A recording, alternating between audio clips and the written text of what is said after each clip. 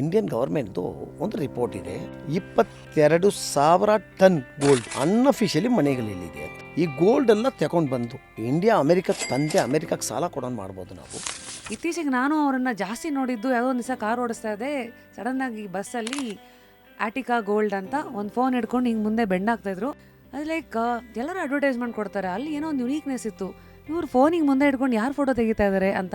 ಅದು ತುಂಬ ಜನ ಫನ್ನು, ಟ್ರೋಲ್ಸು, ಮೀಮ್ಸ್ ಅಂತ ನೀವು ಏನೇ ಮಾಡಿದ್ರು ಟಾಕಿಗೆ ಬಂದ್ರಾ. ಎಲ್ಲ ಅದರದ್ದು ಫ್ರೂಟ್ ನೋಡ್ತಾ ಇದ್ದೀವಿ, ಅದು ರೂಟ್ ನೋಡೋದಾದರೆ ಫಸ್ಟ್ಲಿ ಗೋಲ್ಡ್ಗೆ ಯಾಕೆ ಬಂದ್ರಿ ಸರ್ ತಾವು? ಇಲ್ಲ, ನಾನು ಎದ್ದ ತಕ್ಷಣ ಡೈರೆಕ್ಟ್ ಗೋಲ್ಡ್ಗೆ ಬಂದುಬಿಡಲಿಲ್ಲ.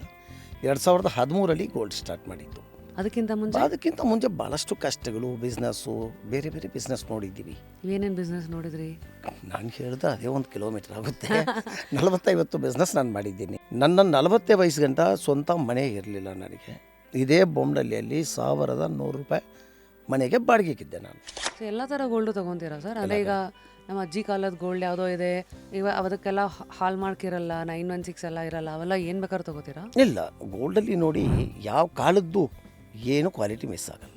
ಮ್ಯಾಕ್ಸಿಮಮ್ ಅಪ್ಪರ್ ಲಿಮಿಟ್ ಎಷ್ಟಿದೆ? ಲೈಕ್ ಯಾರೋ 2 kg 3 kg ಎಲ್ಲ ತಂದು ಮಾರ್ತಾರ ಚಿನ್ನ? ಆ ಥರ ಮಾರೋರು ಇದ್ದಾರೆ ಭಾಳ ಜನ. ನಾವು ದೊಡ್ಡ ಸಾಹುಕಾರ ಅಂತೀವಿ, ಅವ್ರಿಗೂ ಭಾಳಷ್ಟು ಪ್ರಾಬ್ಲಮ್ಸ್ ಇರುತ್ತೆ. ಅಡ ಇಡೋರಿಗೆ ಅಥವಾ ಗೋಲ್ಡ್ ಮಾರೋರಿಗೆ ನೀವೇನಾದ್ರು ಕಿವಿ ಮಾತು ಹೇಳೋದಾದರೆ? ಪ್ರೊಫೆಷನ್ ಆಗಿರೋ ಕಡೆ ಹೋಗಿ, ಇವತ್ತು ಗೋಲ್ಡ್ ರೇಟ್ ಏನಿದೆ ಅಂತ ಚೆಕ್ ಮಾಡಿ. ಸುಮ್ಮನೆ ಯಾರು ಫೋನಲ್ಲಿ ಹೇಳಿದ್ರು, ಯಾರೋ ಬಂದರು ಮನೆ ಹತ್ರ, ಇದೆಲ್ಲ ನಂಬಕ್ಕೆ ಹೋಗಬೇಡಿ.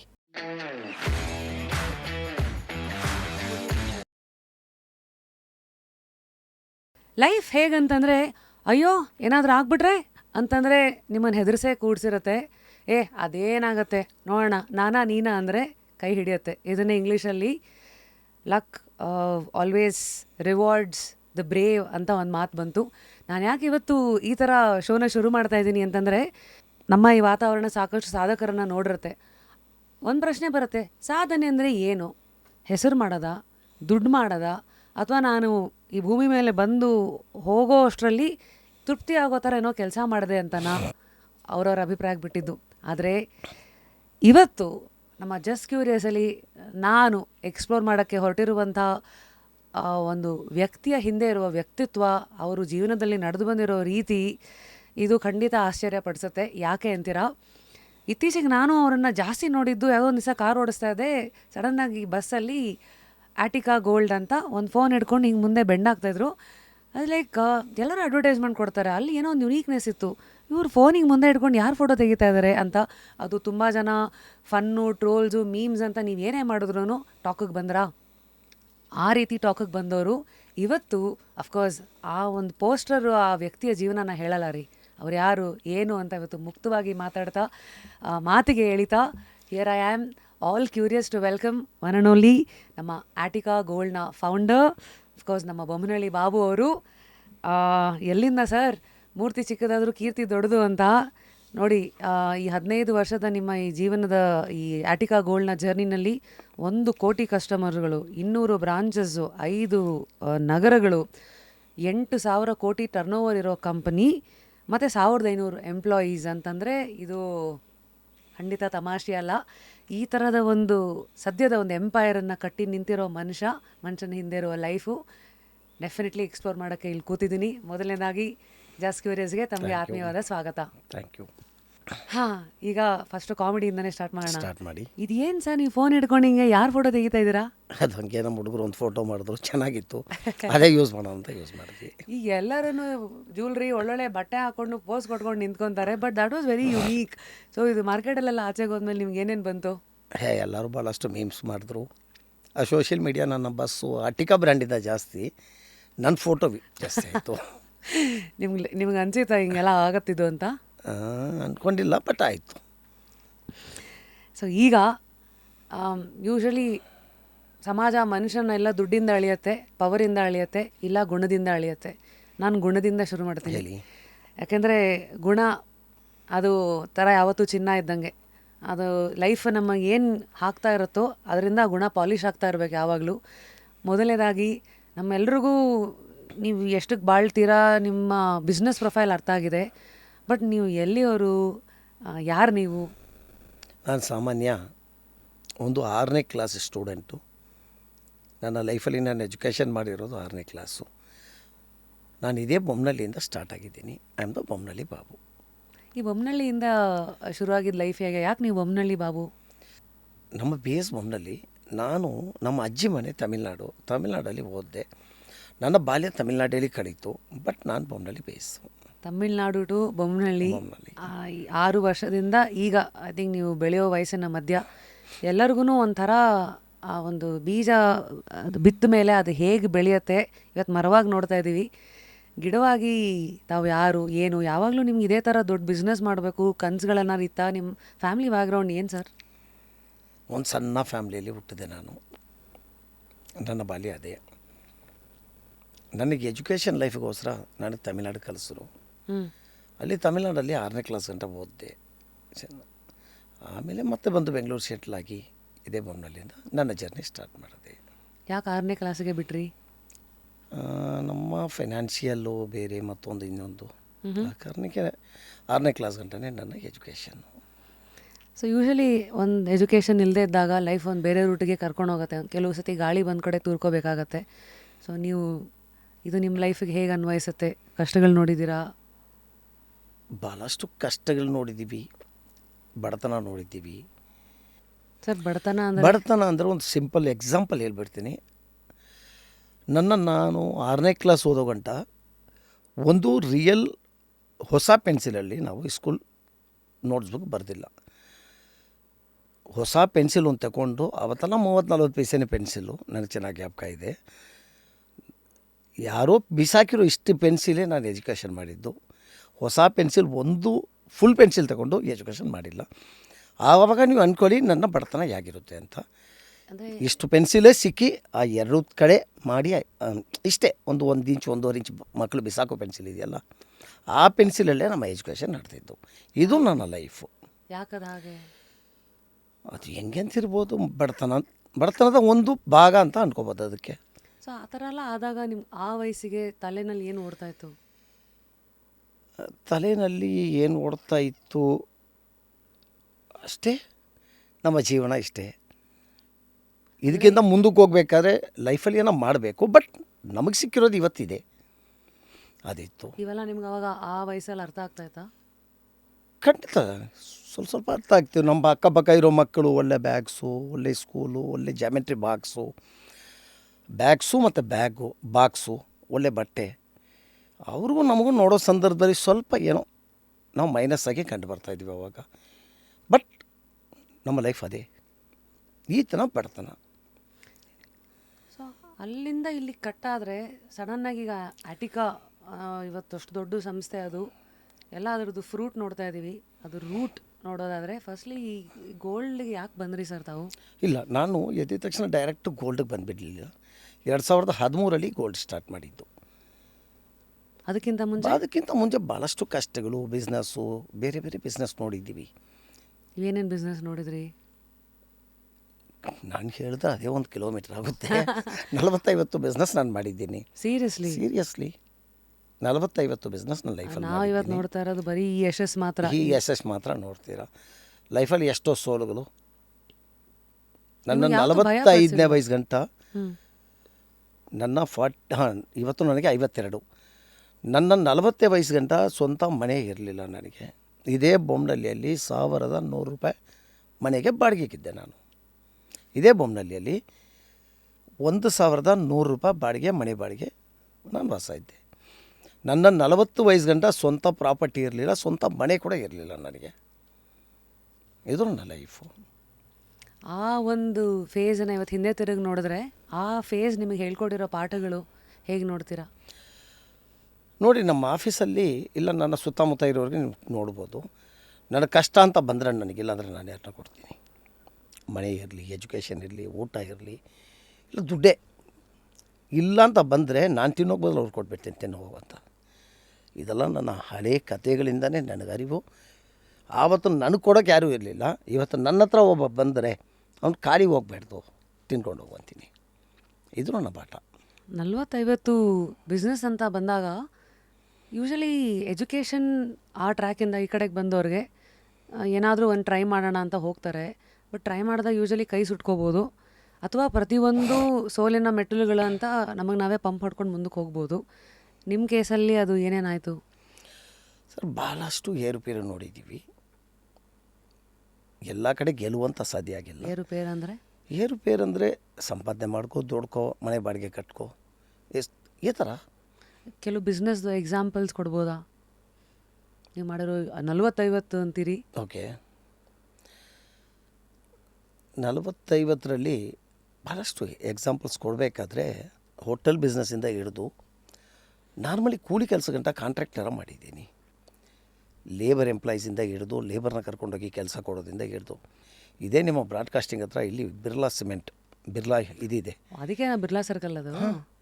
ಬಿರ್ಲಾ ಸರ್ಕಲ್ ಅಲ್ಲ, ಇಲ್ಲಿ ರೆಡಿಮಿಕ್ಸ್ ಪ್ಲ್ಯಾಂಟ್ ಇತ್ತು ಬಿರ್ಲಾದು. ಆ ಬಿರ್ಲಾ ರೆಡಿಮಿಕ್ಸ್ ಪ್ಲ್ಯಾಂಟ್ಗೆಲ್ಲ ನಾನು ಸಪ್ಲೈ ಮಾಡಿದ್ದೀನಿ. Correct sir. ಅಂದರೆ ಆ ಇದ್ರಿಂದಾಗಲೇ ಆ ಸರ್ಕಲ್ಗೆ ಬಿರ್ಲಾ ಸರ್ಕಲ್ ಅಂತ ಹೆಸರು ಬಂದಿದೆ. ಇರ್ಬೋದು. ಆವಾಗ ರೆಡಿಮಿಕ್ಸ್ ಪ್ಲ್ಯಾಂಟ್ ಒಂದು 25-20 ವರ್ಷ ಮುಂಚೆ ಓ, ಇದೇ ಕೂಡ್ಲಿಗೆಟ್ಟಲ್ಲಿ ಒಳಗೆ ಬಂದು ಅಲ್ಲಿ ಒಂದು ಇದೆಲ್ಲ ಕಾಡ್ ಥರ ಇತ್ತು ಇದು. ಓ, ಅದೆಲ್ಲ ಅಲ್ಲಿ ಏನು ಮಾಡ್ತಾ ಇದ್ರಿ ಆ ಬಿರ್ಲಾ ಇದರಲ್ಲಿ? ಅವ್ರಿಗೆ ಸ್ಯಾಂಡ್ ಸಪ್ಲೈ, ಬೇರೆ ಬೇರೆ ಕಾಂಟ್ರಾಕ್ಟ್ ಸಪ್ಲೈ, ಸಣ್ಣ ಪುಟ್ಟ ತಿಂಗಳು ಇದು ಅದು ಅಂತಿಲ್ಲ, ನೀವು ಎಲ್ಲ ಕೆಲಸ ಮಾಡಿದ್ದೀವಿ. ಎಲ್ಲ ಕೆಲಸ ಮಾಡಿದ್ದೀನಿ. ಅದರಲ್ಲಿ ನಿಮ್ಗೆ ಭಾಳ ತೃಪ್ತಿ ಕೊಟ್ಟಿದ್ದ ಬಿಸ್ನೆಸ್ ಯಾವುದು? ಭಾಳ ಪಾಠ ಕಲಿಸಿದ ಬಿಸ್ನೆಸ್ ಯಾವುದು? ಭಾಳ ಪಾಠ ಕಲಿಸಿದ ಬಿಸ್ನೆಸ್ ಅಂದರೆ ನನಗೆ ಒಂದು ಹೋಟ್ಲ್ ಬಿಸ್ನೆಸ್. ಒಬ್ಬ ಬಡವ, ಶ್ರೀಮಂತರ ಹೋಟ್ಲ್ ಬೇರೆ, ಈ ಬಡವ್ರ ಹೋಟ್ಲ್ ಇದೆಯಲ್ಲ, ಈ ಬಡವ್ರ ಹೋಟ್ಲ್ ಅಂದರೆ? ಬಡವ್ರ ಹೋಟ್ಲ್ ಅಂದರೆ ನಾರ್ಮಲ್ ಚಿಕ್ಕ ಪುಟ್ಟ ಹೋಟ್ಲುಗಳು. ಅದರಲ್ಲಿರೋ ಕಷ್ಟ, ಆ ಓನರ್ಗಿರೋ ಕಷ್ಟ, ಅದು ನನಗೆ ಭಾಳ ಪಾಠ ಕೊಟ್ಟು. ಎಕ್ಸಾಂಪಲ್ ಅಂದರೆ ಈಗ ದೊಡ್ಡ ಹೋಟ್ಲಿಗೊಂದು ಮ್ಯಾನೇಜ್ಮೆಂಟ್ ಇರುತ್ತೆ, ಸಣ್ಣ ಪುಟ್ಟ ಹೋಟ್ಲ್ಗಳಲ್ಲಿ ಎಲ್ಲನೂ ಪರ್ಚೇಸ್ ಅವನೇ ಮಾಡಬೇಕು. ಬೆಳಗ್ಗೆ 4 ಗಂಟೆಗೆ ಹೋಗಿ ಕ್ಲೋಸಿಂಗ್ ರಾತ್ರಿ 12 ಗಂಟೆ ತನಕ ಅವನೇ ಮಾಡಬೇಕು. ಅದು ಹೆಂಗೆ ಮಾಡ್ತಾರೆ, ಏನು ಮಾಡ್ತಾರೆ, ಅದು ನೋಡಿ ಅದು ಭಾಳ ನನಗೆ ತೃಪ್ತಿನೂ ಕೊಡ್ತು. ಆ ಬಡವ್ರ ಜೊತೆಲಿ ಬೆರೆಯೋದು ಒಂದು ಸಂದರ್ಭನೂ ಸಿಕ್ತು. 10-20 ರೂಪಾಯಿಗೆ ಊಟ ಕೊಟ್ಟು ಆ ಥರ ಒಂದು ಹೋಟ್ಲಿತ್ತು ನಮ್ಮದು. ಇದೇ ಬೊಮ್ಮನಹಳ್ಳಿಯಲ್ಲಿ, ಇದೇ ನಮ್ಮ ಬೊಮ್ಮನಹಳ್ಳಿಯಲ್ಲೇ ಹೋಟ್ಲಿತ್ತು. ಕಳೆದ ಒಂದು 25 ವರ್ಷಕ್ಕೆ ಮುಂಚೆ ನೋಡಿದೆ. ಅದು ತೃಪ್ತಿನೂ ಕೊಡ್ತು, ಭಾಳ ನನಗೆ ಪಾಠನೂ ಕೊಡ್ತು. ಪಾಠ ಅಂದರೆ ಬೆಳಗ್ಗೆ 4 ಗಂಟೆಯಿಂದ ಸ್ಟಾರ್ಟು, ರಾತ್ರಿ 12 ಗಂಟೆ. ಆವಾಗಲೂ ಅಷ್ಟೆಲ್ಲ ಮಾಡಿದ ಮೇಲೆ ಕೊಡೋ ತರಕಾರಿ ಅವನಿಗೆ ಕೊಡೋಕ್ಕೆ ದುಡ್ಡಿರಲ್ಲ, ಗ್ಯಾಸಿಗೆ ಕೊಡೋಕ್ಕೆ ದುಡ್ಡಿರಲ್ಲ. ಇದೆಲ್ಲ ಒಂದು ಲೈಫ್ಗೆ ಅನುಭವ ಕೊಡ್ತು ನನಗೆ. ಎಲ್ರಿಗೂ ನಮಸ್ಕಾರ. Radha by rapid Rashmi. ಇದು ಒಂದು ಎಥ್ನಿಕ್ ಸ್ಟುಡಿಯೋ. ವೆಬ್ಸೈಟಲ್ಲಿ ಇರುವಂಥ ಎಲ್ಲ ಒಂದು ಕಲೆಕ್ಷನ್ಸು ನಾನು ಕ್ಯೂರೇಟ್ ಮಾಡಿರುವಂಥ it is my style statement. There is something that reflects you. ನಿಮ್ಮ ರಾಧಾ ವೆಬ್ಸೈಟ್ ಲೈವ್ ಆಗಿದೆ, ಖಂಡಿತ ಹೋಗಿ ಎಕ್ಸ್ಪ್ಲೋರ್ ಮಾಡಿ. ಸೊ ಹೀಗೆ ಒಂದೊಂದೇ ಪೆಟ್ಟುಗಳು ಬೀಳ್ತಾ ಇದ್ದಾಗ ನಿಮ್ಮನ್ನು ಯಾವ ಕಡೆ ಕರ್ಕೊಂಡು ಹೋಗ್ತಾ ಇತ್ತು? ನಿಮಗೆಲ್ಲ ಲೆಕ್ಕ ಇತ್ತಾ ಅಥವಾ ಬಂದಂಗೆ ನೋಡ್ಕೊಳ್ಳೋಣ ಅಂತ ಹೋಗ್ತಾ ಇದ್ರಾ? ಲೆಕ್ಕ ಮಾಡಿ ಲೈಫಲ್ಲಿ ನಾನು ಗೆಲ್ಲಕ್ಕಾಗಿಲ್ಲ. ಆವತ್ತವತ್ತು ಏನೇನು ಸಿಚುವೇಶನ್ಸ್ ಇತ್ತು, ಆ ಸಿಚುವೇಶನ್ಗೆ ತಕ್ಕಂಥ ದೇವ್ರು ಕರ್ಕೊಂಡು ಹೋದ. ಸೊ ಫಸ್ಟ್ 45 ಇಯರ್ಸ್ ನಮ್ಮ ಲೋಕಲ್ ಭಾಷೆನಲ್ಲಿ ಹೇಳಬೇಕಂದ್ರೆ ಫುಲ್ ಸೈಕಲ್ ಹೊಡೆದಿದ್ರಿ. ಯಸ್, ಸೈಕಲ್ಲೇ. ಮತ್ತು ಈಗ ಆಟಿಕಾ ಬರೋದಾದರೆ ಫಸ್ಟ್ಲಿ ಆಟಿಕಾ ಏನು ಹೆಸರು ಯಾಕೆ? ನೋಡಿ, ಆಟಿಕಾ ಅಂತ ಹೆಸರು ನನ್ನ ಬಾಡಿ ಲ್ಯಾಂಗ್ವೇಜ್ ನೋಡಿದ್ರೆ ಕೂಡ ನಾನು ಹಂಗೆ ಇರ್ತೀನಿ. ಸ್ವಲ್ಪ ಇವನು ಯಾರಿಗೂ ಭಯ ಬೀಳಲ್ಲ, ಯಾರಿಗೂ ಹೆದರಲ್ಲ ಅನ್ನೋ ಥರನೇ ನನ್ನ ಬಾಡಿ ಲ್ಯಾಂಗ್ವೇಜು. ನಾನು ಅದೇ ಮೆಂಟಾಲಿಟಿ ಇಟ್ಟಿರೋನು. ಹಂಗೆ ಗೂಗಲ್ ನೋಡ್ತಾ ಇರೋ ಸಂದರ್ಭದಲ್ಲಿ ಒಂದು ದೇಶ, ಚಿಕ್ಕದಾಗಿ ಒಂದು ಐಲ್ಯಾಂಡು. ಆ ಐಲ್ಯಾಂಡು ಇಡೀ ಇಷ್ಟು ದೊಡ್ಡ ಇಂಡಿಯಾ, ಇಷ್ಟು ದೊಡ್ಡ ಅಮೇರಿಕಾ ಬೇರೆಯವ್ರಿಗೆ ಗುಲಾಮಾಗಿದ್ದಾರೆ. ಬಟ್ ಇಷ್ಟು ಪುಟ್ಟ ಒಂದು ಐಲ್ಯಾಂಡು, ಆಟಿಕಾ ಐಲ್ಯಾಂಡು, ಇವತ್ತು ಗಂಟ ಯಾರಿಗೂ ಗುಲಾಮಾಗಿಲ್ಲ. ಹೌದಾ? ಅದೇ ಆಟಿಕಾ. ಐಲ್ಯಾಂಡು ಇದು ಗ್ರೀಸ್ ಪಕ್ಕದಲ್ಲಿದೆ, ಏಥೆನ್ಸ್. ಈ ಐಲ್ಯಾಂಡು ಇವತ್ತು ಗಂಟ ಯಾರಿಗೂ ಗುಲಾಮಾಗಿಲ್ಲ, ಯಾರ ಕಂಟ್ರೋಲ್ಗೂ ಹೋಗಿಲ್ಲ, ಇಂಡಿಪೆಂಡೆಂಟಾಗಿ ನಿಂತಿದೆ. ಅದೇ ಒಂದು ಥಾಟ್ ಇತ್ತು ನನ್ನ ಬಸ್ಸಲ್ಲಿ ಕೂಡ. ಹಾಗಾಗಿ ನನ್ನ ಕಂಪ್ನಿ ಒಂದು ಮಾಡಿದ್ರೆ ಆ ಕಂಪ್ನಿಗೆ ಇದೇ ಹೆಸರು ಕೊಡಬೇಕು ಅಂತ ಮಾಡಿದೆ. ಸೊ ಇವೆಲ್ಲ ಹೆಸರು ನೀವೇ ರಿಸರ್ಚ್ ಮಾಡಿ ನೀವೇ ತಲೆ ಓಡಿಸಿ ಇದು ಮಾಡಿರೋದು. ಸೊ ಅಲ್ಲಿವರೆಗಾಗಲೇ ನೀವು ಯಾರ ಕೆಳಗೂ ಇರಬಾರ್ದು, ಆನೆ ನಡೆದಿದೆ ದಾರಿ ಅಂದ್ಬಿಟ್ಟು ಫಿಕ್ಸ್ ಆಗಿದ್ರಿ ಮೆಂಟಲಿನೇ. ಸೊ ಗೋಲ್ಡೇ ಏನಕ್ಕೆ ಆಯ್ಕೆ ಮಾಡ್ಕೊಂಡ್ರಿ? ನೋಡಿ, ಗೋಲ್ಡೆ ಅಂತ ಆಯ್ಕೆ ಮಾಡ್ಕೊಳ್ಳಿದ್ದು 2-3 ರೀಸನ್ನು. ರೀಸನ್ ಏನಪ್ಪ ಅಂದರೆ, ನನಗೆ ಆಟಿಕಾ ಮಾಡೋಕ್ಕೆ ಮುಂಚೆ ದಲಿತ ಆ್ಯಂಡ್ ಮೈನಾರಿಟೀಸ್ ಕ್ರಿಯಾ ಸಮಿತಿ ಅಂತ ಒಂದು ಸಂಘಟನೆ ಕಟ್ಟಿದ್ದೆ. ದಲಿತ ಮತ್ತು ಮೈನಾರಿಟೀಸ್ ಕ್ರಿಯಾ ಸಮಿತಿ ಅಂತ ಒಂದು ಸಂಘಟನೆ. ಇಡೀ ಕರ್ನಾಟಕದಲ್ಲಿ ನನ್ನ ಬ್ರಾಂಚು, ಇಡೀ ರಾಷ್ಟ್ರದಲ್ಲಿ ನನ್ನ ಬ್ರಾಂಚು. ಆ ಸಂದರ್ಭದಲ್ಲಿ ಈ ಫಿನಾನ್ಸ್ ಕಂಪ್ನಿಗಳು, ನನ್ನ ಹೆಸರು ಹೇಳೋದು ಸರಿ ಇಲ್ಲ, ಈಗ ನಾನು ಅದೇ ಬಿಸ್ನೆಸ್ಸಲ್ಲಿದ್ದೀನಿ. ಈ ಫಿನಾನ್ಸ್ ಕಂಪ್ನಿಗಳು ಕೇರಳ ಬೇಸ್ ಫಿನಾನ್ಸ್ ಕಂಪ್ನಿಗಳು. ಕರ್ನಾಟಕ ಮನಿ ಲ್ಯಾಂಡಿಂಗ್ ಆ್ಯಕ್ಟ್ ಅಂತ ಒಂದು ಆ್ಯಕ್ಟ್ ಇದೆ. ಕರ್ನಾಟಕ ಮನಿ ಲ್ಯಾಂಡಿಂಗ್ ಆ್ಯಕ್ಟು. ಆ ಆ್ಯಕ್ಟ್ ಪ್ರಕಾರ 14% ಹೆಚ್ಚು ಬಡ್ಡಿ ತಗೊಳ್ಳಂಗಿಲ್ಲ. ಯಾವುದೇ ಸೆಕ್ಯೂರ್ ಲೋನಲ್ಲಿ 14% ಹೆಚ್ಚು ಇಂಟ್ರೆಸ್ಟ್ ತಗೊಳ್ಳಂಗಿಲ್ಲ ಅಂತ ಆ್ಯಕ್ಟ್ ಇದೆ. ಬಟ್ ಇವರು 48% ತನಕ ವಸೂಲಿ ಮಾಡ್ತಾಯಿದ್ರು, 48%. ಹೇಗದು ಅಂದರೆ ಓಪನ್ ಆಗಿ 48 ಅಂತ ಹೇಳ್ತಾರಾ? ಇಲ್ಲ, ಬೇರೆ ಡೈರೆಕ್ಟಾಗಿ ಹೇಳೋದು 14, ಫೈನಲಿ ಕ್ಯಾಲ್ಕುಲೇಟ್ ಮಾಡಿದ್ರೆ 48. ಮಧ್ಯದಲ್ಲಿ ಇನ್ನೇನು ಸ್ಕ್ಯಾಮ್ ನಡೆಯುತ್ತೆ ಸರ್ 48ಗೆ? ಅದಲ್ಲ, ಆವಾಗ ನಡೀತು. ಅದಕ್ಕೆ ನಾನು ಇದೆಲ್ಲ ಸರ್ಕಾರಕ್ಕೆ ಅವಾಗ ರೆಪ್ರೆಸೆಂಟೇಟಿವ್ ಕೊಡ್ತಾ ಇದ್ದೆ. ಸರ್, ಈ ಥರ ಮೋಸ ಮಾಡ್ತಾ ಇದ್ದಾರೆ, ಇದನ್ನು ವಿಚಾರಣೆ ಮಾಡಿ ಅಂತ. ಫೈನಲಿ ಆ ಸಂದರ್ಭದಲ್ಲಿ ಬ್ಲ್ಯಾಕ್ ಫ್ಲಾಗ್ ಕಾರ್ಯಕ್ರಮ ಅಂತ ಮಾಡಿ ಕ್ವೈಟ್ ಕರ್ನಾಟಕ ಅಂತ ಪ್ರೋಗ್ರಾಮ್ ಮಾಡಿದೆ. ಇದೆಲ್ಲ ಗೂಗಲಲ್ಲಿ ಸಿಗುತ್ತೆ ನಿಮಗೆ. Quite Karnataka. Quit Karnataka. Quite Karnataka. ನೀವು ಕರ್ನಾಟಕದಲ್ಲಿ ಇರಬೇಕು ಅಂದರೆ ಕರ್ನಾಟಕ ಮನಿ ಲ್ಯಾಂಡಿಂಗ್ ಆ್ಯಕ್ಟ್ ಏನಿದೆ ಅದ್ರ ಪ್ರಕಾರ ಬಡ್ಡಿ ವಸೂಲಿ ಮಾಡು, ಅದು ಡಿಕ್ಲೇರ್ ಮಾಡು. ಇಲ್ಲಾಂದ್ರೆ ಕ್ವೈಟ್ ಕರ್ನಾಟಕ ಅಂತ ಮಾಡಿದೆ. ಅದೆಲ್ಲ ಒಂದು ದೊಡ್ಡ ಜರ್ನಿ. ಆಮೇಲೆ ಅವರು ನನ್ನ ಮೇಲೆ ಸ್ಟೇ ತಗೊಂಡ್ರು. ಬೊಮ್ಮನಳ್ಳಿ ಬಾಬು ನಮ್ಮ ಬ್ರಾಂಚ್ ಹತ್ರ ಬರಬಾರ್ದು, ಏನೂ ಪ್ರೊಟೆಸ್ಟ್ ಮಾಡೋಂಗಿಲ್ಲ, ನಮ್ಮ ಬಗ್ಗೆ ಹೇಳೋಂಗಿಲ್ಲ ಅಂತ. ಅದು ಕರ್ನಾಟಕ ಹೈಕೋರ್ಟಲ್ಲಿ ಸ್ಟೇ ತಗೊಳ್ಳೋಕೆ ಹೋದರೂ ಸ್ಟೇ ಸಿಕ್ಕಿಲ್ಲ. ಆಮೇಲೆ ನಾನೇ ಕೂತ್ಕೊಂಡು ಯೋಚನೆ ಮಾಡಿದೆ, ವಾಟ್ ಈಸ್ ದ ಪ್ರಾಬ್ಲಮ್ ಅಂತ ನೋಡಿದ್ರೆ ಒಂದು ಪ್ರೊಫೆಷನ್ ಬಿಸ್ನೆಸ್ ಕಂಪ್ನಿಗೆ ಇರಲಿಲ್ಲ, ಜನರಿಗೆ ಅವಕಾಶ ಇಲ್ಲ ಅಂದರೆ ಗೋಲ್ಡ್ ತೆಗೋಬೇಕಾಗಿದ್ದರೆ ಮಲ್ಟಿಪಲ್ ಚಾಯ್ಸ್ ಇದೆ. ನಿಮ್ಮ ಹತ್ರ ಕ್ಯಾಶ್ ಇದೆ, ನೀವು ಚಿನ್ನ ತೆಗೋಬೇಕು ಅಂದರೆ ಎಲ್ಲ ಕಡೆ ತಗೋಬೋದು. ಅಂಗಡಿಯಲ್ಲಿ ತಗೋಬೋದು, ಬ್ಯಾಂಕಲ್ಲಿ ತಗೋಬೋದು, ಪೋಸ್ಟ್ ಆಫೀಸಲ್ಲಿ ಕೂಡ ತಗೋಬೋದು. ಇದು 15 years ಬ್ಯಾಕು. ಬಟ್ ಚಿನ್ನ ಎಮರ್ಜೆನ್ಸಿ ದುಡ್ಡು ಬೇಕು ಅಂದರೆ ಅಡ ಇಡೋಕ್ಕೆ ಇವ್ರ ಹತ್ರ ಹೋಗ್ಬೋದು. ಇವ್ರು ಕೂಡ ಪ್ರೊಫೆಷನಾಗಿ ಇದ್ದರು, ದುಡ್ಡು ಕೊಡ್ತಾಯಿದ್ರು. ಇಲ್ಲೀಗಲ್ ಮಾಡ್ತಾಯಿದ್ರು, ಅದು ಬೇರೆ. ಇಮಿಡಿಯೇಟ್ 10 ನಿಮಿಷಕ್ಕೆ ದುಡ್ಡು ಕೊಡ್ತಾಯಿದ್ರು. ಬಟ್ ಅದೇ ಚಿನ್ನವನ್ನು ಮಾರಬೇಕು ಅಂತ ಇಂಡಿಯಾದಲ್ಲಿ ಎಲ್ಲಿ ಹೋದರೂ ಕೂಡ ಆ ಅವಕಾಶ ಇಂಡಿಯಾದಲ್ಲಿ ಇರಲಿಲ್ಲ. ಬೇರೆ ಅವಕಾಶಗಳಿರಲಿಲ್ಲ, ಲಿಮಿಟೆಡ್ ಇವರಿಬ್ಬರೇ. ಇಲ್ಲ, ಈ ಫೈನಾನ್ಸ್ ಕಂಪ್ನಿಗಳು ಅಡ ಇಡ್ಬೋದು, ತಗೊಳ್ಳೋಕ್ಕೆ ಕಂಪ್ನಿಗಳಿದೆ, ಶಾಪ್ಸ್ ಇದೆ. ಅಡ ಇಡೋಕ್ಕೆ ಈ ಫೈನಾನ್ಸ್ ಕಂಪ್ನಿಗಳಿದೆ. ಇದಕ್ಕೆ ಎರಡಕ್ಕೂ ಮಧ್ಯೆ ಒಂದು ಆಪ್ಷನ್ ಇಲ್ಲ. ಏನು ಆಪ್ಷನ್ನು? ಅವ್ನು ಸೇಲ್ ಮಾಡಬೇಕು ಅಂದರೆ ಸೇಲಿಂಗ್ ಆಪ್ಷನ್ ಇರಲಿಲ್ಲ. ಅಂದರೆ ಈ ಅಡ ಇಡೋರ ಅಥವಾ ಅಡ ಇಟ್ಕೊಂಡಿರೋರ? ಇಲ್ಲಮ್ಮ, ಬೈ ಮಾಡಬೇಕು ಅಂತ ನಿಮ್ಮ ಹತ್ರ ಕ್ಯಾಶ್ ಇದೆ, ನೀವು 1 ಲಕ್ಷ ಗೋಲ್ಡ್ ತಗೋಬೇಕು ಅಂದರೆ ನಿಮಗೆ ಮಲ್ಟಿಪಲ್ ಆಪ್ಷನ್. ಜ್ಯುವೆಲರ್ಸ್ ಇದ್ದಾರೆ, ಜ್ಯುವೆಲ್ಸ್ ಇರ್ತಾರೆ. ಅಡ ಇಡಬೇಕು ಅಂದರೆ ಈ ಫೈನಾನ್ಸ್ ಕಂಪ್ನಿಗಳಿದ್ದಾರೆ. ಸರಿ, ಈ ಎರಡಕ್ಕೂ ಮಧ್ಯೆ ಸೇಲ್ ಮಾಡಬೇಕು ಅಂದರೆ ಈಗ ನನ್ನ ಚಿನ್ನ ನಾನು ಮಾರ್ಬಿಟ್ಟು ದುಡ್ಡು ತೊಗೋಬೇಕಂದ್ರೆ ಅದಕ್ಕೆ ಆಪ್ಷನ್ನೇ ಇರಲಿಲ್ಲ. ಆ ಆಪ್ಷನ್ ಭಾಳ ಕಮ್ಮಿ. ಹೆಂಗಿತ್ತು ಅಂದರೆ ಎಲ್ಲಿ ತಗೊಂಡಿದ್ದೆ ಅಲ್ಲೇ ಹೋಗು ಅಂತ ಇದ್ರು. ಅವನು ಇಲ್ಲ, ನಾನು ಕ್ಯಾಶ್ ಕೊಡಲ್ಲ, ಎಕ್ಸ್ಚೇಂಜಲ್ಲಿ ತಗೋ. ಈಗ ನಿಮಗೆ ಎಮರ್ಜೆನ್ಸಿ ಕ್ಯಾಶ್ ಬೇಕು, ಮತ್ತು ಎಕ್ಸ್ಚೇಂಜಲ್ಲಿ ಯಾಕೆ ತಗೋತೀರಾ ನೀವು? ಆ ಒಂದು ಸಿನಾರಿಯೋ ಇತ್ತು. ಅದಕ್ಕಾಗಿ ಜನ ಎಲ್ಲ ತಗೊಂಡೋಗಿ ಈ ಫೈನಾನ್ಸ್ ಕಂಪ್ನಿಗಳಲ್ಲಿ ಅಡ ಇಡ್ತಾಯಿದ್ರು. ಈ ಫೈನಾನ್ಸ್ ಕಂಪ್ನಿಗಳು ಏನು ಥರ ಮೋಸ ಮಾಡ್ತಾಯಿದ್ರು ಅಂದರೆ, ಒಂದು 48% ಇಂಟ್ರೆಸ್ಟ್. ಎರಡನೇದು ರಿಸರ್ವ್ ಬ್ಯಾಂಕ್ ಆಫ್ ಇಂಡಿಯಾ ಒಂದು ಪಾಲಿಸಿ ಮಾಡಿದೆ, 60%, 1 ಲಕ್ಷ ವ್ಯಾಲ್ಯೂಗೆ 60,000 ಮಾತ್ರ ಕೊಡಬೇಕು, 60 and above ಕೊಡೋಂಗಿಲ್ಲ ಲೋನ್ ಅಂತ ರಿಸರ್ವ್ ಬ್ಯಾಂಕ್ ಒಂದು ಕಂಡೀಷನ್ ಹಾಕಿದೆ. 60% LTV ಅಂತಾರೆ ಅದಕ್ಕೆ. ಇವ್ರೇನು ಮಾಡ್ತಾಯಿದ್ರು, 85% ಗಂಟ ಕೊಡ್ತಾಯಿದ್ರು ಲೋನ್ ಅಮೌಂಟ್. ಗೋಲ್ಡ್ ವ್ಯಾಲ್ಯೂ ಎಷ್ಟಿದೆಯೋ ಅದಕ್ಕೆ 85%. ಹಂಗೆ ಕೊಟ್ಟರೆ ಏನಾಗುತ್ತೆ ಯೂಶಲಿ? ಬಿಡಿಸ್ಬಾರ್ದು ಅಂತಾನೆ, ಇಟ್ಟಿರೋನು ಬಿಡಿಸ್ಬಾರ್ದು, ಬಿಡಬೇಕು ಅಂತಾನೆ. ಅಂದರೆ ತುಂಬ ಬಡ್ಡಿ ಎಲ್ಲ ಜಾಸ್ತಿ ಆಗಿ 85% ನಿಮಗೆ ಕೊಟ್ಬಿಟ್ರೆ ಡೇ ಒನ್ನಲ್ಲೇ ಲೂಸ್ ಮಾಡ್ಕೊತೀರ ನೀವು, ಮತ್ತು 100% ಬಿಡಿಸಲ್ಲ. ಹಂಗಾಗಿ ಅವ್ರು ಏನು ಮಾಡ್ತಾರೆ, 85% ರಿಸರ್ವ್ ಬ್ಯಾಂಕ್ ಕೊಡು, ಅವ್ನು ಬಿಡಿಸೋಕೆ 20% ಗ್ಯಾಪ್ ಇಡು, ಅವ್ನು ರಿಲೀಸ್ ಮಾಡ್ತಾನೆ ಅಂತಾನೆ LTV ಮಾಡಿತ್ತು. ಇವ್ರು ಏನು ವೈಲೇಷನ್ ಮಾಡಿದ್ರು, 85% ನಿಮಗೆ ಆಸೆ ತೋರಿಸಿ ಇನ್ನೂ ಜಾಸ್ತಿ ಕೊಡ್ತೀವಿ ಅಂತ 85% ಆಫ್ LTV ಕೊಟ್ಟರು. 85% ತಗೊಂಡಿರೋನು ಮತ್ತೆ ದುಡ್ಡು ಎಲ್ಲಿಂದ ತಗೊಂಡು ಬಂದು ಕೊಟ್ಟು ರಿಲೀಸ್ ಮಾಡ್ಕೊಂಡು ಹೋಗ್ತಾನೆ.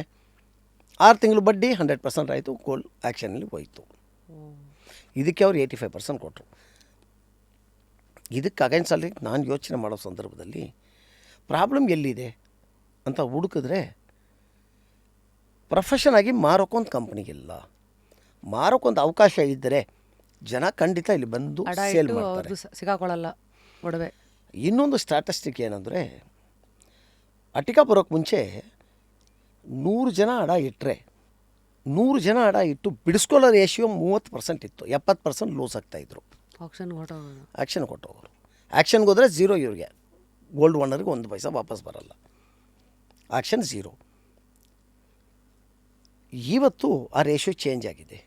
ಅಟ್ಟಿಗ ಬಂದು ನಿನ್ನ ಹತ್ರ ಚಿನ್ನ ಇದೆಯಾ, ಆ ಚಿನ್ನವನ್ನು ತಗೊಂಡು ಬಂದು ಈ ರೇಟಿಗೆ ಮಾರಿಬಿಡು, ದುಡ್ಡು ತಗೊಂಡು ಹೋಗು ಅಂತ 3% ಕಮಿಷನ್ ಅಂತ 2% ಕಮಿಷನ್ ಅಂತ ಮಾಡಿದ್ವಿ. 98% ನಿನಗೆ ವ್ಯಾಲ್ಯೂ ಸಿಕ್ಕುತ್ತೆ, ತಗೊಂಡು ಹೋಗು ಅಂತ. ಆ 98% ಸಿಕ್ಕಿರೋ ಕಾರಣಕ್ಕೆ ಎಲ್ಲ ಈ ಕಡೆ ಟನ್ ಆದರೂ ಇವತ್ತು ಬಿಸ್ನೆಸ್ ರೇಷಿಯೋ ಅಡ ಇಡೋ ಕಡೆ 80% ರಿಲೀಸ್ ಮಾಡ್ಕೊತಾ ಇದ್ದಾರೆ. ಸೊ ಬೇಸಿಕಲಿ ಎಕ್ಸಾಂಪಲ್ ಹಾಂ 80% ರಿಲೀಸ್ ಮಾಡ್ಕೊತಾರೆ.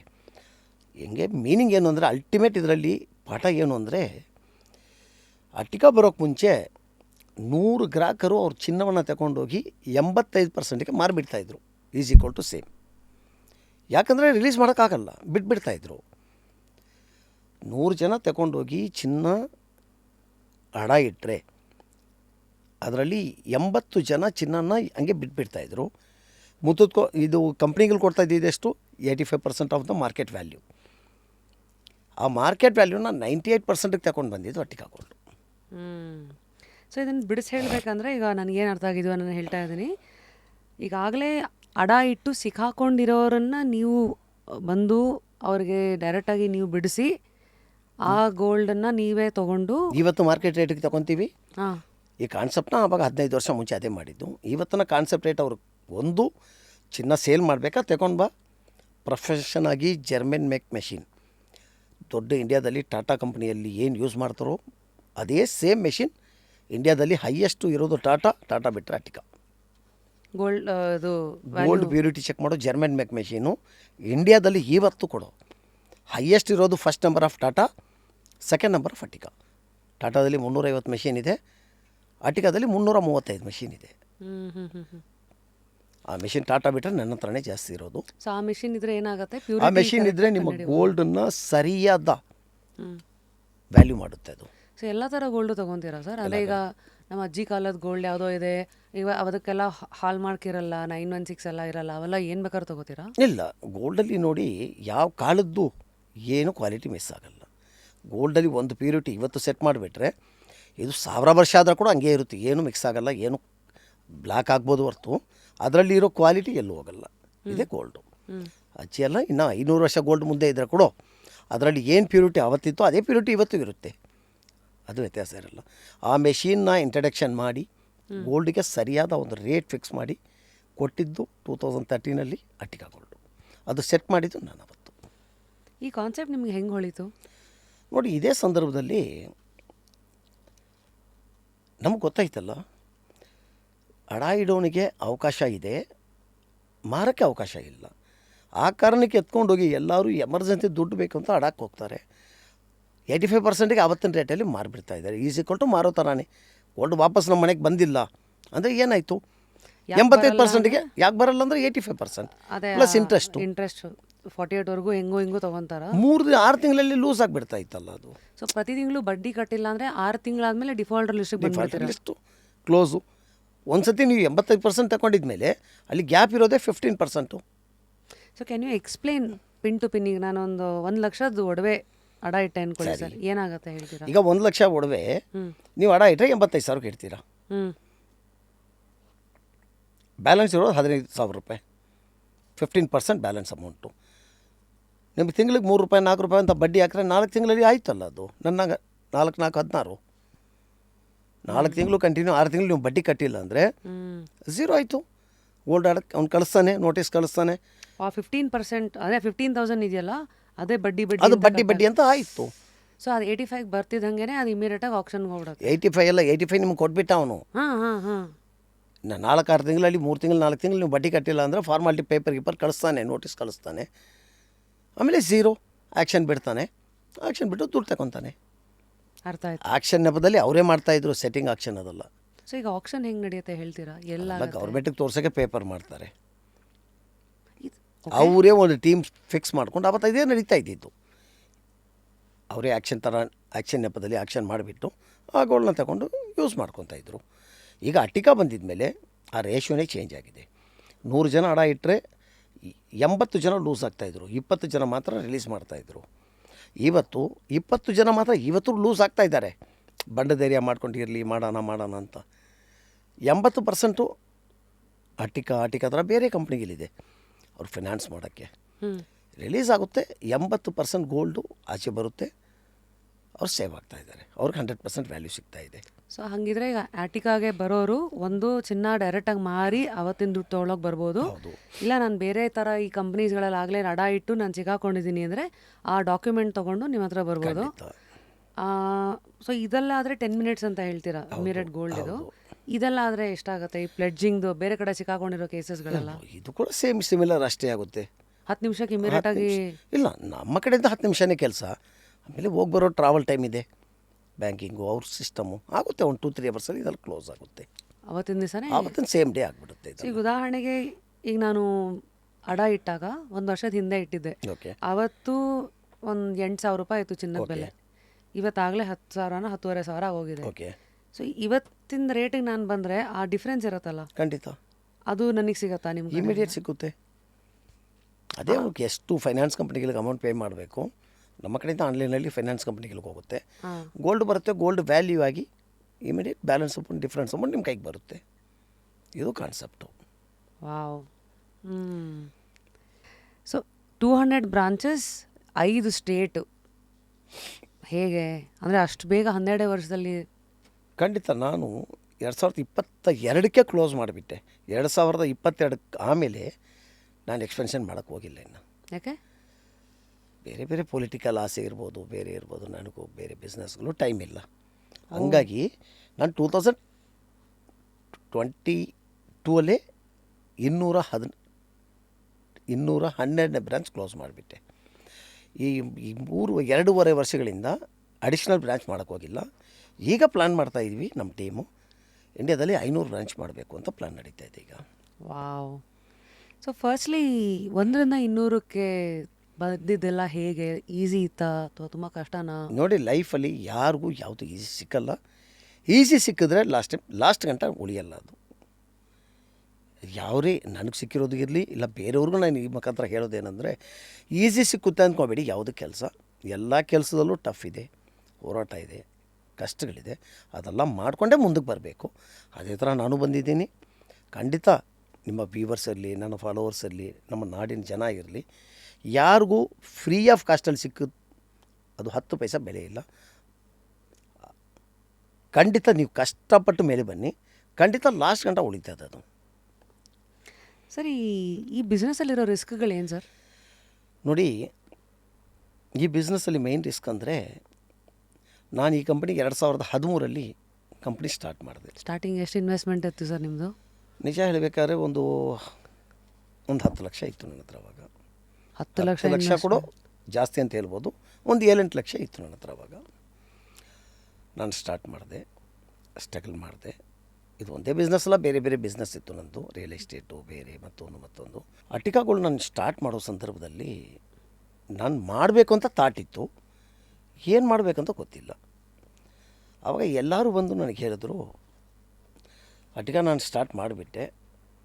ನಾರ್ಮಲಿ ಎಲ್ಲರೂ ಬಂದುಬಿಟ್ಟು ದೊಡ್ಡ ಎಜುಕೇಟೆಡ್ ಬಂದುಬಿಟ್ಟು ಕೆಲಸಕ್ಕೆ ತಗೊಂಡಿದ್ದೆ. ಅವರೆಲ್ಲ ನನಗೆ ಪ್ಲ್ಯಾನ್ ಕೊಟ್ಟರು, ಸರ್ ಒಂದು ವೀಡಿಯೋ ಶೂಟಿಂಗ್ ಮಾಡೋಣ. ಆವತ್ತು ನಿಮ್ಮ ಹೆಸರು ಕೂಡ ಬಂತು, ರಾಪೆಟ್ ರಾಶ್ಮಿ ಅಂತ, ವಾಯ್ಸ್ ಚೆನ್ನಾಗಿದೆ, ಇವ್ರ ಕಡೆಯಿಂದ ಮಾಡಿಸೋಣ. ಅದೇ ಥರ ಬೇರೆ ಬೇರೆಯವ್ರ ಹೆಸರುಗಳು ಕೂಡ ಮಾಡಿದ್ರು ಅವತ್ತು 2013 ಸರಿನಾ. ನಾನು ಹೇಳಿದ್ರೆ ಯಾರಿಗೂ ಕೊಡೋಕ್ಕೆ ನನ್ನ ಹತ್ರ ಕಾಸಿಲ್ಲಪ್ಪ ಅಂತ ಯೋಚನೆ ಮಾಡಿ, ಹೆಂಗೆ ಪಬ್ಲಿಸಿಟಿ ಮಾಡೋದು, ಜನರಿಗೆ ತಲುಪಿಸೋದು ಹೆಂಗೆ ಅಂತ ಯೋಚನೆ ಮಾಡೋ ಸಂದರ್ಭದಲ್ಲಿ ಯಾರಿಗೂ ಕೊಟ್ಟು ಶೂಟ್ ಮಾಡಿ ಅದು ಟಿ ವಿಯಲ್ಲೋ ಬೇರೆ ಕಡೆ ಹಾಕೋಕ್ಕೆ ನಮ್ಮ ಹತ್ರ ದುಡ್ಡಿಲ್ಲ. ಒಂದು ಕೈಯಲ್ಲಿ ಚಿನ್ನ, ಒಂದು ಕೈಯಲ್ಲಿ ಕ್ಯಾಶು. ಈಗ ನೀವು ಪಿಕ್ಚರ್ಸ್ ಎಲ್ಲ ನೋಡಿರ್ಬೋದು, ಈ ಬಿಸ್ನೆಸ್ಸಲ್ಲಿ ಎಲ್ಲರೂ ಯೂಸ್ ಮಾಡ್ತಾರೆ, ಒಂದು ಕೈಯಲ್ಲಿ ಕ್ಯಾಶು, ಒಂದು ಕೈಯಲ್ಲಿ ಗೋಲ್ಡು. ಅವತ್ತು ನಾನೇ ಪಿಕ್ಚರ್ ಅದು ಮಾಡಿದ್ದು 2013. ಒಂದು ಕೈಯಲ್ಲಿ ಪಿಕ್ಚರ್, ಒಂದು ಕೈಯಲ್ಲಿ ಕ್ಯಾಶ್. ಅದನ್ನೇ ವಾಲ್ ಪೋಸ್ಟು ಸಣ್ಣ ಪುಟ್ಟ ಮಾಡಿ, ಒಂದು ಕೈಯಲ್ಲಿ ಪಿಕ್ಚರ್, ಒಂದು ಕೈಯಲ್ಲಿ ಕ್ಯಾಶ್ ಅಂದರೆ 2 ಕೈ ಮಾತ್ರ ತೋರಿಸೋದು, ಬೇರೆ ಯಾವುದು ಫೇಸ್ ತೋರಿಸಂಗಿಲ್ಲ. ಅರ್ಥ ಆಯ್ತು. ಒಂದು ಕೈಯಲ್ಲಿ ಕ್ಯಾಶ್ ಇರೋ ಥರ, ಒಂದು ಕೈಯಲ್ಲಿ ಗೋಲ್ಡ್ ಇರೋ ಥರ, ಒಂದು ಕೈಯಲ್ಲಿ ಕ್ಯಾಶ್ ಇರೋ ಥರ. ಆ ಪಿಕ್ಚರೇ ಕ್ರಿಯೇಟ್ ಮಾಡಿದ್ದೆ 15 ವರ್ಷಕ್ಕೆ ಮುಂಚೆ ನಾನೇ. ಆ ಪಿಕ್ಚರ್ಸ್ ಇವತ್ತು ನೀವು ಗೂಗಲ್ ನೋಡ್ಬೋದು, ಬೇರೆ ಕಡೆ ನೋಡ್ತೀರಾ, ಆ ಪಿಕ್ಚರ್ಸೇ ನಾನೇ ಯೂಸ್ ಮಾಡಿರೋ ಪಿಕ್ಚರ್ಸ್. ಅದು ಬೇಸಿಕ್ಲಿ ಅವತ್ತು ಬಜೆಟ್ ಇಲ್ಲ ಅಂತ ಶುರುವಾಗಿದ್ದು, ಆಮೇಲೆ ಅದೇ ಒಂಥರ ಟ್ರೆಂಡಿಂಗು ಮಾಡ್ಬೋದಲ್ಲ. ಅದು ಈ ಥರ ಆಯಿತು. ಸೊ ಹಂಗೆ ಬೆಳೀತಾ ಬೆಳೀತಾ ಇವತ್ತು 200+ ಶಾಪ್ಸು 2022ಕ್ಕೆ ಮಾಡಿಬಿಟ್ಟೆ ನಾನು. ಸೊ ಇದೆಲ್ಲ ನಿಮ್ಮದೇ ಫುಲ್ ಬ್ರಾಂಚ್, ಯಾವುದು ಫ್ರಾಂಚೈಸ್ ಮಾಡಲ್ ಅಲ್ಲ? ಎಲ್ಲ ನನ್ನದೇ ಬ್ರಾಂಚಸ್ಸು, ಯಾವುದೂ ಫ್ರಾಂಚೈಸಿ ಇಲ್ಲ. ಸೊ ಈ ಒಂದಿಂದ ಕಾಲಿಟ್ಟವರು ಫಸ್ಟ್ 10-15 ಅಂತೆಲ್ಲ ಆದಾಗ ಭಯ ಆಗ್ತಾಯಿತ್ತಾ, ಅಥವಾ ಇಮಿಡಿಯೇಟಾಗಿ ಅದು ಬಿಗಿನರ್ಸ್ ಲಕ್ ಅಂತಾರಲ್ಲ, ಕೈ ಹತ್ತು ಬಿಡ್ತಾ ಸ್ಟಾರ್ಟಿಂಗೆ? ಇಲ್ಲ, ಭಾಳ ಕಷ್ಟ ಆಯಿತು. ನಾನು ಹೇಳ್ದೆ ಅಲ್ಲ, ನಾನಿದು ಮಾಡೋ ಟೈಮಲ್ಲಿ ಆರಾಮಾಗಿ ಮಾಡಿಬಿಟ್ಟೆ. ಒಂದು ಸಂದರ್ಭ ಬಂತು, ಯಾಕಪ್ಪ ಇದು ಮಾಡಿದೆ ಅಂತ ಮನಸ್ಸಿಗೆ ಬಂತು ನನಗೆ. ಯಾವ ವರ್ಷ ಇದು? ನಮ್ಮ ಸರ್ಕಾರಗಳು ನಮ್ಮ ಬಗ್ಗೆ ತಿಳ್ಕೊಳ್ಳೋದು, ನಮ್ಮ ಡಿಪಾರ್ಟ್ಮೆಂಟ್ಗಳು, ನಮ್ಮ ಆಫೀಸರ್ಸು ಅವರು ಯೋಚನೆ ಮಾಡ್ಕೊಂಡ್ರಲ್ಲ, ಅಟ್ಟಿಗೆ ಇಷ್ಟು ದೊಡ್ಡದಾಗಿ ಬೆಳೆದು ಬಿಡ್ತು ಅಂತ. ಆ ರೀತಿಯಲ್ಲಿ ನೋಡಿದ್ರೆ ಏನಕ್ಕಪ್ಪ ನಾವು ಇಷ್ಟು ದೊಡ್ಡ ಕಂಪ್ನಿ ಮಾಡಿದ್ವಿ ಅಂತ ನೋವು ಕೂಡ ಆಯಿತು ನಮಗೆ. ಯಾವ ವರ್ಷ ಅದು? ಕಳೆದ ಒಂದು 2-3 ವರ್ಷಕ್ಕೆ ಮುಂಚೆಯಿಂದ ಹೇಳ್ಬೋದು. ಯಾಕಪ್ಪ ಇಷ್ಟು ದೊಡ್ಡದಾಗಿ ಕಂಪ್ನಿ ನಡೀತು, ಯಾಕೆ ಬೇಕು ಈ ಕಂಪ್ನಿ ನಮಗೆ, ಇದೆಲ್ಲ ಕೂಡ ಮಾಡಿದ್ರು. ಯಾಕೆ? ತಪ್ಪರ್ಥಗಳು ನಮ್ಮ ಗೌರ್ಮೆಂಟ್ ಆಫೀಸರ್ಸು, ನಮ್ಮ ಬ್ಯೂರೋಕ್ರಾಟ್ಸು, ಈ ಬಿಸ್ನೆಸ್ ಮ್ಯಾನ್ಗಳಿಗೆ ನೋಡೋ ರೀತಿ, ಅವ್ರಿಗೆ ನಿಜ ಏನು ಅಂತಲೇ ಗೊತ್ತಾಗಲ್ಲ. ಫಸ್ಟ್ ಅವ್ರಿಗೆ ಲಾ ಏನಿದೆ ಅಂತ ಗೊತ್ತಾಗಲ್ಲ. ಸುಮ್ಮನೆ ಒಳ್ಳೆಯವ್ರಿಗೂ ಕೆಟ್ಟ ಹೆಸರು ತರೋ ಕೆಲಸ ಮಾಡಿಬಿಡ್ತಾರೆ. ಪಾಪ ಅವ್ರು ಮಾಡ್ತಾರೋ ಇಲ್ಲ ಅವ್ರಿಗೆ ಆ ಥರ ಇನ್ಫಾರ್ಮೇಷನ್ ಬರುತ್ತೋ ಗೊತ್ತಿಲ್ಲ. ಕೀ ಎಲ್ಲ ಕೊಟ್ಟು ಮಾಡಿಸೋ ಥರನೂ ಆಗುತ್ತಾ ಇಲ್ಲಿ? ಕೀ ಎಲ್ಲ ನೋಡಿ, ಆಫೀಸರ್ಸ್ ಇದ್ದಾರೆ, ಈ ದೇಶ ನಡೆಸೋದು. ಎಷ್ಟೇ ಪೊಲಿಟಿಷಿಯನ್ಸ್ ಇದ್ದರೆ ಕೂಡ ಬ್ಯಾಕ್ ಹ್ಯಾಂಡಲ್ಲಿ ಇರೋದೆಲ್ಲ ಆಫೀಸರ್ಸೇ. ಆಫೀಸರ್ಸು ಬ್ಯೂರೋಕ್ರಾಟ್ಸು ಅವ್ರು ಅರ್ಥ ಮಾಡ್ಕೊಳ್ಳೋ ರೀತಿ.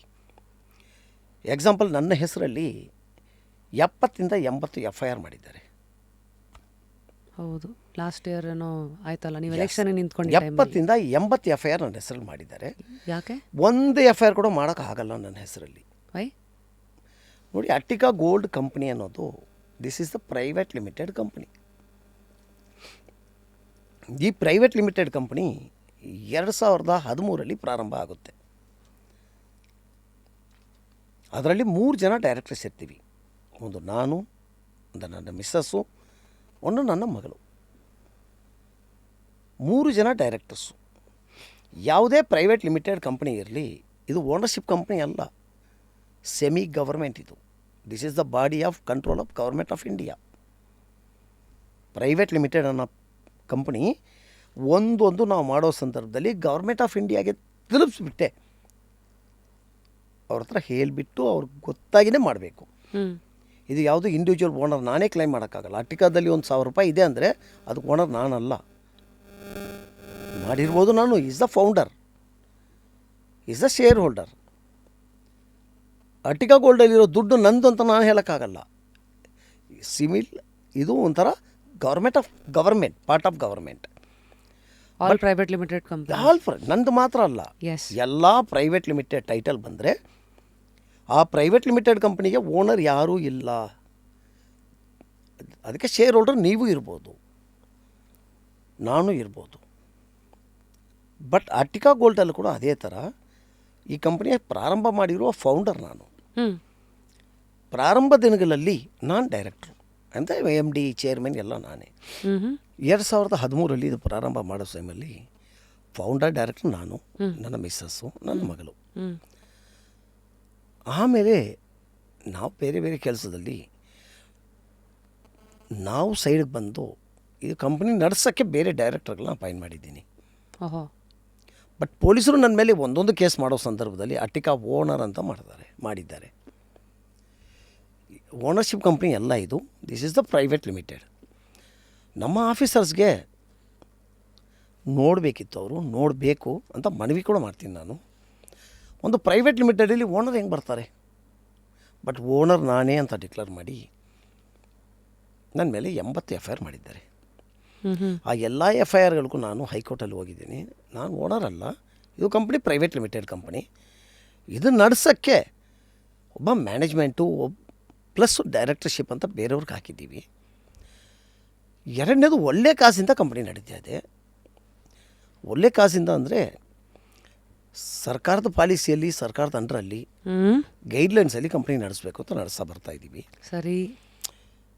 ಅಂಥ ಸಂದರ್ಭದಲ್ಲಿ ನಮ್ಮ ಒಳ್ಳೆ ಇಂಟೆನ್ಷನ್ ನೋಡಿ ನೀವು ನಮ್ಮಲ್ಲಿ ಏನು ತಪ್ಪಿದ್ರೆ ಆ ತಪ್ಪನ್ನು ನಮ್ಗೆ ಹೇಳಿ ಆ ತಪ್ಪನ್ನು ತಿದ್ದುಪಡಿ ಮಾಡ್ತೀವಿ ಅಂತ ನಾವು ಭಾಳ ಸತಿ ಮನವಿ ಮಾಡಿದ್ದೀನಿ.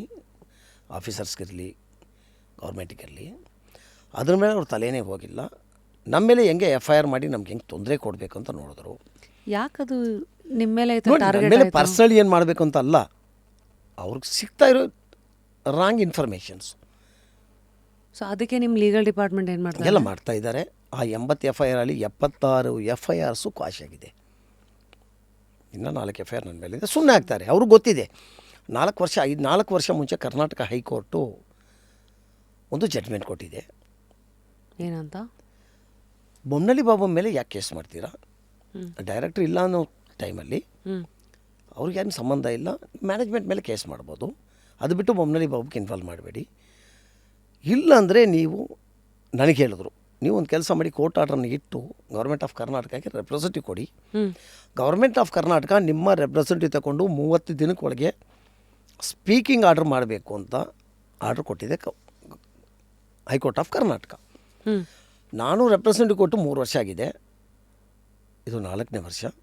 ಇವತ್ತು ಗಂಟ ಕರ್ನಾಟಕ ಗವರ್ಮೆಂಟು ರೆಪ್ರೆಸೆಂಟೇಟಿವ್ ತಗೊಂಡು ಸ್ಪೀಕಿಂಗ್ ಆರ್ಡ್ರ್ ಮಾಡಿಲ್ಲ. ಇದು ನಮ್ಮ ಸಿ ಎಮ್ ಸಾಹೇಬ್ರ ನಾಲೆಜ್ಗೂ ತಗೊಂಡೋಗಿದ್ದೀನಿ, CM ನಾಲೆಜಿಗೆ ತಗೊಂಡೋಗಿ ಕೊಡೋ. ಇವತ್ತು ಗಂಟ ಸ್ಪೀಕಿಂಗ್ ಆರ್ಡ್ರ್ ಆಗಿಲ್ಲ. ಸ್ಪೀಕಿಂಗ್ ಆರ್ಡ್ರ್ ಏನು ಹೆಂಗೆ ಮಾಡ್ತೀರ ಅಂತ ಅವ್ರು ಡಿಕ್ಲೇರ್ ಮಾಡ್ಬೋದು, ಮಾಡಬೇಕು. ಅದು ಮಾಡಿಲ್ಲ. ಯಾಕೆ ಮಾಡ್ತಾ ಇಲ್ಲ ಬಟ್ ಗೊತ್ತಿಲ್ಲ ನಮ್ಮ ಆಫೀಸರ್ಗೆ, ಅವ್ರ ವರ್ಕ್ ಬ್ಯುಸಿ ಇರ್ಬೋದು. ಖಂಡಿತ ಈ ಬ್ರಾಡ್ಕಾಸ್ಟಿಂಗ್ ನೋಡಿದ ಮೇಲೆ ಖಂಡಿತ ಮಾಡ್ಬೋದು ಅಂತ ನನಗೆ ನಂಬಿಕೆ ಇದೆ ಅವ್ರ ಮೇಲೆ. Wake up to fresh ideas. Repose. So firstly ನಿಮ್ಮ ಥರದ ಕಂಪ್ನೀಸ್ಗಳಿಗೆ ರಿಸ್ಕ್ ಅಂದರೆ ಏನೇನು ಸರ್? ನೋಡಿ, ಇದೆ ನಮ್ಮ ಗೌರ್ಮೆಂಟ್ ಆಫೀಸರ್ಸು ಪ್ಲಸ್ ಏನು ಮೈನಸ್ ಏನು ನಿಜ ಅರ್ಥ ಮಾಡ್ಕೋಬೇಕು. ಮಾಡ್ತಾ ಇರೋ ಪ್ಲಸ್ ಏನು, ಆ್ಯಕ್ಚುಲಿ ಏನು, ಅದು ನಿಜ ಅರ್ಥ ಮಾಡಿಕೊಂಡ್ರೆ ಯಾರಿಗೂ ತೊಂದರೆ ಇಲ್ಲ. ಅವ್ರು ಸುಮ್ಮನೆ ಯಾವುದೋ ನೋಡ್ತಾರೆ, ನೋಡಿಬಿಟ್ಟು ಸುಮ್ಮನೆ ಏನೋ ಒಂದು ಮಾಡಬೇಡು ಅಷ್ಟೆ. ಹಿಂಗೆ ಮಾಡಿದ್ರೆ ಇವ್ರು ನನಗೆ ತೊಂದರೆ ಕೊಟ್ಟರು ಅಂತ ನಾನು ಹೇಳ್ತಾ ಇಲ್ಲ, ನನಗಲ್ಲ, ಯಾರಿಗೂ ತೊಂದರೆ ಕೊಡಬೇಡಿ. ನೀವು ನೀಟಾಗಿ ನೋಡಿ, ರಿಯಲಾಗಿ ನಿಮಗೆ ಡೌಟ್ ಇದ್ದರೆ ಕರೆದು ಮಾತಾಡಿ, ಅವಕಾಶ ಕೊಡಿ. ವಾಟ್ ಈಸ್ ದ ಪ್ರಾಬ್ಲಮ್ ಅರ್ಥ ಮಾಡ್ಕೊಳ್ಳಿ, ಇಂಟೆನ್ಷನ್ಲಿ ನೋಡಿ. ಈಗ ಎಕ್ಸಾಂಪಲ್, ನಮ್ಮ ಮೇಲೆ 80 FIR ಮಾಡಿದ್ರು. ಆ 80 FIR ಅಲ್ಲಿ ಕಲ್ಲ ತಗೊಂಡು ಬಂತು, ಅಟಿಕಾದಲ್ಲಿ ಗೋಲ್ಡ್ ಸೇಲ್ ಮಾಡಿಬಿಟ್ಟ ಅಂತ FIRಸು. ಕಲ್ಲ ಎಲ್ಲಿಂದ ಬಂದ? ಅದಕ್ಕಾಗಿ ನಾನೇ ಒಂದು R&D ಮಾಡಿ ನಮ್ಮ ಕಮಿಷನರ್, ನಮ್ಮ ಗೌರ್ಮೆಂಟ್ ಆಫ್ ಕರ್ನಾಟಕಕ್ಕೆ ಒಂದು ರಿಪೋರ್ಟ್ ಸಬ್ಮಿಟ್ ಮಾಡಿದೆ. ಕಲ್ಲ ಯಾರು? ನಮ್ಮ ಹತ್ರ ಹೆಂಗೆ ಡೇಟಾ ಇದೆ? ಕಲ್ಲಿನ ಡೇಟಾ ನಮ್ಮ ಹತ್ರ ಇದೆಯಾ? ಒಂದು ಪೊಲೀಸ್ ಮನಸ್ಸು ಮಾಡಿದ್ರೆ ಕಂಟ್ರೋಲ್ ಮಾಡ್ಬೋದು. ಪೊಲೀಸ್ ಹತ್ರ ಗನ್ನಿಂದ ಹಿಡಿದು ವಾಕಿ ತನಕ ಎಲ್ಲ ಇದೆ, ಅವ್ನ ಡೇಟಾ ಇದೆ. ಒಂದು ಡೇಟಾ ಪ್ರೊವೈಡ್ ಮಾಡಿ, ಇವರೆಲ್ಲ ಕಲ್ಲರು, ಇವ್ರ ಹತ್ರ ತಗೋಬೇಡಿ ಅಂತ ನಮಗೆ ಡೇಟಾ ಪ್ರೊವೈಡ್ ಮಾಡಿ. ಅವ್ರ ಹತ್ರ ನಾವು ತಗೊಳ್ಳಲ್ಲ. ಇಲ್ಲ, ನಾನೇ ಒಂದು ಮೊಬೈಲ್ ಆ್ಯಪ್ ಮಾಡ್ತೀನಿ, ನಾವು ತೆಗೊಂಡಿರೋದು ಎಲ್ಲನೂ ಕೂಡ ಆ ಮೊಬೈಲ್ ಆ್ಯಪಲ್ಲಿ ಅಪ್ಲೋಡ್ ಮಾಡ್ತೀವಿ. ಯಾವ ಪೊಲೀಸ್ ಸ್ಟೇಷನ್ ಬೇಕಾದರೂ ಕೂಡ ಡೌನ್ಲೋಡ್ ಮಾಡ್ಕೊಂಡು ನೋಡಿ. ನಿಮ್ಮ ಹತ್ರ ಒಂದು ಕಂಪ್ಲೇಂಟ್ ಆಗಿರುತ್ತೆ, ಇವತ್ತು ನಿಮ್ಮ ಕಳ್ತನ ಆಗಿದೆ. ಆ ಕಳ್ತನ ಆಗಿರೋದಕ್ಕೆ ನೀವು ಪ್ರೂವ್ ಕೊಡಬೇಕು ಪೊಲೀಸ್ಗೆ, ಇಂಥ ಐಟಮ್ ನಂದು ಹೋಗಿದೆ, ಇಂಥ ನೆಕ್ಲೆಸ್ ಹೋಗಿದೆ, ಇಂಥ ಬ್ಯಾಂಗಲ್ ಹೋಗಿದೆ ಅಂತ ನೀವು ಕೊಡಬೇಕು. ಆ ಪೊಲೀಸ್ ಹತ್ರ ರೆಕಾರ್ಡ್ ಇದೆ. ಆ ರೆಕಾರ್ಡ್ ಇಟ್ಕೊಂಡು ಡೌನ್ಲೋಡ್ ಮಾಡ್ಕೊಂಡು ನೋಡಿ. ಡೌನ್ಲೋಡ್ ಮಾಡ್ಕೊಂಡು ನೀವು ನೋಡಿದ್ರೆ ಅದಿದ್ರೆ ಇಮಿಡಿಯೇಟ್ ನಮ್ಗೆ ಹೇಳಿ, ಇದು ನಮ್ಮ ಕಳ್ತನದ ಐಟಮ್ ರೀ ಅಂತ ಹೇಳಿ. ಫುಲ್ ಡಿಜಿಟೈಸ್ ಮಾಡಿಬಿಟ್ರೆ ಮಾಡಿ ಎಲ್ಲ ಡೇಟಾ ಬೇಸಲ್ಲಿ. ನಾನಿದು ನಮ್ಮ ಕಮಲ್ ಪಂತ್ ಸಾಹೇಬ್ರು ಇರೋ ಟೈಮಲ್ಲಿ ನಾನೇ 1 ಅವರ್ ಕೂತ್ಕೊಂಡು ಚರ್ಚೆ ಮಾಡಿದ್ದೀನಿ. ಅವರು ಕೂಡ ಭಾಳ ಇಂಪ್ರೆಸ್ ಇತ್ತು. ಮಾರನೇ ದಿನ ಏನಾಯಿತು ಗೊತ್ತಿಲ್ಲ, ನಮ್ಮ ಕೈಲಿ ಮಾಡೋಕ್ಕಾಗಲ್ಲ. ಸೊ ಬೇಸಿಕ್ಲಿ ವ್ಯವಸ್ಥೆನಲ್ಲಿರೋ ಗ್ಯಾಪ್ಸು. ಆ ಗ್ಯಾಪ್ ತಗೊಂಡು ಬಂದು ಇವ್ರು ಏನು ಮಾಡ್ತಾರೆ, ನಮ್ಮ ಥರ ಬಿಸ್ನೆಸ್ ಮೇಲೆ ಹಾಕ್ತಾರೆ, ಬಿಸ್ನೆಸ್ ಮ್ಯಾನ್ ಮೇಲೆ. ಇದು ನಮ್ಮ ಬ್ಯೂರೋಕ್ರಾಟ್ಸು ಮಾಡೋ ಕೆಲಸಗಳು. ಇದನ್ನ ಹೆಂಗೆ ತಡ್ಕೋತೀರಾ ಅಂದರೆ ಇವಾಗ ನೋಡಿ, ಅದಕ್ಕೆ ವರ್ಷದಲ್ಲಿ ನಮ್ಮ ಬಿಸ್ನೆಸ್ಗಳು ನೋಡಿ, ನಾನು ದುಬೈಯಲ್ಲಿ ನಮ್ಮ ಬಿಸ್ನೆಸ್ ಇದೆ, ಬೇರೆ ಬೇರೆ ದೇಶಗಳಲ್ಲಿದೆ. ಅಲ್ಲಿ ಏನು ಮಾಡ್ತಾರೆ, ಈಗ ಒಂದು ಐಟಮ್ ಯಾರು ಮಾರಕ್ಕೆ ಬಂದ, ಆ ಐಟಮ್ ಬಗ್ಗೆ ಇಮಿಡಿಯೇಟ್ ಪಿಕ್ಚರ್ ತಗೊಂಡು ಮೊಬೈಲ್ ಆ್ಯಪ್ ಅವ್ರು ಪೊಲೀಸ್ ಆ್ಯಪಲ್ಲಿ ಹಾಕ್ಬಿಟ್ರೆ ಇಮಿಡಿಯೇಟ್ ಅದಕ್ಕೆ ಆನ್ಸರ್ ಕೊಡ್ತಾರೆ. ವಿತಿನ್ 5 ಮಿನಿಟ್ಸಲ್ಲಿ ಆನ್ಸರ್ ಕೊಡ್ತಾರೆ, ತೆಕೋಬೇಡ. ಬಟ್ ಇದು ಇಲ್ಲಿ ಮಾಡೋದು ಯಾವ್ದು ದೊಡ್ಡ ಮಹಾನ್ ಅಲ್ಲ, ನಮ್ಮವ್ರು ಅದು ಮಾಡ್ತಾಯಿಲ್ಲ. ನಮ್ಮವ್ರಿಗೆಲ್ಲ ಕಳ್ತನ ಆಗಿ ಎಲ್ಲ ಆಗಿದ್ಮೇಲೆ ನಮ್ಮಂಥವ್ರು ಕರ್ಕೊಂಡೋಗಿ ಗೋಬೆ ಕೊಡಿಸ್ತಾರೆ, ನಮ್ಮ ಮೇಲೆ ಕೇಸ್ ಹಾಕ್ತಾರೆ. ಸೊ ಇದೆಲ್ಲ ದಯಮಾಡಿ ನಮ್ಮ ಬ್ಯೂರೋಕ್ರಾಟ್ಸ್ಗೆ, ನಮ್ಮ ಸರ್ಕಾರಗಳಿಗೆ ನಾನು ಮನವಿ ಮಾಡೋದೇನೆಂದರೆ, ಇದೆಲ್ಲ ಮಾಡೋಕ್ಕೆ ಹೋಗಬೇಡಿ. ಈಗ ನೀವು ನಮ್ಮನ್ನು ತುಳಿತಾ ಇಲ್ಲ, ನಮ್ಮ ದೇಶದ ಎಕನಾಮಿನ ತುಳಿತೀರಾ. ಈಗ ನಾನು ನೋಡಿ 5ನೇ ಕ್ಲಾಸ್ ಓದಿರೋ ನಾನು 1500 ಜನ ಕೆಲಸ ಕೊಟ್ಟಿದ್ದೀನಿ. ಈಗ ನೀವು ತುಳಿತಾ ಇರೋದು 1500 ಜನರ ಫ್ಯಾಮ್ಲಿನ. ಮತ್ತು ಐ ಥಿಂಕ್ 1 ಕೋಟಿ ಕಸ್ಟಮರ್ಸ್ ಅಂದ್ರಲ್ಲ, ನಿಮ್ಮ ಕಸ್ಟಮರ್ ಡೇಟಾಬೇಸ್ ಯಾರ್ಯಾರು? ಎಲ್ಲ ಬಡವರು, ಎಲ್ಲ ಬಿಸ್ನೆಸ್ ಮ್ಯಾನು, ಸಣ್ಣ ಪುಟ್ಟ ಕೂಲಿ ಮಾಡೋರು, 2 ಗ್ರಾಮ್ ಮಾರೋರು, 5 ಗ್ರಾಮ್ ಮಾರೋರು, ಸೊ ಈಗ ಮನೆ ಕಟ್ಟೋರು, ಬಿಸ್ನೆಸ್ ಮಾಡೋರು. ಒಂದೊಂದು ಶೋರೂಮಲ್ಲಿ ಏನೇನಾಗುತ್ತೆ ಆ ಮ್ಯಾಟ್ರ್ ಒಂದಷ್ಟು ಮಾತಿಗಳಿರೋದಾದರೆ, ಈಗ ನಿಮ್ಮ ಶೋರೂಮ್ಗೆ ದಿನಕ್ಕೆ ಎಷ್ಟು ಜನ ಬರ್ತಾರೆ ಸರ್ ಆವ್ರೇಜ್ ವಾಕ್-ಇನ್? ನಂದು 200 ಶೋರೂಮ್ ಇದೆ, 5 ಸ್ಟೇಟಲ್ಲಿದೆ. ನನಗೆ ಡೈಲಿ 1,000 ಜನ ಕಸ್ಟಮರ್ ಬಂದು ಗೋಲ್ಡ್ ಸೇಲ್ ಮಾಡ್ತಾರೆ. ದಿನಕ್ಕೆ 1,000 ಜನ ಬಂದು ನನ್ನ ಹತ್ರ ಗೋಲ್ಡ್ ಸೇಲ್ ಮಾಡ್ತಾರೆ. ಒಂದು ಆವ್ರೇಜ್ ಕಸ್ಟಮರು ಎಷ್ಟು ಗ್ರಾಮ್ ಇಟ್ಕೊಂಡ್ಬರ್ತಾರೆ ಸರ್? ಆವ್ರೇಜ್ ಕಸ್ಟಮರ್ ಅಂದರೆ ಒಂದು 20 ಗ್ರಾಮ್, ಎಲ್ಲ 100 ಗ್ರಾಮು ತಗೊಂಡು ಬರ್ಬೋದು, ಕೆಲವು 2 ಗ್ರಾಮು ತಗೊಂಡು ಬರ್ಬೋದು. ನಮ್ಮ packet size 22 gram packet size. ಅದೇ ದಟ್ ಇಸ್ ಒನ್ ಇದು ಇಲ್ಲ ಆವ್ರೇಜು. ಆವ್ರೇಜ್ ಗೊತ್ತಾಯ್ತು. ಆವ್ರೇಜು. ಸೊ ನೀವು ಎಷ್ಟು ಮ್ಯಾಕ್ಸಿಮಮ್ ಅಪ್ಪರ್ ಲಿಮಿಟ್ ಎಷ್ಟಿದೆ? ಲೈಕ್ ಯಾರೋ 2 kg 3 kg ಎಲ್ಲ ತಂದು ಮಾರ್ತಾರ ಚಿನ್ನ? ಆ ಥರ ಮಾರೋರು ಇದ್ದಾರೆ ಭಾಳ ಜನ. ನೋಡಿ, ನಾವು ದೊಡ್ಡ ಸಾಹುಕಾರ ಅಂತೀವಿ, ಅವ್ರಿಗೂ ಭಾಳಷ್ಟು ಪ್ರಾಬ್ಲಮ್ಸ್ ಇರುತ್ತೆ, ಅಂತ ತಗೊಂಡು ಬಂದು ಮಾರೋರು ಇದ್ದಾರೆ. ಸೊ ನಿಮ್ಮ ಇಡೀ ಎಕ್ಸ್ಪೀರಿಯೆನ್ಸಲ್ಲಿ ನೀವು ಬ್ರಾಂಚಲ್ಲಿ ಕೇಳಿರ್ತೀರಲ್ಲ, ಭಾಳ ಶಾಕಿಂಗ್ ಆಗಿದ್ದು ಇದನ್ನೆಲ್ಲ ಇಡಕ್ಕೆ ಬಂದ್ರ ಅಂತ ನೋಡಿರೋ ಐಟಮ್ ಯಾವುದು? ನೋಡಿ, ಭಾಳ ದೊಡ್ಡ ಸಾಹುಕಾರಗಳು ಕಾಣಿಸ್ತಾರೆ, ಅವ್ರಿಗೂ ಭಾಳ ನೋವಿರುತ್ತೆ. ಭಾಳ ಸಂದರ್ಭದಲ್ಲಿ ಅವ್ರ ಮನೆಯಲ್ಲಿರೋದು ಎಲ್ಲ ತಗೊಂಡು ಬಂದು ಸೇಲ್ ಮಾಡ್ತಾರೆ. ಇದೆಲ್ಲ ನಾರ್ಮಲ್. ಅಂದರೆ ಬರೀ ಜ್ಯುವೆಲ್ರಿ ಇವೆಲ್ಲ ಇರತ್ತಾ, ಅಥವಾ ಯಾವ್ದಾದ್ರು ಈ ಗೋಲ್ಡ್ ತಟ್ಟೆ ಈ ಥರ ಆರ್ಟಿಕಲ್ಸ್ ಎಲ್ಲ ಆ ಥರ ಎಲ್ಲ ನೋಡಿದ್ದೀರಾ? ಆ ಥರ ಕೂಡ ಬಂದಿದೆ, ಆ ಕೂಡ ಬಂದು. ಸೊ 1000 ಪ್ರತಿದಿನ ಬರ್ತಾರಲ್ಲ, ಇವರೆಲ್ಲರೂ ಸೆಲ್ಲಿಂಗಿಗೆ ಬರೋರು? ಎಲ್ಲ ಸೆಲ್ಲಿಂಗಿಗೆ ಬರ್ತಾರೆ. ಈ ಅಡ ಇಟ್ಟು ನಮ್ಮನ್ನು ಬಿಡಿಸಿ ಅಂತ ಬರ್ತಾರಲ್ಲ, ಪ್ಲೆಡ್ಜ್ ಮಾಡಿರೋರು, ಅವ್ರದ್ದು ರೇಷಿಯೋ 50-50 ಇರುತ್ತೆ. ಸೊ ಈ ಇನ್ಸ್ಟೆಂಟ್ ಕ್ಯಾಶ್ ಅಂತ ಹೇಳ್ತೀರಲ್ಲ ಸರ್, ಅದು ಹೆಂಗೆ? ಇವಾಗ ನಿಮ್ಮ ಬ್ರಾಂಚಿಗೆ ಬಂದ ತಕ್ಷಣ ಏನಾಗುತ್ತೆ? ಏನೇನು ಡಾಕ್ಯುಮೆಂಟ್ಸ್ ತರಬೇಕು, ಏನು ಕತೆ? ಎಲ್ಲ KYC ಚೆಕ್ ಮಾಡೋಕ್ಕೆ ರಿಟೈರ್ಡ್ ಪೊಲೀಸ್ ಆಫೀಸರ್ ಟೀಮ್ ಇದ್ದಾರೆ. ರಿಟೈರ್ಡ್ ಪೊಲೀಸ್ ಆಫೀಸರ್ ನಮ್ಮ ಹತ್ರ ಒಂದು 70 ಜನ ಕೆಲಸ ಮಾಡ್ತಾರೆ. ಅವ್ರನ್ನ ಯಾಕೆ ಆಯ್ಕೆ ಮಾಡಿದ್ರಿ? ಪೊಲೀಸ್ ಬುದ್ಧಿ ಅವ್ರಿಗೆ ಗೊತ್ತಿದೆ, ಎನ್ಕ್ವೈರಿ ಮಾಡೋ ರೀತಿ ಅವ್ರಿಗೆ ಗೊತ್ತಿದೆ. ನಾರ್ಮಲಿ ಸಿವಿಲಿಯನ್ ನಾವು ಮಾಡೋಕ್ಕಿಂತ ರಿಟೈರ್ಡ್ ಪೊಲೀಸ್ ಮ್ಯಾನ್ ಮಾಡಿದ್ರೆ ಸ್ವಲ್ಪ ಜೆನ್ಯೂನಿಟಿ ಚೆನ್ನಾಗಿ ಹಿಡಿತಾರೆ, ಎಕ್ಸ್ಪೀರಿಯೆನ್ಸ್ ಇದೆ ಅವ್ರಿಗೆ ಅಂತ ಸರಿ ಅವ್ರನ್ನ ಕೆಲಸಕ್ಕೆ ಇಟ್ಟಿದ್ದೀವಿ. ಅವ್ರು KYC ಚೆಕ್ ಮಾಡಿದ ಮೇಲೆ ಎಲ್ಲ ಓಕೆ ಆಗಿದ ಮೇಲೆ ಅದಕ್ಕೆ ಆ್ಯಕ್ಚುಯಲ್ ಗೋಲ್ಡ್ ರೇಟ್ ಏನಿದೆಯೋ, ಪ್ರೈಸ್ ಏನಿದೆಯೋ ಫಿಕ್ಸ್ ಆಗುತ್ತೆ. ಇದು ನಮ್ಮ ಪದ್ಧತಿ. ಸೊ ನೀವು ಸೈಕಾಲಜಿ ಆಫ್ ಕಸ್ಟಮರನ್ನು ಏನೇನು ಅಬ್ಸರ್ವ್ ಮಾಡಿದ್ರೆ? ಐ ಮೀನ್, ನೀವು ಜಾಸ್ತಿ ಬ್ರಾಂಚಲ್ಲಿ ಇರಲ್ಲ, ಬಟ್ ಆದರೂ ಇನಿಷಿಯಲ್ ಡೇಸೆಲ್ಲ ಇರ್ತಿದ್ರ ನೋಡಿದ್ರೆ? ನಾನು ಕೂತ್ಕೊಂಡಿದ್ದೆ. ತುಂಬ ಈ ಭಯನ ಅಥವಾ ಅಸಹಾಯಕತೆನ, ನೋವಾ, ಯಾವ ಜಾಸ್ತಿ ನೋಡಿರೋ ಎಮೋಷನ್ ನೀವು ಬ್ರಾಂಚಲ್ಲಿ ಬಂದಾಗ? ನೋಡಿ, ಗೋಲ್ಡ್ ಅಂತ ಸೇಲ್ ಮಾಡೋ ಸಂದರ್ಭದಲ್ಲಿ ಯಾರೂ ಖುಷಿಯಾಗಿ ಸೇಲ್ ಮಾಡಲ್ಲ. ಗೋಲ್ಡ್ ತೆಗೊಳ್ಳೋ ಸಂದರ್ಭದಲ್ಲಿ ಎಲ್ಲರಿಗೂ ಒಂಥರ ಹ್ಯಾಪಿ ಫೀಲ್ ಇರುತ್ತೆ. ಅದೇ ಗೋಲ್ಡ್ ಸೇಲ್ ಮಾಡೋ ಟೈಮಲ್ಲಿ ಎಮೋಷನ್ಲೇ ಇರುತ್ತೆ ಅವ್ರದ್ದು. ಮನೆಯಿಂದ ಗೋಲ್ಡು ಯಾವುದು ಅವ್ರಿಗೆ ಫೈನಾನ್ಷಿಯಲಿ ಸಪೋರ್ಟ್ ಇಲ್ಲ ಅಂದರೆ ಮಾತ್ರ ಮನೆಯಿಂದ ಗೋಲ್ಡ್ ತಗೊತಾರೆ. ಆ ಎಮೋಷನ್ ಫೀಲ್ ಖಂಡಿತ ಇರುತ್ತೆ. ಈ ಫೀಲ್ ನನಗೂ ಬಂದಿದೆ. ನಮ್ಮ ಮನೆ ಗೋಲ್ಡು ಸೇಲ್ ಮಾಡೋ ಟೈಮಲ್ಲೂ ಕೂಡ ಈ ಫೀಲ್ ನಮಗೂ ಬಂದಿದೆ. ನಾವು ಕೂಡ ಮನುಷ್ಯರೇ ಅಲ್ಲ, ಇದು ನಾರ್ಮಲ್. ಸೊ ಅವೆಲ್ಲ ನೋಡ್ತಾ ಇರ್ತೀವಿ. ಸೊ ನೀವೇನಾದ್ರು ಸ್ಪಂದಿಸ್ತೀರಾ? ಕೆಲವು ಸತಿ ಎಕ್ಸ್ಟ್ರಾ ಮೈಲೇಜ್ ಅಂತ ಎಕ್ಸ್ಟ್ರಾ ಇದನ್ನೆಲ್ಲ ಮಾಡಿದ್ದೀರಾ ಯಾರಿಗಾರು? ಡೇ ಒನ್ನಲ್ಲಿ ಸ್ಟಾರ್ಟಿಂಗಲ್ಲಿ 10 years ಬ್ಯಾಕು ಡೈರೆಕ್ಟಾಗಿ ಇನ್ವಾಲ್ವ್ ಆಗ್ತಾಯಿದ್ದೆ ಬಿಸ್ನೆಸ್ಸಲ್ಲಿ. ಇವಾಗೆಲ್ಲ ಮ್ಯಾನೇಜ್ಮೆಂಟ್ ನೋಡ್ತಾ ಇದ್ದಾರೆ. ಸರ್, ಇವಾಗ ಒಂದು ಮಾರ್ಕೆಟಲ್ಲಿ ಕಂಪ್ಯಾರಿಸನ್ ಬಂದೇ ಬರುತ್ತಲ್ಲ, ಈಗಾಗಲೇ ಬೇರೆ ಪ್ಲೇಯರ್ಸ್ ಇದ್ದಾರೆ, ಮುತ್ತೂಟ್ ಆಗಿರಲಿ, ಮನಪುರಂ ಅಂತಲ್ಲ. ಸೊ ಆಟಿಕಾಗೆ ಯಾಕೆ ಬರಬೇಕು ಅಂತ ಪ್ರಶ್ನೆ ಕೇಳೋರಿಗೆ ನೀವು ಹೆಂಗೆ ಹ್ಯಾಂಡಲ್ ಮಾಡ್ತೀರಾ? ನೋಡಿ, ಮುತ್ತೂಟ್ ಮನಪುರಂ ಬಿಸ್ನೆಸ್ಸು ಅವ್ರದ್ದೆಲ್ಲ ಒಂಥರ ಪ್ಲೆಡ್ ಬಿಸ್ನೆಸ್ಸು, ಸೇಲ್ ಬಿಸ್ನೆಸ್ ಅಲ್ಲ. ಅಡ ಇಟ್ಕೊಳ್ಳೋದು ಮಾತ್ರ ಮಾಡ್ತಾರೆ. 2013 ಪಯನೇರ್ ಅಟಿಕಾ ಈ ಬಿಸ್ನೆಸ್ಸು ಇಂಡಿಯಾದಲ್ಲಿ ಲಾಂಚ್ ಮಾಡಿತ್ತು. ಇವತ್ತು gold for cash, old gold buyers ಅಂತ ಇಂಡಿಯಾದಲ್ಲಿ ನೀವು ಎಲ್ಲನ ಹೋಗಿ, ಬೆಂಗಳೂರಲ್ಲಿರಲಿ ಬೇರೆ ಕಡೆಗಿರಲಿ, ಯಾರ ಹೆಸರು ಬೇಡ ನಾನು ಹೇಳೋದು, ಎಲ್ಲರೂ ಕೂಡ ನನ್ನ ಟ್ರೈನ್ ಆಗಿರೋರೆ. ನನ್ನ ಕಡೆ ಕೆಲಸ ಮಾಡಿ ನನ್ನ ಹತ್ರ ಟ್ರೈನ್ ಆಗಿ ಹೋಗಿರೋದೆ. ನೀವು ಯಾವುದೇ ಗೋಲ್ಡ್ ಕಂಪ್ನಿ ಹೆಸರು ಹೇಳ್ಕೊಳ್ಳಿ, ಅವನ್ನ ಕರೆಸಿ ಕೂರಿಸ್ಕೇಳಿ, ಎಲ್ಲಪ್ಪ ಬೇಸ್ನಿಂದು ಅಂದರೆ ಅಟಿಕಾ ಗೋಲ್ಡ್. ಅದು ಅಡ ಇಡೋರಿಗೆ ಅಥವಾ ಗೋಲ್ಡ್ ಮಾರೋರಿಗೆ ನೀವೇನಾದ್ರು ಕಿವಿ ಮಾತು ಹೇಳೋದಾದರೆ? ಖಂಡಿತ ನಿಮ್ಮ ಗೋಲ್ಡು ಸರಿಯಾದ ವ್ಯಾಲ್ಯೂ ಸಿಗಬೇಕು. ಆ ಸರಿಯಾದ ವ್ಯಾಲ್ಯೂ ಸಿಗಬೇಕಾದ್ರೆ ಪ್ರೊಫೆಷನ್ ಆಗಿರೋ ಕಡೆ ಹೋಗಿ, ಗೋಲ್ಡ್ನ ಮುಂದೆ ಕೂತ್ಕೊಂಡು ಪ್ಯೂರಿಟಿ ಮೆಷಿನಲ್ಲಿ ಚೆಕ್ ಮಾಡಿ. ಇವತ್ತು ಗೋಲ್ಡ್ ರೇಟ್ ಏನಿದೆ ಅಂತ ಚೆಕ್ ಮಾಡಿ. ಸುಮ್ಮನೆ ಯಾರು ಫೋನಲ್ಲಿ ಹೇಳಿದ್ರು, ಯಾರೋ ಬಂದರು ಮನೆ ಹತ್ರ, ಇದೆಲ್ಲ ನಂಬಕ್ಕೆ ಹೋಗಬೇಡಿ. ನಿಮ್ಮ ಗೋಲ್ಡನ್ನು ಸರಿಯಾದ ರೇಟ್ ಸಿಗಬೇಕಾದ್ರೆ 3 ವಿಷಯಗಳನ್ನ ಅರ್ಥ ಮಾಡ್ಕೋಬೇಕು. ಒಂದು, ನಿಮ್ಮ ಗೋಲ್ಡನ್ನ ಟೆಸ್ಟ್ ಮಾಡೋ ಮೆಷಿನ್ ಯಾವುದು ಅಂತ ನೋಡಿ. ಯಾಕೆ? ನಿಮ್ಮ ಗೋಲ್ಡು ಸರಿಯಾಗಿ ಚೆಕ್ ಪ್ಯೂರಿಟಿ ಟೆಸ್ಟ್ ಆಗಬೇಕು. ಅಂದರೆ ಅಲ್ಲೇನಾದ್ರು ಮೋಸ ಆದರೆ ಸ್ಟಾರ್ಟಿಂಗಲ್ಲೇ ಪ್ಯೂರಿಟಿನೇ ಚೆನ್ನಾಗಿಲ್ಲ ಅಂದ್ಬಿಟ್ಟು ಕಮ್ಮಿಗೆ ತೊಗೋತಾರೆ. ಕಮ್ಮಿಗೆ ತಗೊತಾರೆ. ಸರಿ, ಆ ಮೆಷಿನ್ ನೋಡಿ, ಮೆಷಿನ್ ಬ್ರ್ಯಾಂಡ್ ಈಗ ನಮ್ಗಂತವ್ರಿಗೆಲ್ಲ ಹೆಂಗೆ ಗೊತ್ತಾಗುತ್ತೆ ಸರ್? ಬ್ರ್ಯಾಂಡು ನೋಡಿದ್ರೆ ಗೊತ್ತಾಗುತ್ತೆ. ಅದು ನೋಡಿದ್ರೆ ಈಗ ಗೊತ್ತಾಗುತ್ತೆ. ನೀವು ಹೇಳಿದ್ರಲ್ಲ ಟಾಟಾ ಬಿಟ್ಟರೆ ನಿಮ್ಮ ಹತ್ರನೇ ಇರೋದು ಅಂತ, ಆ ಬ್ರ್ಯಾಂಡ್ ಹೆಸರು ಹೇಳ್ಬೋದಾ? ಬೋಮೆನ್ ಅಂತ ಬ್ರ್ಯಾಂಡ್ ಇದೆ. ಬೋಮೆನ್ ಇಸ್ ದ USA ಬ್ರ್ಯಾಂಡ್. ಆಮೇಲೆ ಒಂದು ಪ್ಯೂರಿಟಿ ಚೆಕ್ ಮಾಡಿ, ಕಣ್ಣು ಮುಂದೆ ನೋಡಿಕೊಂಡು ಪ್ಯೂರಿಟಿ ಚೆಕ್ ಮಾಡಿ. ಎರಡನೇದು ತೂಕ ಮಾಡೋ ಮೆಷಿನ್ ಬರುತ್ತೆ. ತೂಕ ಮಾಡೋ ಮೆಷಿನಲ್ಲಿ ಕೂಡ ಇದು ಚಿನ್ನ ತೂಕ ಮಾಡೋ ಮೆಷಿನ್. ಇದು ಎಸ್ 4 ಡಿಜಿಟ್ ಬರುತ್ತೆ.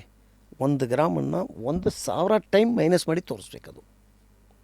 ಓಹೋ, ನೀವು ಹೋಗಿ ಚಿಲ್ಲರೆ ಅಂಗಡಿಯಲ್ಲಿ ಸಕ್ಕರೆ ತಗೊಳಕ್ಕೆ ಹೋಗ್ತೀರಾ, ಅಲ್ಲೂ ಕೂಡ ವೇಯಿಂಗ್ ಮಿಷಿನ್ ಇದೆ. ಆ ಮೆಷಿನಲ್ಲಿ ನಿಮಗೆ 5 ಗ್ರಾಮ್ ತೋರಿಸುತ್ತೆ, ಇಲ್ಲ 2 ಗ್ರಾಮ್ 1 ಗ್ರಾಮ್ ತೋರಿಸುತ್ತೆ. 100 ಗ್ರಾಮ್ ಎರಡು ಐಟಮ್ ತಗೊಂಡ್ರೆ ಸ್ವಲ್ಪ ಆಗ್ತಾನೆ 97, 98 ಇಲ್ಲ 100 ಅಂತ ತೋರಿಸ್ತದೆ. ಆ ಥರ ಚಿನ್ನದಲ್ಲಿ 1 ಗ್ರಾಮ್ಗೆ 1,000 ಟೈಮ್ ಕಮ್ಮಿ ಮಾಡಿ ತೋರಿಸೋ ಮೆಷಿನ್ ಇದೆ. ಮೀನಿಂಗ್ 990 ml ಬಂದರೂ ಕೂಡ ಅದು ತೋರಿಸಲ್ಲ.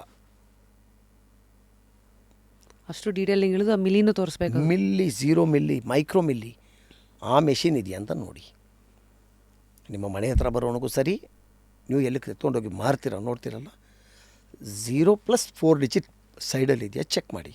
S, okay.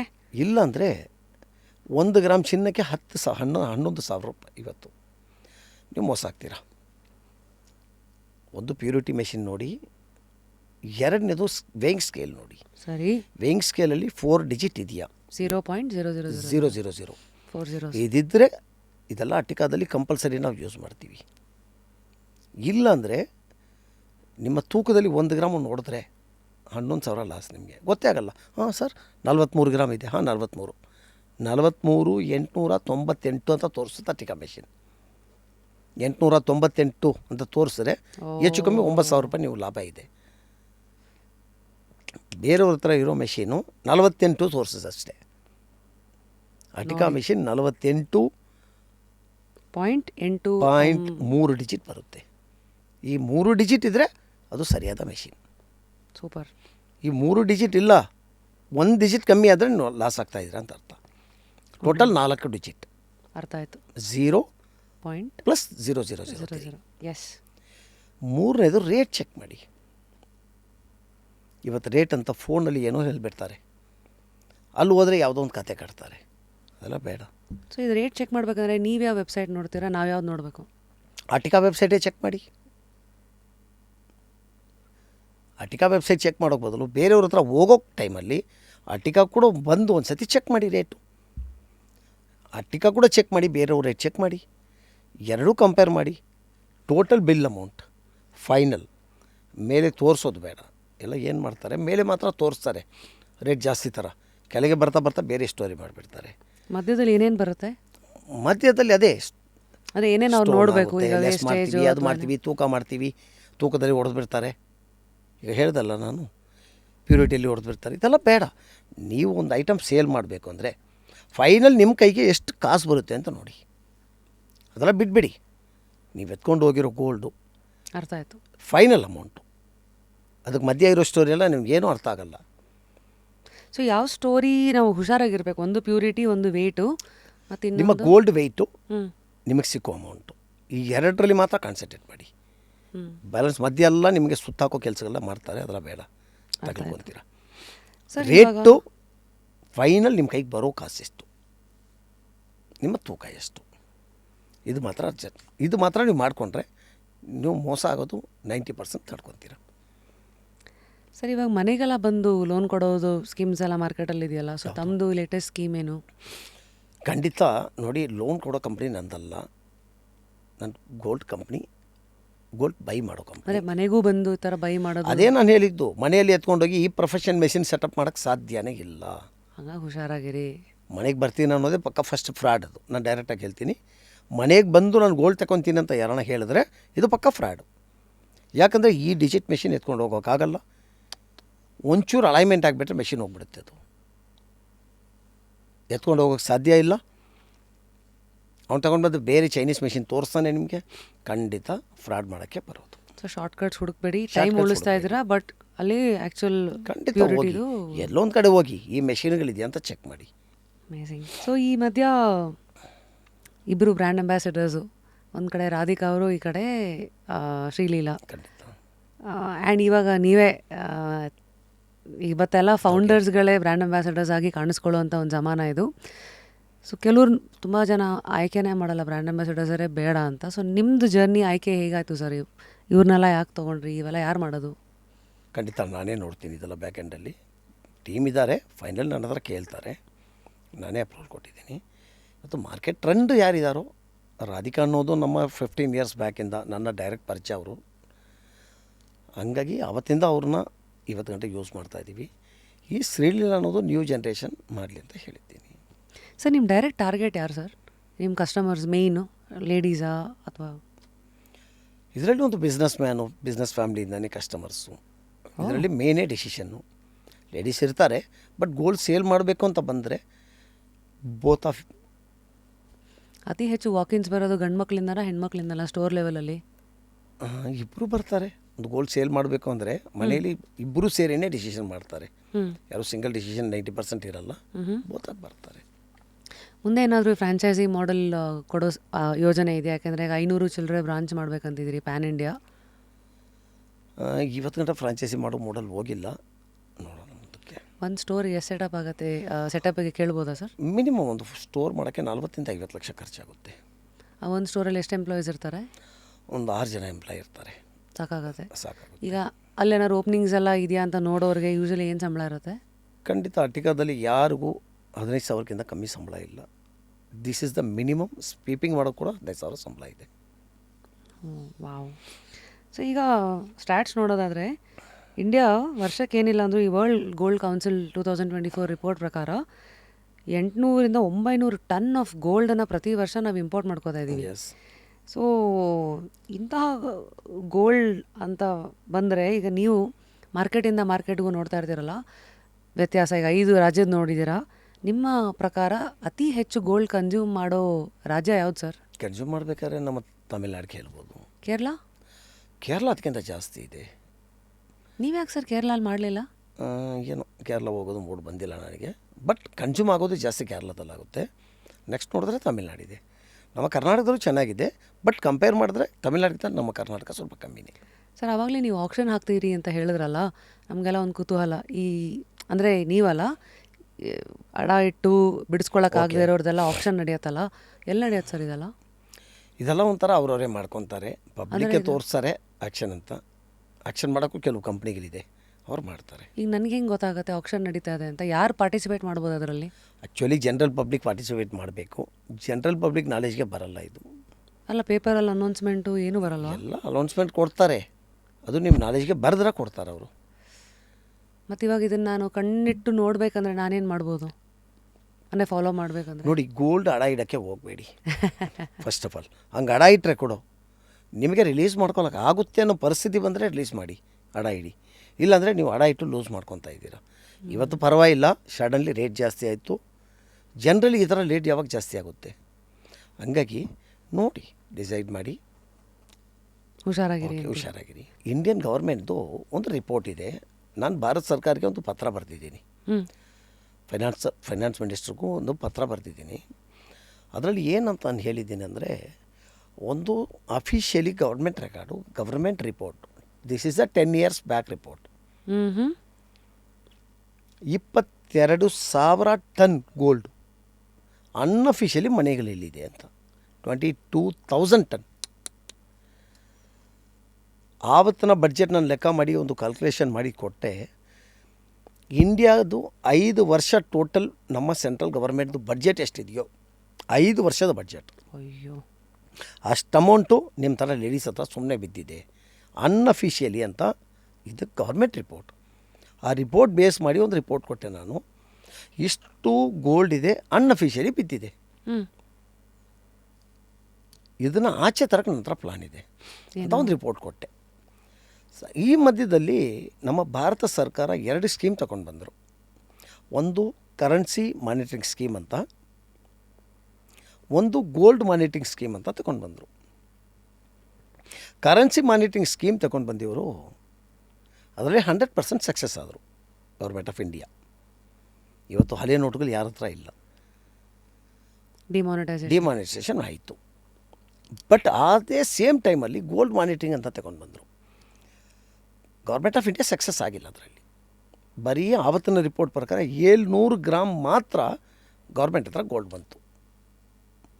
ಆವಾಗ ಆ ರಿಪೋರ್ಟ್ ಎತ್ಕೊಂಡು ನಾನೊಂದು ಪತ್ರ ಬರೆದೆ, ನೋಡಿ ಸೋತೋಗಿರೋದು ಕಾರಣ ಇದು. ಅದು ಬುಲೆಟ್ ಪಾಯಿಂಟ್ ಮಾಡಿದೆ ಗೌರ್ಮೆಂಟ್ ಆಫ್ ಇಂಡಿಯಾಗೆ.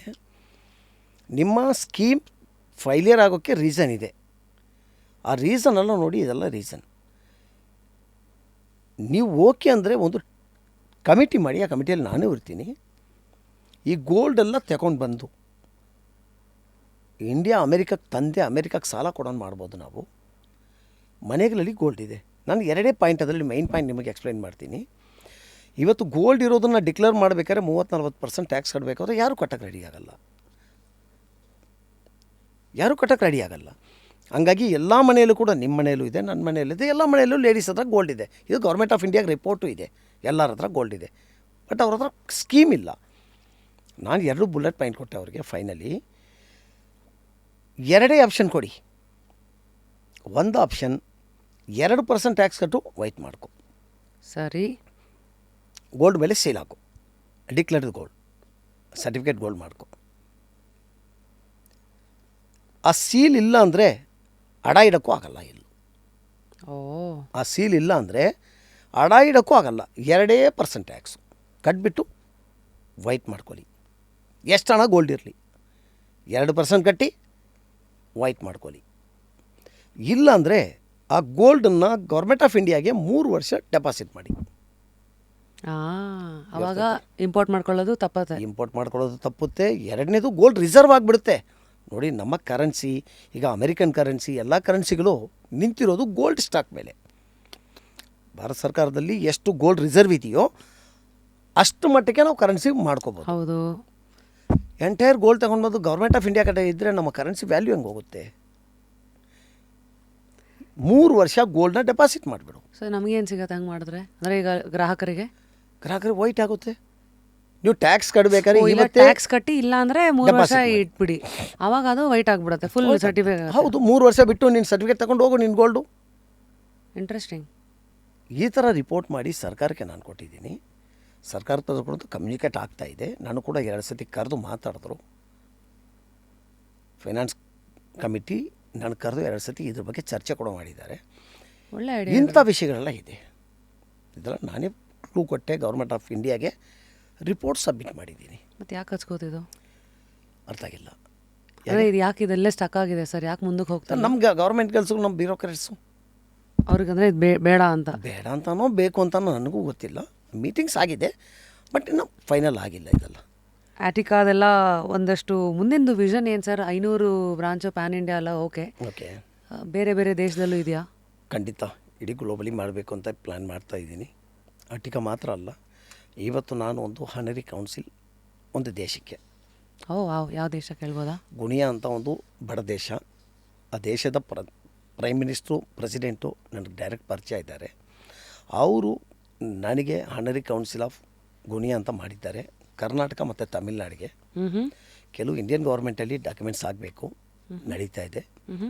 ಅದಾದರೆ I am the declared honorary council of Guinea. ಖಂಡಿತ ಇಂಥ ಬಡ ದೇಶಗಳಲ್ಲೂ ಕೂಡ ಭಾಳಷ್ಟು ರಿಸರ್ವ್ ಇದೆ. ಇಂಡಿಯಾ ಮತ್ತು ಆ ದೇಶಗಳಿಗೆ ಇಂಥ ಭಾಳಷ್ಟು ದೇಶಗಳಿದೆ. ಬಿಸ್ನೆಸ್ ಕಮ್ಯುನಿಕೇಟು, ಎಕನಾಮಿಕಲಿ ಗ್ರೋ ಮಾಡೋ ಕೆಲಸ ಮಾಡಬೇಕು ಅಂತ ನನ್ನ ಪ್ಲ್ಯಾನ್ಸ್ ಇದೆ. ಸೊ ಬಿಸ್ನೆಸ್ ಆ್ಯಂಡ್ ಎಕಾನಮಿ, ಅದೇ ಎಕಾನಮಿ ಗ್ಲೋಬಲಿ ಮಾಡ್ತೀರಾ. ಸೊ ಇಲ್ಲೇ ನೀವು ನೋಡೋದಾದರೆ, before I move into your politics, ಇದು ಈ ಗೋಲ್ಡ್ ಪ್ಲೆಡ್ಜಿಂಗ್ ಮಾರ್ಕೆಟು ನೆಕ್ಸ್ಟ್ 10 ವರ್ಷದಲ್ಲಿ ಏನಾಗುತ್ತೆ ಅಂತೀರಿ? ಖಂಡಿತ ಗೋಲ್ಡ್ ಹೈ ಆಗೇ ಆಗುತ್ತೆ. ಇದು ಯಾವುದು ಮೈನಸ್ ಆಗಲ್ಲ. ಈ ಇಂಡಸ್ಟ್ರಿ ಭಾಳಷ್ಟು ಡೆವಲಪ್ ಆಗ್ತಾ ಇದೆ. ಖಂಡಿತ ಇನ್ನೂ ಡೆವಲಪ್ ಆಗುತ್ತೆ. ಮತ್ತು ಮುಂದೆ ಏನೇನು ಹೊಸ ಆವಿಷ್ಕಾರಗಳು ಬರ್ಬೋದು?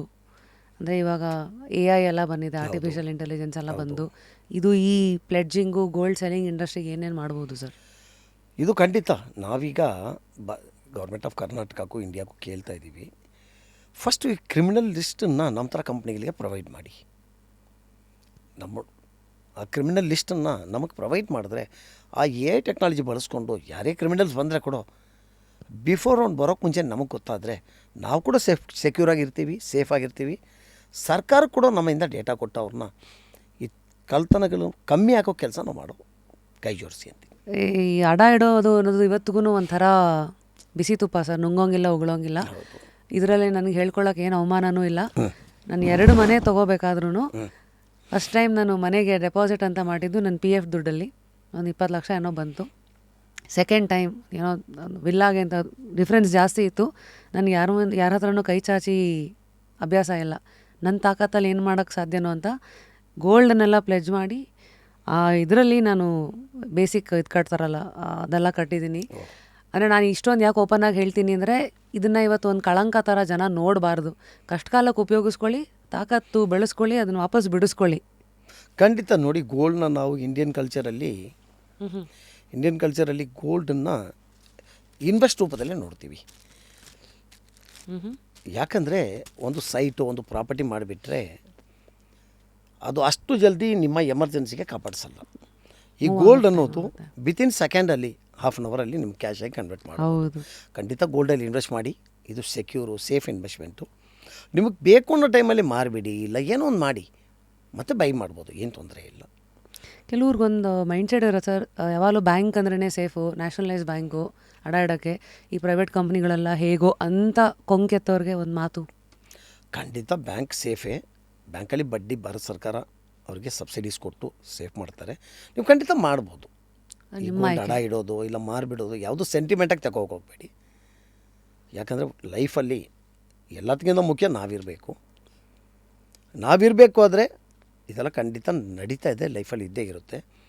ಮಾರೋದೇ ಆಗಲಿ ಇಲ್ಲ ಅಡ ಇಡೋದೇ ಆಗಲಿ, ಇದು ಯಾವುದೋ ಸೆಂಟಿಮೆಂಟಾಗಿ ತಗೊಂಡು ನಿಮ್ಮ ಬೆಳವಣಿಗೆಗಳನ್ನ ನೀವೇ ಕಮ್ಮಿ ಮಾಡ್ಕೋಬೇಡಿ, ಮುಂದೆ ಹೋಗ್ತಾ ಇರಿ. ನಾವೆಲ್ಲ ಕೂಡ, ನೀವು ಹೇಳಿದ್ರಿ ಈಗ, ನಾವೆಲ್ಲ ಕೂಡ ಗೋಲ್ಡು ಲೈಫಲ್ಲಿ ಅಡ ಇಟ್ಟೇ ಬಂದಿರೋದು.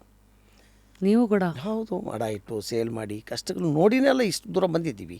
ಇದು ಯಾವುದೋ ಒಂದು ಸೆಂಟಿಮೆಂಟು ಅದೆಲ್ಲ ನಾವು ನೋಡ್ತಾ ಇದ್ದಿದ್ರೆ ಇವತ್ತು ಈ ಮೆಟ್ಟಕ್ಕೆ ನಾನೇ ಬೆಳೆಯೋಕ್ಕಾಗಲ್ಲ. ನಾವು ಪ್ರಾಪರ್ಟಿ ತಗೊತೀವಿ, ಪ್ರಾಪರ್ಟಿ ಮೇಲೆ ಇನ್ವೆಸ್ಟ್ ಮಾಡೋಕ್ಕೆ ಇಮಿಡಿಯೇಟ್ ನಮ್ಮ ಕೈ ಕಾಸು ಬರಲ್ಲ. ಅದೇ ಗೋಲ್ಡಲ್ಲಿ ಮಾಡಿ, ಗೋಲ್ಡು ಮುಂದೆ ಇನ್ನೂ ಜಾಸ್ತಿ ಆಗುತ್ತೆ. ಆ ಕಾರಣಕ್ಕೆ ಪ್ರಾಪರ್ಟಿಗೆ ಆಗೋಕ್ಕಿಂತ ಜಾಸ್ತಿ ಸೇಫ್ ದುಡ್ಡು, ಸೇಫು ಗೋಲ್ಡ್ ಇದೆ. ಸೊ ಇವತ್ತು ಗೋಲ್ಡ್ ಎಲ್ಲ ಪ್ರೈಸ್ ಜಾಸ್ತಿ ಆಗೋಕ್ಕೆ ಕೆಲವುದು ಈ ವಾರು, ಇಲ್ಲಾಂದರೆ ಕೆಲವು ದೇಶದಲ್ಲಿ ಅವರು ರಿಸರ್ವ್ ಇಟ್ಕೊಳ್ಳೋಕ್ಕೆ ಗೋಲ್ಡನ್ನ ಜಾಸ್ತಿ ಕೊಂಡ್ಕೊಂಡ್ರು, ಇವೆಲ್ಲ ಫ್ಯಾಕ್ಟರ್ಸ್ ಇರುತ್ತೆ. ಇನ್ನು ನೆಕ್ಸ್ಟ್ 5 ಇಯರ್ಸಲ್ಲಿ ಇವತ್ತೆಲ್ಲ ಕ್ರಿಪ್ಟೋ ಬಂದಿದೆ, ಮತ್ತು ಮ್ಯೂಚುವಲ್ ಫಂಡ್ಸು ಇವೆಲ್ಲ ಬಂದು, ರಿಯಲ್ ಎಸ್ಟೇಟು ಬಂದಿರೋದ್ರಿಂದ ಈ ಗೋಲ್ಡ್ ಫ್ಯೂಚರ್ ಹೇಗಿದೆ ಸರ್ ನೆಕ್ಸ್ಟ್? ಖಂಡಿತ ಎಲ್ಲದಕ್ಕಿಂತ 100% ಸೇಫ್ ಅಂದರೆ ಅದು ಗೋಲ್ಡೇ. ಈ ಮ್ಯೂಚುವಲ್ ಫಂಡ್ ಇರ್ಬೋದು, ಇಲ್ಲ ಕ್ರಿಪ್ಟೋ ಇರ್ಬೋದು, ಇವತ್ತಿದೆ ನಾಳೆ ಇರುತ್ತಂತ ಯಾವುದು ಗ್ಯಾರಂಟಿ ಇಲ್ಲ. ಇದು ಫಿಸಿಕಲಿ ನಿಮ್ಮ ಕೈಲಿ ಗೋಲ್ಡ್ ಇರುತ್ತೆ. ಗೋಲ್ಡ್ ಮಾರ್ಕೆಟ್ ಇವತ್ತಲ್ಲ, ಇನ್ನು 50 ವರ್ಷ ಆದರೆ ಕೂಡ ಇದು ಡೌನ್ ಆಗೋ ಮಾರ್ಕೆಟ್ ಅಲ್ಲ. ಇದು ಸೇಲ್ ಆಗಿಲ್ಲಪ್ಪ ಅಂತ ಹೇಳೋ ಮಾರ್ಕೆಟ್ ಅಲ್ಲ. ಇದು ಇವತ್ತು ಸೇಲ್ ಮಾಡಬೇಕು, ಪ್ಲಸ್ ಮಾಡಬೇಕು ಅಂದರೆ 1 ಡೇ ಟೈಮ್. ಇದು ನೀವು ಬೇರೆ ಎಲ್ಲೂ ಕೂಡ ಈ ಥರ ಒಂದು ಸೆಕ್ಯೂರ್ ಸೇಫ್ ಇನ್ವೆಸ್ಟ್ಮೆಂಟು ಇಡೀ ಗ್ಲೋಬಲಿ ಇಲ್ಲ. ಅದಕ್ಕಾಗಿ ಇಂಡಿವಿಜುವಲ್ ಪರ್ಸನ್ ಅಲ್ಲ, ಇಡೀ ದೇಶಗಳು, ಗ್ಲೋಬಲಿ ಇರೋ ಎಲ್ಲ ದೇಶಗಳು ಕೂಡ ಗೋಲ್ಡ್ ರಿಸರ್ವ್ ಮಾಡಿದೆ ಅದಕ್ಕೆ ಸೇಫ್ ಅಂತಾನೆ. ಸೊ ಈ ಡಿಜಿಟಲ್ ಬಾಂಡ್ಸ್ ಎಲ್ಲ ಬಂದಿದೆಯಲ್ಲ, ಗೋಲ್ಡ್ ಬಾಂಡ್ಸು, ಅದಕ್ಕೂ ಸುತ್ತ ಏನಾದ್ರು ಈ ಸೆಲ್ಲಿಂಗು ಅಥವಾ ಪ್ಲೆಡ್ಜಿಂಗ್ ಐಡಿಯಾ ಏನಾರು ಇದೆಯಾ ನಿಮಗೆ? ಖಂಡಿತ ಮಾಡ್ತಾ ಇದ್ದೀನಿ, ಪ್ಲಾನ್ ನಡೀತಾ ಇದೆ, ಟೈಅಪ್ಸ್ ಆಗ್ತಾ ಇದೆ. ಅಟಿಕಾದು ಗೋಲ್ಡ್ ಬಾಂಡ್ ಬರ್ತಾ ಇದೆ ಫ್ಯೂಚರಲ್ಲಿ. ಗೋಲ್ಡ್ ಬಾಂಡ್ ಸ್ಕೀಮ್ ಬರ್ತಾ ಇದೆ, ಗೋಲ್ಡ್ ಬಾಂಡ್ ಬರ್ತಾ ಇದೆ. ಇದೆಲ್ಲ ಗೌರ್ಮೆಂಟಲ್ಲಿ ಪರ್ಮಿಷನ್ ಕೇಳಿದ್ದೀವಿ. ಮುಂದಿನ ದಿನಗಳಲ್ಲಿ ಇಂಡಿಯಾ ಇನ್ನೂ ಪ್ರೈವೇಟೇಷನ್ ಕೊಟ್ಟಿಲ್ಲ. ಇದು ಖಂಡಿತ ಇಂಟರ್ನ್ಯಾಷನಲ್ ಟೈಅಪ್ಸ್ ಆಗ್ತಾ ಇದೆ ನಮ್ಮದು. ಅದಾದರೆ ಗೋಲ್ಡ್ ಬಾಂಡ್ ರಿಲೀಸ್ ಆಗುತ್ತೆ ಅಟಿಕಾದು. ಸರ್, ಪ್ರತಿ ಸತಿ ಸಮಾಜದಲ್ಲಿ ಯಾವುದೋ ಚಿಟ್ ಫಂಡ್ ಸ್ಕ್ಯಾಮ್ಗಳೆಲ್ಲ ನಡೆದಾಗ ಎಲ್ಲ ಈ ಗೋಲ್ಡು ಸಂಬಂಧಪಟ್ಟಂತೆ, ಲೋನ್ ಸಂಬಂಧಪಟ್ಟಂತೆ ಪ್ರೈವೇಟ್ ಲಿಮಿಟೆಡ್ ಕಂಪ್ನಿಗಳಿಗೆಲ್ಲ ಒಂದು ಸ್ವಲ್ಪ ಜನ ಹೆದರ್ಕೊಳ್ಳೋಕೆ ಶುರು ಮಾಡ್ತಾರೆ. ಸೊ ನಿಮ್ಮ ಒಂದು ಈ 15 ಇಯರ್ಸ್ ಎಕ್ಸ್ಪೀರಿಯನ್ಸಲ್ಲಿ ಮಾರ್ಕೆಟಲ್ಲಿ ಏನಾದ್ರು ಸ್ಕ್ಯಾಮ್ಗಳೆಲ್ಲ ಆದಾಗ ನಿಮ್ಮನ್ನು ಎಫೆಕ್ಟ್ ಮಾಡಿದೆಯಾ? ಖಂಡಿತ. ನಾವು ಸ್ಕೀಮ್ ಅಟಿಕಾದಲ್ಲಿ ₹1 ಯಾರ್ದು ತಗೊಂಡಿಲ್ಲ ಇವತ್ತು ಗಂಟ. ಡೆಪಾಸಿಟ್ ಆಗಲಿ, ಇನ್ನೊಂದಾಗಲಿ, ಪ್ರೈವೇಟ್ ಫಂಡ್ ಆಗಲಿ ಯಾವುದೂ ಇಲ್ಲ. ಖಂಡಿತ ಅದಕ್ಕೆಲ್ಲ ನಂಬೇಡ್ರಿ. ಯಾಕೆ ಹೋಗ್ತೀರಾ? ನಿಮ್ಮ ಹತ್ರ ಕಾಸಿದ್ರೆ ಗೋಲ್ಡ್ನೇ ಬೈ ಮಾಡಿ ಸೇಫಾಗಿ ನೀವೇ ಇಡಿ. ಇದೇ ನಿಮಗೆ ಸೇಫ್. ಗೋಲ್ಡ್ಗಿಂತ ದೊಡ್ಡ ಸೇಫ್ ನಿಮ್ಗೆ ಯಾವುದೂ ಇಲ್ಲ. ಯಾವ ಚಿಟ್ ಫಂಡು ಇಲ್ಲ, ಯಾವ ಸ್ಕೀಮು ಬೇಡ. ಸೊ ಇವಾಗೆಲ್ಲ ಒಂದಷ್ಟು ಸೀರಿಯಸ್ ಮ್ಯಾಟ್ರ್ ಮಾತಾಡೋದ್ರಿಂದ ಈಗ ಒಂದು ಚಿಕ್ಕ ರ್ಯಾಪಿಡ್ ಫೈರ್ ಆಡ್ಸೋಣ ನಿಮಗೆ. ಅದಾದಮೇಲೆ ನಿಮ್ಮ ಪರ್ಸ್ನಲ್ ಲೈಫಿಗೆ ಮತ್ತೆ ಬರ್ತೀನಿ.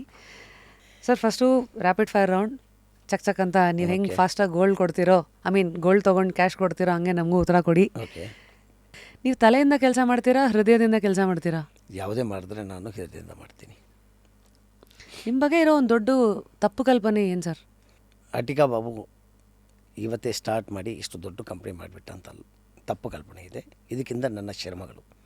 ಆ ಶ್ರಮ ಹೆಂಗೆ ಅಂದರೆ ನೀವು ಕೂಡ ಆವಾಗಲೇ ಕೇಳಿದ್ರಿ 200 ಬ್ರಾಂಚ್ ಹೆಂಗೆ ಮಾಡಿಬಿಟ್ರಿ ಅಂತ. ನಾನು ನನ್ನ ಜೊತೆಯಲ್ಲಿ 3-4 ಕಾರಲ್ಲಿ ಟ್ರಾವೆಲ್ ಮಾಡ್ತೀನಿ. ನನ್ನ ಜೊತೆಲಿ ಕಾರ್ಪೆಂಟ್ರು ಇರ್ತಾನೆ, ಪೇಂಟರು ಇರ್ತಾನೆ. ಸೀರಿಯಸ್ಲಿ? ಎಸ್. ಯಾಕೆ? ಎಲೆಕ್ಟ್ರಿಷಿಯನು ಇರ್ತಾನೆ ನನ್ನ ಜೊತೆಯಲ್ಲಿ. ಎಲ್ಲಿ ಹೋಗ್ತೀವೋ ನೈಟಲ್ಲಿ ಕಾರಲ್ಲೇ ಮಲಗ್ತೀವಿ ಎಲ್ಲರೂ. ನನ್ನ ಜೊತೆಲಿ ಹೆಣ್ಮಕ್ಳು ಬರ್ತಾರೆ, ನನ್ನ PSO ಬೇರೆಯವರು. ಹೋಟೆಲಲ್ಲಿ ರೂಮ್ ಕೂಡ ನಾವು ಮಾಡಲ್ಲ.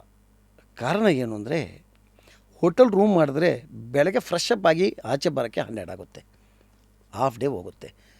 ಹಂಗಾಗಿ ಕಾರಲ್ಲೇ ಮಲಗಿಬಿಡ್ತೀವಿ. ಬರೀ ಹೆಣ್ಮಕ್ಳಿಗೆ ಮಾತ್ರ ಒಂದು ಚಿಕ್ಕದಾಗಿ ರೂಮ್ ಮಾಡಿಕೊಡ್ತೀನಿ. ನಾವೆಲ್ಲ ಕಾರಲ್ಲೇ ಮಲಗಿಬಿಟ್ಟು ಒಂದು ಕಾರಲ್ಲಿ ಬಕೆಟು ಜಗ್ಗು ಎಲ್ಲ ಇರುತ್ತೆ, ಐರನ್ ಬಾಕ್ಸು ಇರುತ್ತೆ. ಎಲ್ಲ ದಾಬಾ ಹೋಟ್ಲ್ ಹತ್ರ ಸೈಡಿಗೆ ನಿಲ್ಲಿಸ್ಕೊಂಡು ಅಲ್ಲೇ ಸ್ನಾನ ಮಾಡಿಕೊಂಡು ಹಂಗೆ ಕೆಲಸ ಸ್ಟಾರ್ಟ್ ಮಾಡ್ತೀವಿ. ಇದೇ ನಮ್ಮ ಪ್ಯಾಟರ್ನ್ ಆಫ್ ವರ್ಕು. ಅಂದರೆ ನೀವು ಪ್ರತಿ ಸತಿ ಬ್ರಾಂಚ್ ಎಲ್ಲ ಸೆಟಪ್ ಎಲ್ಲ ಅಂತೆಲ್ಲ ಹೋದಾಗ ಎಸ್, ಆ ಟ್ರಾವೆಲ್ ಟೈಮಲ್ಲಿ ಎಲ್ಲ ಹಿಂಗೆ ಮಾಡಿನೇ 200 ಬ್ರಾಂಚ್ ಮಾಡಿದ್ದೀವಿ. ಬೇರೆಯವ್ರು ನೋಡಿದ್ರೆ ಏನೋ ನಾವು ರಾಜಾರೋಷವಾಗಿ ಬದುಕ್ತಾ ಇದ್ದೀವಿ ಅಂತಿದೆ. ಅದಕ್ಕಿಂತ ಕಷ್ಟಗಳು, ಶ್ರಮಗಳು, ನೋವುಗಳು ಜಾಸ್ತಿ. ವಾವ್.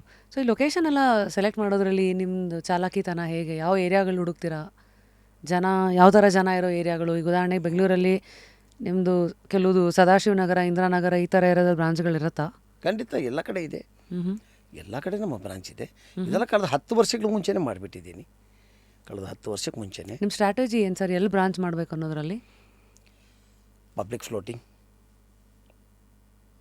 ಅಲ್ಲಿ ಸೆಲ್ಲರ್ಸ್ ಪವರ್ ನೋಡ್ತೀವಿ. ಇದೆಲ್ಲ ನೋಡಿ ಮಾಡಿದ್ದೀವಿ. ಸರಿ. ಸೊ ಮಿಸ್ಕನ್ಸೆಪ್ಷನ್ ಆಯಿತು, ರ್ಯಾಪಿಡ್ ಫೈರ್ ಮುಂದುವರಿಸ್ತೀನಿ. ಲಾಸ್ಟ್ ಟೈಮ್ ನೀವು ಯಾವಾಗ ಕಣ್ಣೀರು ಹಾಕಿದ್ದು? ನಾನು ಕಣ್ಣೀರು ಹಾಕಿದ್ದು ನಿಮ್ಮ ಹತ್ರ ಈಗ ಮಾತಾಡೋದು ನನ್ನ ಹಳೆಯ ನೆನಪುಗಳು ಬಂತು, ಹಂಗಾಗಿ ಕಣ್ಣೀರು ಹಾಕಿದೆ. ಯಾವ ಹಳೆ ನೆನಪು? ನನ್ನ ಆರ್ಕೆಸ್ಟ್ರಾ ಡೇಸ್ಗಳು ನನ್ನ ಕಣ್ಣಲ್ಲಿ ನೀರು ಬರ್ಸತ್ತೆ. ನಾನು ಹೇಳದ್ನಲ್ಲ, ಚಿಕ್ಕವಳಿದ್ದಾಗ ಈ ಅಫ್ಕೋರ್ಸ್ ನಮ್ಮ ತಾಯಿ ಕಡೆ ಬ್ರಾಹ್ಮಿನ್ ಕಮ್ಯುನಿಟಿ, ನಮ್ಮ ತಂದೆ ಕಡೆ ಗೌಡ್ರಂತೆ. ಹುಟ್ಟಿದಾಗಿಂದ ಅವನ್ನೆಲ್ಲ ನೋಡಿಲ್ಲ. ಸೊ ಆ ಹಿಂದೆ ಸಡನ್ನಾಗಿ ತಿರುಗಿ ನೋಡಿದಾಗ ನನಗೂ ಚುರುಕನ್ನತ್ತೆ. ಆ ಗಾಯ ಇನ್ನೂ ಮಾಸಿಲ್ಲ ನನಗೂ. ನಿಮ್ಮ ಯಾವ ಗಾಯ ಇನ್ನೂ ಮಾಸಿಲ್ಲ? ನಾನು ಈ ಬ್ರಾಡ್ಕಾಸ್ಟಿಂಗಲ್ಲಿ ಕೆಲವು ವಿಷಯಗಳು ನಿಮ್ಮ ಹತ್ರ ಕೂಡ ಪರ್ಸ್ನಲ್ ಹೇಳಿಬಿಟ್ಟಿದ್ದೀನಿ. ಇಲ್ಲಿ ಜನರ ಮುಂದೆ ಅದು ಹೇಳೋದು ಬೇಡ. ನನ್ನ ಹಳೆ ಚಿಕ್ಕ ವಯಸ್ಸಿನ ನೆನಪುಗಳು. ಬಟ್ ಒಂದು ಹೇಳ್ತೀನಿ, ನನ್ನ ದೊಡ್ಡ ವಯಸ್ಸಿನ ನೆನಪುಗಳು. ಇದೇ ಬೊಮ್ಮನಹಳ್ಳಿಯಲ್ಲಿ ಊಟಕ್ಕೆ ಇಲ್ತಿದ್ದು ನಾನು ಮಣ್ಣು ತಿಂದಿದ್ದೀನಿ. ಅದು ಮಾತ್ರ ನಿಮ್ಮ ಮುಂದೆ ಕೂಡ ಹೇಳ್ತೀನಿ.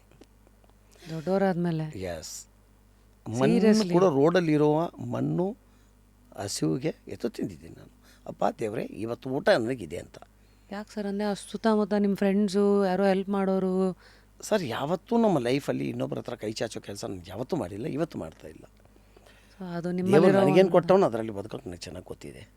ಸೊ ಓಕೆ, ನೀವು ವಾಪಸ್ಸು ಚಿಕ್ಕ ಬೊಮ್ಮನಹಳ್ಳಿ ಬಾಬು, ಯಂಗ್ ಬೊಮ್ಮನಹಳ್ಳಿ ಬಾಬುಗೆ ಹೇಳೋ ಒಂದು ಮಾತು, ಕಿವಿ ಮಾತು, message to your younger self. ನೋಡಿ, ಅವಕಾಶಗಳು ನಮ್ಮ ಹತ್ರನೇ ಬಿದ್ದಿದೆ. ಅವಕಾಶಗಳನ್ನ ನಾವು ಹುಡ್ಕೊಂಡ್ರೆ ನಾವು ಸಕ್ಸಸ್ ಆಗ್ತೀವಿ. ಒಂದು ಚಿಕ್ಕ ಎಕ್ಸಾಂಪಲ್ಲು, ನಾನು ಓದಿರೋದು 6ನೇ ಕ್ಲಾಸು. ನಾನು ಹಂಗೆ ಯೋಚನೆ ಮಾಡಿದೆ ಒಂದಿನ ಕೂತ್ಕೊಂಡು, ನಾನು ನನ್ನ ವಯಸ್ಸಲ್ಲಿ 50 ಬಿಸ್ನೆಸ್ ಮಾಡಿದ್ದೀನಿ ಅಂತ. ನಿಮಗೆ ನನ್ನ ಫಸ್ಟು ಬಿಸ್ನೆಸ್ ಏನು ಮಾಡಿದೆ ಅಂತ ನಾನು ರಿವೈಸ್ ಹೋದರೆ, ನಾನು ನನ್ನ 3ನೇ ಕ್ಲಾಸಲ್ಲಿ ನಾನು ಫಸ್ಟ್ ಬಿಸ್ನೆಸ್ ಮಾಡಿದ್ದೀನಿ. ಹಾಂ, 3ನೇ ಕ್ಲಾಸ್? ನನ್ನ 3ನೇ ಕ್ಲಾಸಲ್ಲಿ ಫಸ್ಟ್ ಬಿಸ್ನೆಸ್ ನಾನು ಮಾಡಿ. ಹೇಗೆ? ಏನು ಸರ್, ಏನು ಮಾಡಿದ್ರಿ? ನಮ್ಮ ತಾಯಿ ಇವತ್ತು 5 ಪೈಸೆ ಕೊಟ್ಟರೆ ನಾಳೆ 5 ಪೈಸೆ ಅಲ್ಲ, ಒಂದಿನ ಬಿಟ್ಟು ಒಂದಿನ 5 ಪೈಸೆ ಕೊಡೋರು. Pocket money? 5 ಪೈಸೆ. ಅದು ಒಂದಿನ ಕೊಟ್ಟರೆ ಮಾರನೇ ದಿನಕ್ಕೆ ಇಲ್ಲ. 5 ಪೈಸಾ? ಯಾವ ಕಾಲ ಇದು? ಇದೆಲ್ಲ 80s. 5 ಪೈಸೆ ಇವತ್ತು ಕೊಟ್ಟರೆ ನಾಳೆ 5 ಪೈಸೆ ಅಲ್ಲ. ಆ 5 ಪೈಸೆ ತಗೊಂಡೋಗಿ ನನ್ನ ಈ ಸ್ಕೂಲಲ್ಲಿ ಕೊಬ್ಬರಿ ಬರ್ಫಿ ಬರ್ತಾಯಿತ್ತು. 5 ಪೈಸೆಗೆ 5 ಪೀಸು ಚಿಕ್ಕ ಚಿಕ್ಕದಾಗಿ. ಆ ಮಕ್ಳ ಹತ್ರ ನಾನು ಹೇಳಿದೆ, ಹೇಳೋನು, ಇವಾಗಲೇ ನೀನು ತಗೊಂಡು ತಿಂದರೆ 5 ಪೈಸೆಗೆ 5 ಪೀಸ್ ಕೊಡ್ತಾನೆ, ನನ್ನ ಹತ್ರ ಅಡ್ವಾನ್ಸ್ ಕೊಟ್ಬಿಡು, ಇದು ತಗೊಂಡೋಗಿ ನಾನು ಇಂಟರ್ವ್ಯೂಲ್ ಸಮಯದಲ್ಲಿ ಬಂಡಲ್ ತೊಗೊಂಡು ಬಂದು ನಿನಗೆ 6 ಪೀಸ್ ಕೊಡ್ತೀನಿ. ಓಹೋ. ನಂದು 5 ಪೈಸಾ ಅವ್ರ ಹತ್ರ 5 ಪೈಸಾ ಕಲೆಕ್ಷನ್ ಮಾಡಿಕೊಂಡು 25 ಪೈಸಾ ಕಲೆಕ್ಷನ್ ಮಾಡಿಕೊಂಡು ಆ ಇಂಟ್ರೋಲ್ ಸಮಯದಲ್ಲಿ 11 ಗಂಟೆ 11:30ಗೆ ಇಂಟ್ರೋಲ್ ಬಿಡ್ತಾಯಿದ್ರು. ಓಡೋಗಿ ಪ್ಯಾಕೆಟ್ ತೊಗೊಂಡು ಬಂದರೆ 50 ಪೈಸಾ 30 ಪೈಸಾ ಕೊಟ್ಟು ಪ್ಯಾಕೆಟ್ ತೊಗೊಂಡ್ರೆ ಅದರಲ್ಲಿ 50 ಪೈಸಾ ಮಿಠಾಯಿ ಬರ್ಫಿ ಇರ್ತಾಯಿತ್ತು. ಅದು ನೀವು 20 ಪೈಸಾ ನಿಮ್ಮ ಲಾಭ, ಎಲ್ಲರಿಗೂ ಹಂಚಿ 20 ಪೈಸಾ ಕೊಟ್ಟಿರೋರಿಗೆ 24 ಪೈಸಾ ಕೊಟ್ಬಿಟ್ಟು ನಂದು ಬಂಡವಾಳ 5 ಪೈಸಾ 26 ಪೈಸಾ ಮಿಠಾಯಿ ನನಗೆ ಸೇಫ್ ಆಗ್ತಾಯಿತ್ತು. ಓಹೋ. 5 ಪೈಸಾ ಬಂಡವಾಳ 21 ಪೈಸಾ ಲಾಭ. ನಿಮ್ಗೆ ಆ ವಯಸ್ಸಲ್ಲಿ ಹಿಂಗೆಲ್ಲ ತಲೆ ಹೆಂಗೆ ಓಡ್ತಾಯಿತ್ತು? ಅದೇ ಅವಕಾಶಗಳು ಬಿದ್ದಿದೆ. ನನ್ನ ಅಕ್ಕಪಕ್ಕ ಬೇರೆ ಮಕ್ಕಳು ಇದ್ದರು, ಅವ್ರ ಮನೆಯಲ್ಲಿ 10 ಪೈಸಾ ಕೊಡೋರು, ನನ್ನ ಮನೆಯಲ್ಲಿ 5 ಪೈಸಾ ಕೊಡೋರು. ಬಟ್ ದೇವರು ಆವತ್ತೇ ಮಾಡಬೇಕು ಅಂತ ಏನೋ ಇತ್ತು ಅಂತ ಗೊತ್ತಾಯಿತು. ನಾನು ಇದೇ ಕಿವಿ ಮತ್ತು ಎಲ್ಲರಿಗೂ ಹೇಳ್ತೀನಿ, ನಿಮ್ಮ ಸರೌಂಡಿಂಗಲ್ಲಿ ನಿಮ್ಮ ಅಕ್ಕಪಕ್ಕ ಅವಕಾಶಗಳು ಬಿದ್ದಿದೆ, ಅವಕಾಶಗಳನ್ನ ಹುಡುಕಿ ನೋಡೋ ಕಣ್ಣಿರಬೇಕು. ಯಾಸ್ ಅದನ್ನು ಬೆಳೆಸ್ಕೊಳ್ಳೋದು ಹೇಗೆ? ಖಂಡಿತ ಅಲ್ಲೇನಾದ್ರು, ಯಾಕೆಂದರೆ ನಾನು ನೋಡ್ದಂಗೆ ಸರ್, ನೀವು ಯೋಚನೆ ಮಾಡ್ದಂಗೆ ಕೆಲವ್ರು ನಿಮ್ಮ ಫ್ರೀಕ್ವೆನ್ಸಿನಲ್ಲಿರೋರು ಮಾತ್ರ ಚುರುಕಾಗಿ ಯೋಚನೆ ಮಾಡ್ತಾರೆ. ಕೆಲವ್ರಿಗೆ ನಾವು ಯೋಚನೆ ಮಾಡೋದು ಅವ್ರಿಗೆ ಅದಂಗೆ ಯೋಚನೆ ಮಾಡಿಬಿಟ್ರಿ ಅಂತ ಅವ್ರಿಗೆ ನ್ಯಾಚುರಲಿ ಬರಲ್ಲ. ಅದು ಬೆಳೆಸ್ಕೊಳ್ಳೋದು ಖಂಡಿತ ಎಲ್ಲರೂ ಪ್ರತಿಯೊಬ್ಬರು ಬೆಳೆಸ್ಕೋಬೇಕು. ಅದು ಅವ್ರದ್ದು ಸೆಲ್ಫಾಗಿ ಅವ್ರು ಬೆಳ್ಕೊಂಡ್ರೆ ಪ್ರತಿಯೊಬ್ಬರು ಕೂಡ ದೇವರು ಅವ್ರ ಪಕ್ಕದಲ್ಲೇ ಅವಕಾಶ ಕೊಟ್ಟಿರ್ತಾನೆ. ಅದನ್ನು ಐಡೆಂಟಿಫಿಕೇಷನ್ ಮಾಡಬೇಕು. ಅದನ್ನು ಸರಿಯಾಗಿ ಟಿಪ್ಸ್ ಇದೆಯಾ? ಅಂದರೆ ಒಂದು ಹಸಿವಿರಬೇಕು ಸರ್ ಲೈಫಲ್ಲಿ ಏನಾದ್ರು ಮಾಡಬೇಕು ಅನ್ನೋದು. ಖಂಡಿತ ನಾನು ಕೂಡ ಇಷ್ಟು ದೊಡ್ಡದು ಬೆಳೆದಿದ್ದು ಕಾರಣ ಹಸಿವಿತ್ತು ನನಗೆ. ಈ ಹಸಿವೆ ಇವತ್ತು ಗಂಟ ನನಗೆ ತಗೊಂಡೋಗಿ ಇಲ್ಲಿ ಕೂರಿಸಿದೆ. ಪ್ರತಿಯೊಬ್ಬರು ಕೂಡ ತಂದೆ ತಾಯಿಗೆ ಡಿಪೈನ್ ಆಗಿ, ಬಟ್ ತಂದೆ ತಾಯಿನ ಸಾಕೋರಾಗಿ ನೀವಾಗಿ. ತಂದೆ ತಾಯಿ ನಿಮ್ಮನ್ನು ಮಾಡ್ತಾರೆ, ಅವ್ರನ್ನ ಸಾಕೋರಾಗಿ ನೀವು ಬದಲಾವಣೆ ಆಗಿ. ನೀವು ನೋಡಿ ನಿಮ್ಮ ಅಕ್ಕಪಕ್ಕ ಏನು ಅವಕಾಶಗಳಿದೆ ನೋಡಿ, ಆ ಅವಕಾಶಗಳನ್ನ ಕ್ರಿಯೇಟ್ ಮಾಡಿ. ಜನ ಐ ಥಿಂಕ್ ತುಂಬ ಹೆದರ್ತಾರಲ್ಲ ಹೊಸದೇನಾದ್ರು ಮಾಡೋಕ್ಕೆ ಹೋದರೆ. ಅಲ್ಲಿ ತಮ್ಮದೇನಾದ್ರು ಅಡ್ವೈಸ್, ಯಾಕಂದರೆ 50 ಬಿಸ್ನೆಸ್ ಮಾಡಿದಿರಾನೆ, ನೀವು ಎಷ್ಟು ಸೋತಿರಬೇಡ ಸರ್. ಸೋಲಿಕೆ ಭಯ ಬೀಳಬೇಡಿ, ಮುಂದಕ್ಕೆ ಹೋಗ್ತಾ ಇರಿ. ಯಾವುದೊಂದು ಚೆನ್ನ ಕೈ ಹಿಡಿತದೆ, ಸರಿಯಾದ ಸಕ್ಸಸ್ ಆಗ್ತೀರಾ. ಸೋತಾಗ ಬಟ್ ಕಾನ್ಸಂಟ್ರೇಟ್ ಆಗಿ ಮನಸ್ಸಿಂದ ಕೆಲಸ ಮಾಡಿ. ಮನಸ್ಸಿಂದ ಅಂದರೆ ಪೂರ್ವಕವಾಗಿ ಕೆಲಸ ಮಾಡಿ. ಒಂದು ಕೆಲಸ ಮಾಡಬೇಕಾದ್ರೆ ಡೀಪಾಗಿ ಹೋಗಿ ಕೆಲಸ ಮಾಡಿ. ಅದು ಬಿಟ್ಬಿಟ್ಟು ಸುಮ್ಮನೆ ಯಾರೋ ಹೇಳಿದ್ರು, ಸುಮ್ಮನೆ ಅವನು ಹೇಳ್ದ, ನನ್ನ ಫ್ರೆಂಡ್ ಹೇಳ್ದ ಅಂತ ಹೋದರೆ ನೀವು ಖಂಡಿತ ಗೆಲ್ಲಲ್ಲ. ಅದಕ್ಕೆ ಇಳಿದ್ರೆ ಆಳಕ್ಕವರೆಗೂ ಇಳಿದು ಎಲ್ಲನೂ ನೋಡಿ ನೀರಿಗೆ ಇಳಿದು ಈಜು ಖಂಡಿತ ಕಲೀರಿ. ಖಂಡಿತ. ಸರ್, ನಿಮ್ಗೆ ಯಾವುದು ಇಂಪಾರ್ಟೆಂಟು, ದುಡ್ಡಾ ಅಥವಾ ರೆಸ್ಪೆಕ್ಟಾ? ಖಂಡಿತ ಲೈಫಲ್ಲಿ ಎರಡು. ಒಂದು ಚೂಸ್ ಮಾಡಬೇಕು. ಇವತ್ತು ನಾನು ದುಡ್ಡು ಸಂಪಾದನೆ ಮಾಡಿಬಿಟ್ಟಿದ್ದೀನಿ, ನಾನು ಖಂಡಿತ ರೆಸ್ಪೆಕ್ಟ್ಗೋಸ್ಕರ ಕಾಯ್ತಾ ಇದ್ದೀನಿ. ನಿಮಗೆ ಲೈಫ್ ಭಾಳ ಕಷ್ಟ ಅಥವಾ ತುಂಬ ಏನೋ ನಿಮಗೆ ಸರಿ ಹೋಗ್ತಾ ಇಲ್ಲ ಅಂದಾಗ ನೀವು ಯಾರು ಕಾಲ್ ಮಾಡ್ತೀರಾ? ನಾನು ಧರ್ಮಸ್ಥಳ ಮಂಜುನಾಥನ ಕಾಲ್ ಮಾಡ್ತೀನಿ. ದೇವ್ರಿಗೆ ಇಲ್ಲ, ನಾನು ಕೈಯಲ್ಲಿ ದಾರ ಕಟ್ಟಿರೋದು ಕೂಡ ಧರ್ಮಸ್ಥಳ. ಇವತ್ತಿನ ವಿಷಯಗಳಿಗೆ ನಾನು ಚರ್ಚೆಗೆ ಹೋಗಲ್ಲ, ಬಟ್ ಆ ಧರ್ಮಸ್ಥಳ ಮಂಜುನಾಥನ ಮೇಲೆ ಭಾಳ ಗೌರವ ನನಗೆ. ನನ್ನ ಕಷ್ಟ ಅಂತ ಬಂದರೆ ದೇವ್ರ ಹತ್ರ ಹೋಗ್ತೀನಿ, ಮಂಜುನಾಥನ ಮಾತಾಡ್ತೀನಿ. ಡೈರೆಕ್ಟಾಗಿ ನಾನು ಮಾತಾಡೋ ಫೀಲ್ ಬರುತ್ತೆ ನನಗೆ. ಅಲ್ಲಿಗೆ ಹೋಗ್ತೀನಿ. ಬೇರೆ ಯಾವ ಮನುಷ್ಯರು ಏನು ಮಾಡ್ತಾರೆ? Okay, yes. ಈಗ ಬಿಸ್ನೆಸ್ ಆ್ಯಂಡ್ ಆಂಟ್ರಪ್ರಿನರ್ಶಿಪ್ ಅಂತಂದಾಗ ಗೋಲ್ಡು ರಿಯಲ್ ಎಸ್ಟೇಟ್ ಎರಡರಲ್ಲೂ ನೀವು ಆಟ ಆಡಿರೋರು. ಗೋಲ್ಡಾ ರಿಯಲ್ ಎಸ್ಟೇಟ್ ಯಾವುದು safer bet? Safer bet is the gold. Why? 100% secure. ಅಂದರೆ ಆಲ್ಸೋ ಲಿಕ್ವಿಡಿಟಿ ಜಾಸ್ತಿ. ಲಿಕ್ವಿಡಿಟಿ. ಇನ್ ಒನ್ ಲೈನ್, ಈ ಗೋಲ್ಡ್ ಬಿಸ್ನೆಸ್ ಏನು ನಿಮಗೆ ಹೇಳ್ಕೊಟ್ಟಿದೆ ಅಬೌಟ್ ಹ್ಯೂಮನ್ ನೇಚರ್, ಮನುಷ್ಯರ ಗುಣಗಳ ಬಗ್ಗೆ ಗೋಲ್ಡ್ ಬಿಸ್ನೆಸ್ ನಿಮ್ಗೆ ಏನು ಹೇಳ್ಕೊಟ್ಟಿದೆ? ನಮ್ಮ ಇಂಡಿಯನ್ ಕಲ್ಚರ್ ಅದೇ, ನಾನು ಆವಾಗಲೇ ಹೇಳ್ದಂಗೆ ಈ ಸೆಂಟಿಮೆಂಟಲ್ಲಿ ತಗೊಂಡೋಗ್ತಾರೆ ಗೋಲ್ಡು. ಇದು ಇನ್ವೆಸ್ಟ್ಮೆಂಟಾಗಿ ನೋಡಿ, ಸೆಂಟಿಮೆಂಟಾಗಿ ನೋಡೋಕೆ ಹೋಗಬೇಡಿ. ಸರ್, ನಿಮ್ಮ ಪ್ರಕಾರ ಸಕ್ಸಸ್ ಅಂದರೆ ಯಾವುದ್ರಲ್ಲಿ ಅಳಿತೀರಾ? ಪ್ರಾಫಿಟ್ಸ್ ಅಲ್ಲ, ಪವರಿಂದನಾ, ಮನಃಶಾಂತಿಯಿಂದನಾ? ಮನಃಶಾಂತಿಯಿಂದ. It is a success. ನಿಮ್ಮಿಂದ ನಿಮ್ಮ ಸುತ್ತಮುತ್ತ ಇರೋರಿಗೆ ಒಂಥರ ಶಾಂತಿ ಬೇಕು, ಅದೇ ಸಕ್ಸಸ್ಸು. ಸುತ್ತಮುತ್ತ ಇರೋರಿಗೆ ಅಥವಾ ನಮಗೂ ನಮ್ಮ ಸುತ್ತಮುತ್ತ ಇರೋರಿಗೂ. ಸರ್, ನಾನು ಇದೊಂದು ನಾನು ನೋಡಿದ್ದೀನಿ ಸರ್, ದುಡ್ಡು ಮಾಡಿರೋರೆಲ್ಲ ಒಂದು ರೇಂಜಿಗೆ ಆದಮೇಲೆ ನೆಮ್ಮದಿಗೆ ಹುಡುಕೋದು. ಅಥವಾ ದುಡ್ಡು ಮಾಡಿಲ್ಲರೋರು ಇನ್ನೂ ದುಡ್ಡು ಅಂತ ಓಡಾಡ್ತಾ ಇರ್ತಾರೆ. ಇನ್ನು ದುಡ್ಡು ಮಾಡಿಲ್ಲದರೋರಿಗೆ ತಾವು ಏನು ಹೇಳ್ತೀರಾ? ಖಂಡಿತ ನಿಮ್ಮ ಅವಕಾಶ ಪಕ್ಕದಲ್ಲಿದೆ, ಅವಕಾಶ ಹುಡುಕಿ ಸರಿಯಾದ ಪ್ಲ್ಯಾನ್ ಮಾಡಿ ಗೆಲ್ರಿ. ಇವೆರಡಲ್ಲಿ ಯಾವ್ದು ನಿಮಗೆ ಕಷ್ಟ ಸರ್? ನೀವು ಸಂಪಾದಿಸಿರುವಂತಹ ಫಸ್ಟ್ ಕೋಟಿನ ದುಡಿಯೋದ, ಅಂದರೆ ನೀವು 1 ಕೋಟಿ ಫಸ್ಟ್ ದುಡಿಯೋದು ಕಷ್ಟನಾ, ದುಡ್ದಿರೋದನ್ನು ಉಳಿಸ್ಕೊಳ್ಳೋದು ಕಷ್ಟನಾ? ಒಂದು ಸಮಯದಲ್ಲಿ ದುಡಿಯೋದು ಭಾಳ ಕಷ್ಟ ಇತ್ತು. ಇವತ್ತು ದುಡ್ದಿರೋದು ಸೇವ್ ಮಾಡೋದು ಭಾಳ ಕಷ್ಟ ಇದೆ. ಎರಡೂ ತೋರಿಸ್ಬಿಡ್ತಾ? ಎರಡೂ ತೋರಿಸ್ಬಿಡ್ತು ಲೈಫ್. ಸರ್, ಈ ಕಾಂಟ್ರವರ್ಸಿ ಮತ್ತು ಈ ಎಲ್ಲ ವಿಚಾರ ಅಂತ ಮಾತಾಡಿದಾಗ ಎಲ್ಲೋ ಒಂದು ಕಡೆ ನೀವು ಇಷ್ಟೊಂದು ಫೇಮಸ್ ಆಗಿದ್ದೀರಾ, ನಿಮ್ಮ ಒಂದು ಎಂಪೈರನ್ನು ಕಟ್ಕೊಂಡಿದ್ದೀರಲ್ಲ, ಇದಕ್ಕೆ ನೀವು ತೆತ್ತಿರುವಂಥ ಬೆಲೆ ಏನು? ನಮ್ಮ ಲೈಫೇ ಕೊಟ್ಟಿದ್ದೀವಿ, ರಾತ್ರಿಗಳು. ಅಂದರೆ ಲಾಸ್ಟ್ ಇಯರು ತುಂಬ ಒಂದು ನೀವು ಐ ಥಿಂಕ್ ಕೆಲವು ವಿಚಾರದಲ್ಲಿ ಟಾರ್ಗೆಟ್ ಆದ್ರ ಪಾಲಿಟಿಕ್ಸ್? ಖಂಡಿತ ಇದಂತೂ ಆಗ್ತಾನೇ ಇದ್ದೀವಿ. ನಾನು ಅದಕ್ಕೆ ಆವಾಗಲೇ ಮನವಿ ರೂಪದಲ್ಲೇ ಮಾಡಿದೆ. ಅದು ಫಸ್ಟು ಈ ಬ್ಯೂರೋಕ್ರಾಟ್ಸು ಅರ್ಥ ಮಾಡ್ಕೊಳ್ಳಿ, ನಮ್ಮ ದೇಶ ಕಟ್ಟಬೇಕಾದ್ರೆ ಒಂದು ಬಿಸ್ನೆಸ್ ಮ್ಯಾನೇ ಕಟ್ತಾನೆ. ಈ ದೇಶಕ್ಕೆ ರೆವಿನ್ಯೂ ಜನ್ರೇಟ್ ಮಾಡಿಕೊಡೋನು ಒಂದು ಬಿಸ್ನೆಸ್ ಮ್ಯಾನೇ. ಬೇರೆ ದೇಶಗಳು ಈ ಬಿಸ್ನೆಸ್ ಮ್ಯಾನ್ನ ದೇವ್ರ ಥರ ನೋಡ್ತಾರೆ. ನಮ್ಮ ಬ್ಯೂರೋಕ್ರಾಟ್ಸು ಕೂಡ ಅದು ಬರಲಿ ತಲೆಯಲ್ಲಿ. ಆ ಬಿಸ್ನೆಸ್ ಮ್ಯಾನ್ನ ನೀವು ಉಳಿಸ್ಕೊರಿ, ಆ ಬಿಸ್ನೆಸ್ಗಳನ್ನ ಉಳಿಸಿ. ನಿಮ್ಮ ಲೈಫಲ್ಲಿ IAS ನಾನ್ ಮನಸ್ಸು ಮಾಡಿದ್ರೆ ಆಗೋಕ್ಕಾಗಲ್ಲ, IPS ನಾನ್ ಮನಸ್ಸು ಮಾಡಿದ್ರೆ ಆಗೋಕ್ಕಾಗಲ್ಲ. ದೇವ್ರು ಅದು ಕೊಟ್ಟಿದ್ದಾನೆ. ಸರ್ಕಾರದ ಕೆಲಸ ದೇವ್ರ ಕೆಲಸ ಅಂತಾರೆ. Is equal to you are the representative of ದೇವರು. ಹಂಗಾಗಿ ನೀವು ಈ ಬಿಸ್ನೆಸ್ ಮ್ಯಾನ್ಗಳನ್ನ ಉಳಿಸಿ ಫಸ್ಟು. ಅವ್ರನ್ನ ಟಾರ್ಗೆಟ್ ಮಾಡಿ ಅವ್ರನ್ನ ಕಳ್ರು ಮಾಡೋದು ಬೇಡ. ಇದು ಹೆಂಗನ ತಗೊಳ್ಳಿ ಪರವಾಗಿಲ್ಲ. ನೀವು ನಾನು ನೊಂದಿರೋನು ಬಿಸ್ನೆಸ್ ಮ್ಯಾನ್ಗಳನ್ನ ಫಸ್ಟ್ ಉಳಿಸಿ, ಅವ್ರ ಬಿಸ್ನೆಸ್ಗಳನ್ನ ಉಳಿಸಿ. ಬೇರೆ ಚೈನಾ ಅಂಥ ದೇಶಗಳು, ಬೇರೆ ದೇಶಗಳು ಫಸ್ಟ್ ಬಿಸ್ನೆಸ್ ಮ್ಯಾನ್ನ ಉಳಿಸೋ ಕೆಲಸ ಮಾಡ್ತಾರೆ. ಇಲ್ಲಿ ಮಾತ್ರ ನಮ್ಮ ದೇಶಗಳು ಗುಲಾಮ್ ಪದ್ಧತಿ ಮಾಡಿದ್ದಾರೆ. ಬಿಸ್ನೆಸ್ ಮಾಡ್ತಾನೆ ಅವ್ನ ಕಲ್ಲ. ಯಾಕೆ ಹಿಂಗಾಗಿರೋ? ಅದು ಏನೋ ನಮ್ಮ ಬ್ಯೂರೋಕ್ರಾಟ್ಸ್ ಮನಸ್ಸಲ್ಲಿ. ನಾನು ಪ್ರೀತಿಯಿಂದಾನೇ ಹೇಳ್ತೀನಿ ಅವ್ರಿಗೆ, ನಮ್ಮ ಬ್ಯೂರೋಕ್ರಾಟ್ಸ್ ಮನಸ್ಸು ಮಾಡಿದ್ರೆ ನಮ್ಮ ದೇಶ ಕಟ್ಬೋದು. ದೇಶ ಕಟ್ಟಬೇಕು ಅಂತಿರಲ್ಲ. ದೇಶ ನಿಜ ಕಟ್ಟೋನು ಯಾರು? ದೇಶ ನಿಜ ಕಟ್ಟಬೇಕಾದ್ರೆ ಒಂದು ಬಿಸ್ನೆಸ್ ಮ್ಯಾನೇ ಕಟ್ತಾನೆ. ಬಟ್ ನಮ್ಮ ಬ್ಯೂರೋಕ್ರಾಟ್ಸ್ ಮನಸ್ಸಲ್ಲಿ ಬಿಸ್ನೆಸ್ ಮ್ಯಾನ್ ಕಲ್ಲ. ಈ ಪದ್ಧತಿ, ಈ ಒಂಥರ ಒಂದು ಮಾನಸಿಕ ಚೇಂಜ್ ಆಗೋಕ್ಕೆ ನೀವು ಬಯಸೋ ಬದಲಾವಣೆ ಒಂದು ಹೇಳಿದ್ರಿ, ಇನ್ನೇನು ಅದು 2-3 ಯಾವ್ದಾರು ಇದೆಯಾ? ಖಂಡಿತ ಈ ಥರ ಬದಲಾವಣೆಗಳು ತಗೊಂಡು ಬಂದು ಬಿಸ್ನೆಸ್ ಮ್ಯಾನ್ಗಳು ಕರೆಸಿ ಮೀಟಿಂಗ್ ಮಾಡಿಸಿ ಅವ್ರ ಪ್ರಾಬ್ಲಮ್ಸ್ನ ಅರ್ಥ ಮಾಡ್ಕೊಳ್ಳಿ. ಈಗ ಎಕ್ಸಾಂಪಲ್ ನಾನು ಆವಾಗಲೇ ಹೇಳಿದೆ, ನನ್ನ ಹೆಸರಲ್ಲಿ 80 ಕೇಸು. 80 ಕೇಸ್ ಯಾಕೆ ಹಾಕ್ತೀರಾ ನನ್ನ ಮೇಲೆ? ಒಂದು ಕೇಸ್ ಹಾಕೋಕ್ಕಾಗಲ್ಲ. ಮತ್ತು ನನ್ನ ಮೇಲೆ ಹಾಕಿ ನಿಮ್ಗೆ ಲಾಭ ಏನು ಬಂತು? ನಿಮಗೆ ನನ್ನ ತುಳಿದ್ರೆ 1500 ಫ್ಯಾಮ್ಲಿಗೆಲ್ಲ ತುಳಿತಾ ಇದ್ದೀರಾ, ಬೇರೆ ಲಾಭ ಬಂತು ಏನು ನಿಮಗೆ? ಆಮೇಲೆ ಒಂದು ಆಫೀಸರ್ ನನಗೆ ಮಾತಾಡ್ದ. ಆಫೀಸರು ನಾನು ಮನಸ್ಸು ಮಾಡಿದ್ರೆ ಅಟ್ಟಿಕ ಮುಚ್ಚಿಬಿಡ್ತೀನಿ ಅಂದ. ನಾನು ಮನಸ್ಸು ಮಾಡಿದ್ರೆ ನನಗೆ ಡೈರೆಕ್ಟಾಗಿ ನಾನು ಆಫೀಸರ್ಗೆ ಚಾಲೆಂಜ್ ಮಾಡಿದೆ. ನೀನು ಮುಚ್ಚೋದು ಬೇಡ, ಅಟ್ಟಿಕ ಬೀಗ ಕೊಡ್ತೀನಿ, ನಿನ್ನ ಹತ್ರ 1 ತಿಂಗಳು ನಡೆಸಿ ನೋಡು ಅಂದೆ. AC ರೂಮಲ್ಲಿ ಕೂತ್ಕೊಂಡು ಮಾತಾಡೋದಲ್ಲಪ್ಪ ಸ್ವಾಮಿ, 1 ತಿಂಗಳು ಬೀಗ ಕೊಡ್ತೀನಿ, 1 ತಿಂಗಳು ನನ್ನ ಎಂಪ್ಲಾಯ್ಗೆ ನೀನು ಸ್ಯಾಲ್ರಿ ಕೊಟ್ಟು ತೋರಿಸು ಮೊದಲು ನಿನ್ಗೆ ಹೋಗ್ತೆ.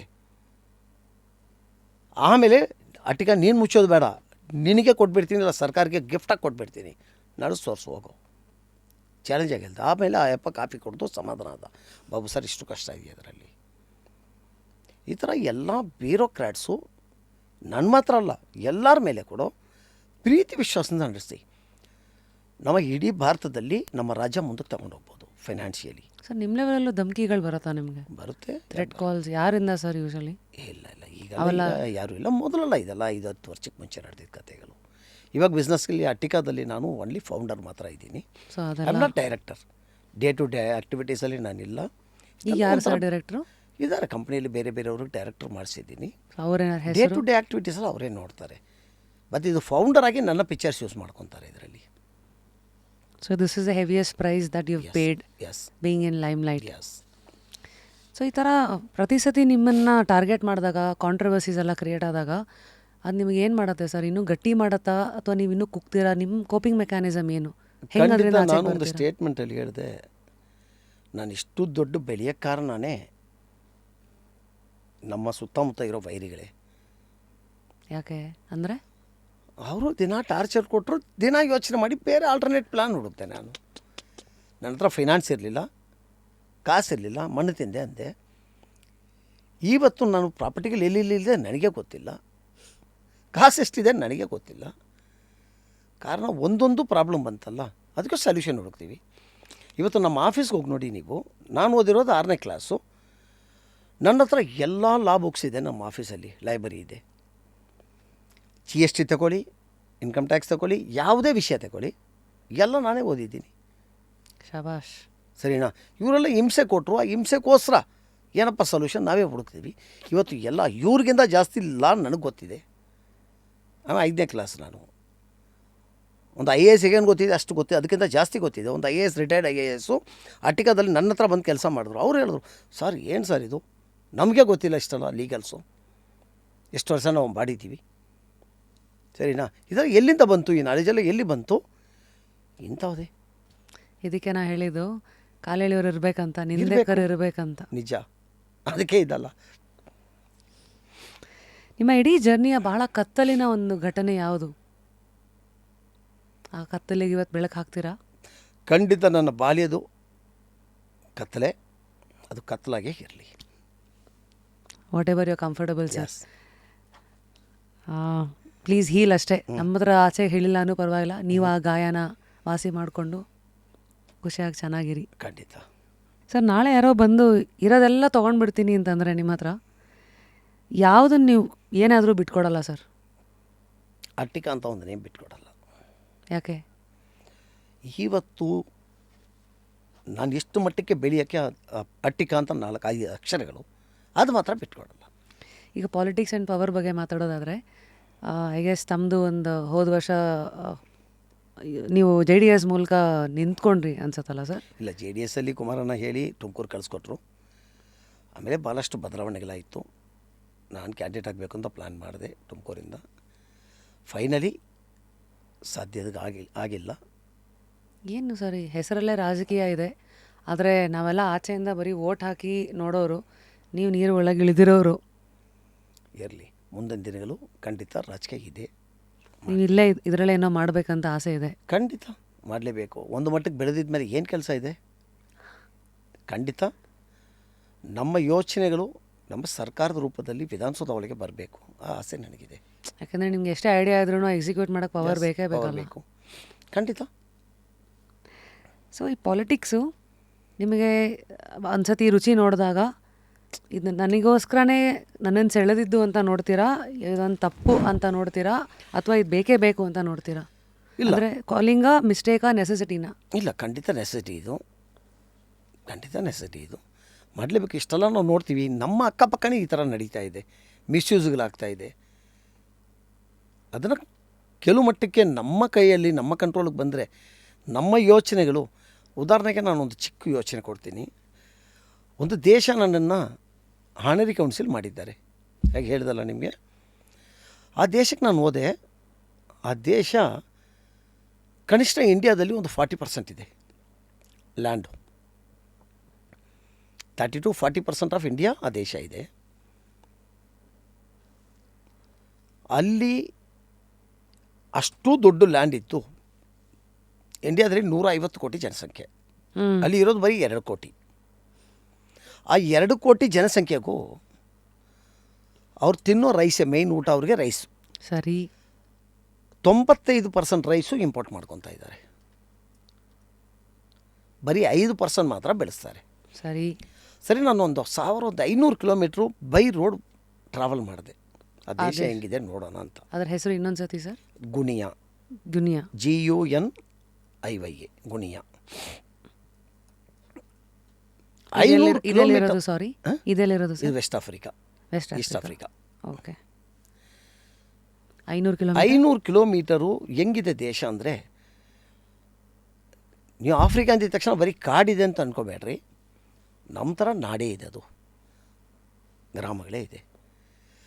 ಬಟ್ ನಮ್ಮ ರೈತ ಮನೆ ಪಕ್ಕದಲ್ಲಿ ಒಂದು 10 ಸೆಂಟ್ ಜಮೀನಿದ್ದರೆ ಅಲ್ಲಿ ಏನೋ ಬೆಳೆಸ್ಕೊತಾನೆ, ಖಾಲಿ ಬಿಡಲ್ಲ. ಬಟ್ ಅಲ್ಲಿನ ರೈತರು, ಅಲ್ಲಿನ ವಾತಾವರಣ 100 ಕಿಲೋಮೀಟ್ರ್ ನೀವು ಹೋದರೆ ಕೂಡ ಒಂದು ಅರ್ಧ ಎಕರೆ ಉಳುಮೆ ಮಾಡಿರೋ ಜಮೀನು ಸಿಕ್ಕಲ್ಲ ನಿಮಗೆ. ಬಟ್ ಎಲ್ಲ ಲೆವೆಲ್ ಜಮೀನೇ, ಬಟ್ ಅವ್ರಿಗೆ ನಾಲೆಜ್ ಇಲ್ಲ.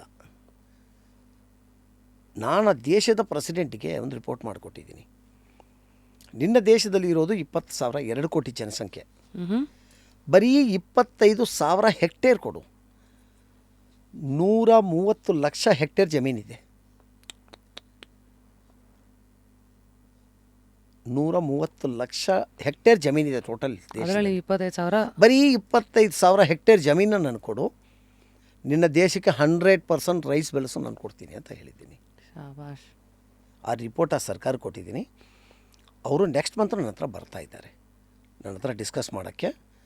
ಪ್ರೆಸಿಡೆಂಟ್ ಅಡ್ವೈಸರ್ ಕಳಿಸ್ತಾ ಇದ್ದಾರೆ, ಬೆಂಗಳೂರಿಗೆ ಬರ್ತಾ ಇದ್ದಾರೆ. ಬೆಂಗಳೂರಿಗೆ ಬಂದು ನನ್ನ ಹತ್ರ ಡಿಸ್ಕಷನ್ ಮಾಡಿ 25,000 ಹೆಕ್ಟೇರ್ ಜಮೀನು ಮಾತ್ರ ಕೊಡು, 95% ರೈಸ್ನ ನೀನು ಇಂಪೋರ್ಟ್ ಮಾಡ್ತಾ ಇದೆಯಾ, ಇಂಪೋರ್ಟ್ ಮಾಡೋದೇ ಬೇಡ, ಮಾಡ್ದಿರೋ ಹಾಗೆ ಮಾಡ್ತೀನಿ. ನಾನು ನಿನಗೆ ಬೆಳೆಸಿ ಅಲ್ಲೇ ಕೊಡ್ತೀನಿ ಅಂತ ರಿಪೋರ್ಟ್ ಕೊಟ್ಟಿದ್ದೀನಿ. ಸೊ ಈ ಥರ ನೀವು ಇಂಥ ಯೋಚನೆಗಳು ನೂರಾರು ತಲೆಯಲ್ಲಿರುತ್ತೆ. ಇದು ನಮ್ಮ ದೇಶಕ್ಕೆ, ನಮ್ಮ ಊರಿಗೆ, ನಮ್ಮ ನಾಡಿಗೆ ಯೂಸ್ ಆಗಬೇಕಂದ್ರೆ ನಾವು ಕೂಡ ಪೊಲಿಟಿಕಲ್ ಆಗಬೇಕು. ಕ್ರೇಜಿ.